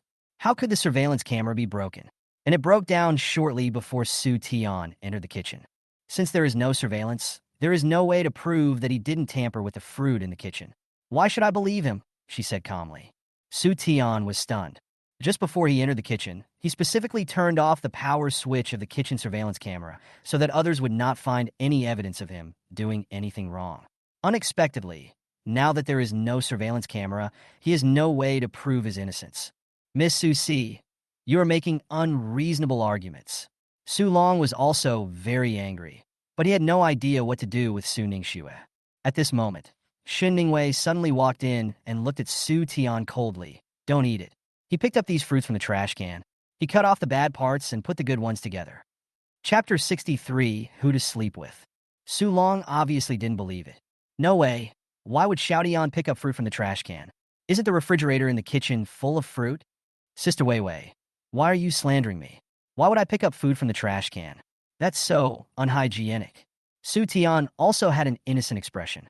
You turned off the kitchen surveillance switch yourself? I saw it all. Shen Ningwei snorted and took out her phone. I filmed it all? She held up her phone and clicked on a video. In the video, Su Tian was wearing disposable gloves and picking fruits out of the trash can. Those fruits were all rotten. Some were half rotten. So Su Tian dug out the rotten ones and cut the rest into small pieces and put them on a plate. Some oranges were half moldy and hairy, but he still endured the nausea and peeled off the few remaining pieces that were not rotten. Even through the phone screen, Su Long smelled an inexplicable foul odor. Thinking about the fruits he had just eaten, his stomach suddenly felt like it was churning. He couldn't even breathe and rushed to the bathroom to vomit. Su Ning didn't expect that at the critical moment, it was a little girl who produced the evidence. However, it doesn't really matter who took it out.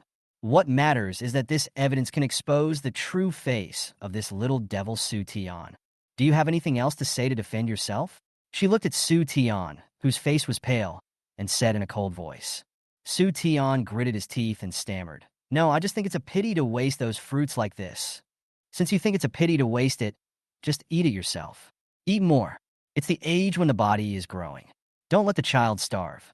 Su Hao muttered to himself. Hearing Su Hao's words, Chun-Li gently picked up the rattle beside her and shook it in front of Su Hao. He would not be interested in such children's toys. Su Hao thought so in his heart, but his body leaned towards the rattle uncontrollably. It seems that while staying in the body of a baby, he has unconsciously developed some physical habits that only babies have. Lin Yimyan also followed Su Hao's words and said, In that case, why don't you eat all these fruits? Otherwise, wouldn't it be a waste? Su Tian, who was still quibbling, was suddenly speechless, his face turning pale and blue. It seems that you also know that these things cannot be eaten. Su Ning sneered. You little bastard. I trusted you so much. Su Long vomited and rushed out of the bathroom, raising his hand to hit Su Tian. Su Tian stepped back in fear, but before Su Long could touch him, he rushed into the toilet again, holding his stomach and wailing. Those fruits were already rotten, and after being thrown into the trash can, they were contaminated with countless harmful bacteria. And Su Long had just eaten several kinds of fruits in a row to prove Su Tian's innocence, so it would be strange if he didn't have diarrhea. Su Hao sighed in his heart. I'm already old. I don't know if my body can still hold up. I hope my body will collapse. If I am not careful, the feast will start. Chun-Li and Lin Yimian burst out laughing. Shen Ningwei also rarely showed a smile. Only Su Ningxue didn't understand. Su Ningxue had never liked Su Long, thinking about how Lin Yimian had tricked Su Long into eating so many fruits. She couldn't help but smile. I didn't expect you to be so smart. You could actually set a trap for Su Long. Lin Yimian smiled smugly and whispered to Su Ningxue, it's not me, it's him. She turned her head and signaled with her eyes to Su Hao, who was playing with a rattle. Su Ningxue understood immediately and asked in a low voice that only the two of them could hear. Did you just hear his inner thoughts again? Lin Yimian nodded and asked curiously, can't you hear it? Seeing the other party's lost expression, Lin Yimian felt inexplicably proud. She originally thought that Su Ningxue was the most important relative of Su Hao in his previous life. Since Su Hao was reincarnated with his memories, God would definitely let Su Ningxue hear his inner thoughts. She didn't expect that Su Ningxue couldn't hear it. It seems that she is the only one who can hear Su Hao's inner thoughts. She must be the most special person in the heart of her benefactor. Lin Yimian was happy, but Su Ningxue felt a little uncomfortable. From the time she spent with Lin Yimian over the past 2 days, she could already tell that Lin Yimian was a straightforward person and didn't actually have any scheming minds. Su Hao hadn't hinted at it. She would never have said the words she had just used to trap Su Long. But it is obvious that Lin Yimian and Su Hao in his previous life had only met once. Even though Su Hao saved Lin Yimian's life, to him, Lin Yimian was definitely just an insignificant person in his life. Even someone like this can hear Su Hao's thoughts, so why can't she hear it? Before she could figure it out, Su Long had already left the bathroom again. Seeing that he was about to leave, Su Tian immediately wanted to follow him. Su Long angrily raised his hand and pushed him away. Get out of here. I trusted you so much. I want to go back to the International Center. From now on, you will fend for yourself. No, Grandpa, you can't abandon me. I didn't mean to let you eat that fruit. Su Tian staggered out after Su Long, but Su Long had already got into the car driven by the driver and drove away at a gust of wind. It's your own fault. Lin Yimian didn't feel sorry for Su Tian. Instead, she spat with great relief. Chun-Li also sighed helplessly and called the housekeeper. Kick Su Tian out for me. In any case, he once thought of killing Xiao Hao. Even if he can turn over a new leaf, I dare not keep him at home. After Su Tian was driven away, Su Ningxue listened carefully for a long time. Lin Yimian said that Su Hao had been talking in his heart like a little chatterbox, but she could not hear a word he said. Thinking of how she and the Su family had treated Su Hao harshly, she guessed that Su Hao blamed the Su family and her for his own death and was unwilling to forgive her, so she could not hear what Su Hao was really thinking. Su Hao doesn't accept her now. She can always stay with Su Hao, just like Su Hao silently protected her and the Su family in her previous life. Su Hao's inner voice like Lin Yimian. At night, Chun-Li wanted to carry Su Hao back to the room to sleep as usual, but Su Ningxue was reluctant to let him go. I like this kid very much. How about letting him sleep with me tonight? Well, this child wants to drink milk at night, and I'm afraid he will disturb your sleep. Chun-Li said a little embarrassedly. It's okay. I don't mind the noise. Let him sleep with me. Su Ningxue answered without hesitation. Wait, I haven't slept with my godson for several days. He must miss me. Lin Yimian instantly disagreed and wanted to grab Su Hao too. No, what do you think I am? A sleeping companion. Su Hao was speechless. I want to sleep alone. Let me be a quiet, handsome man. Isn't that good?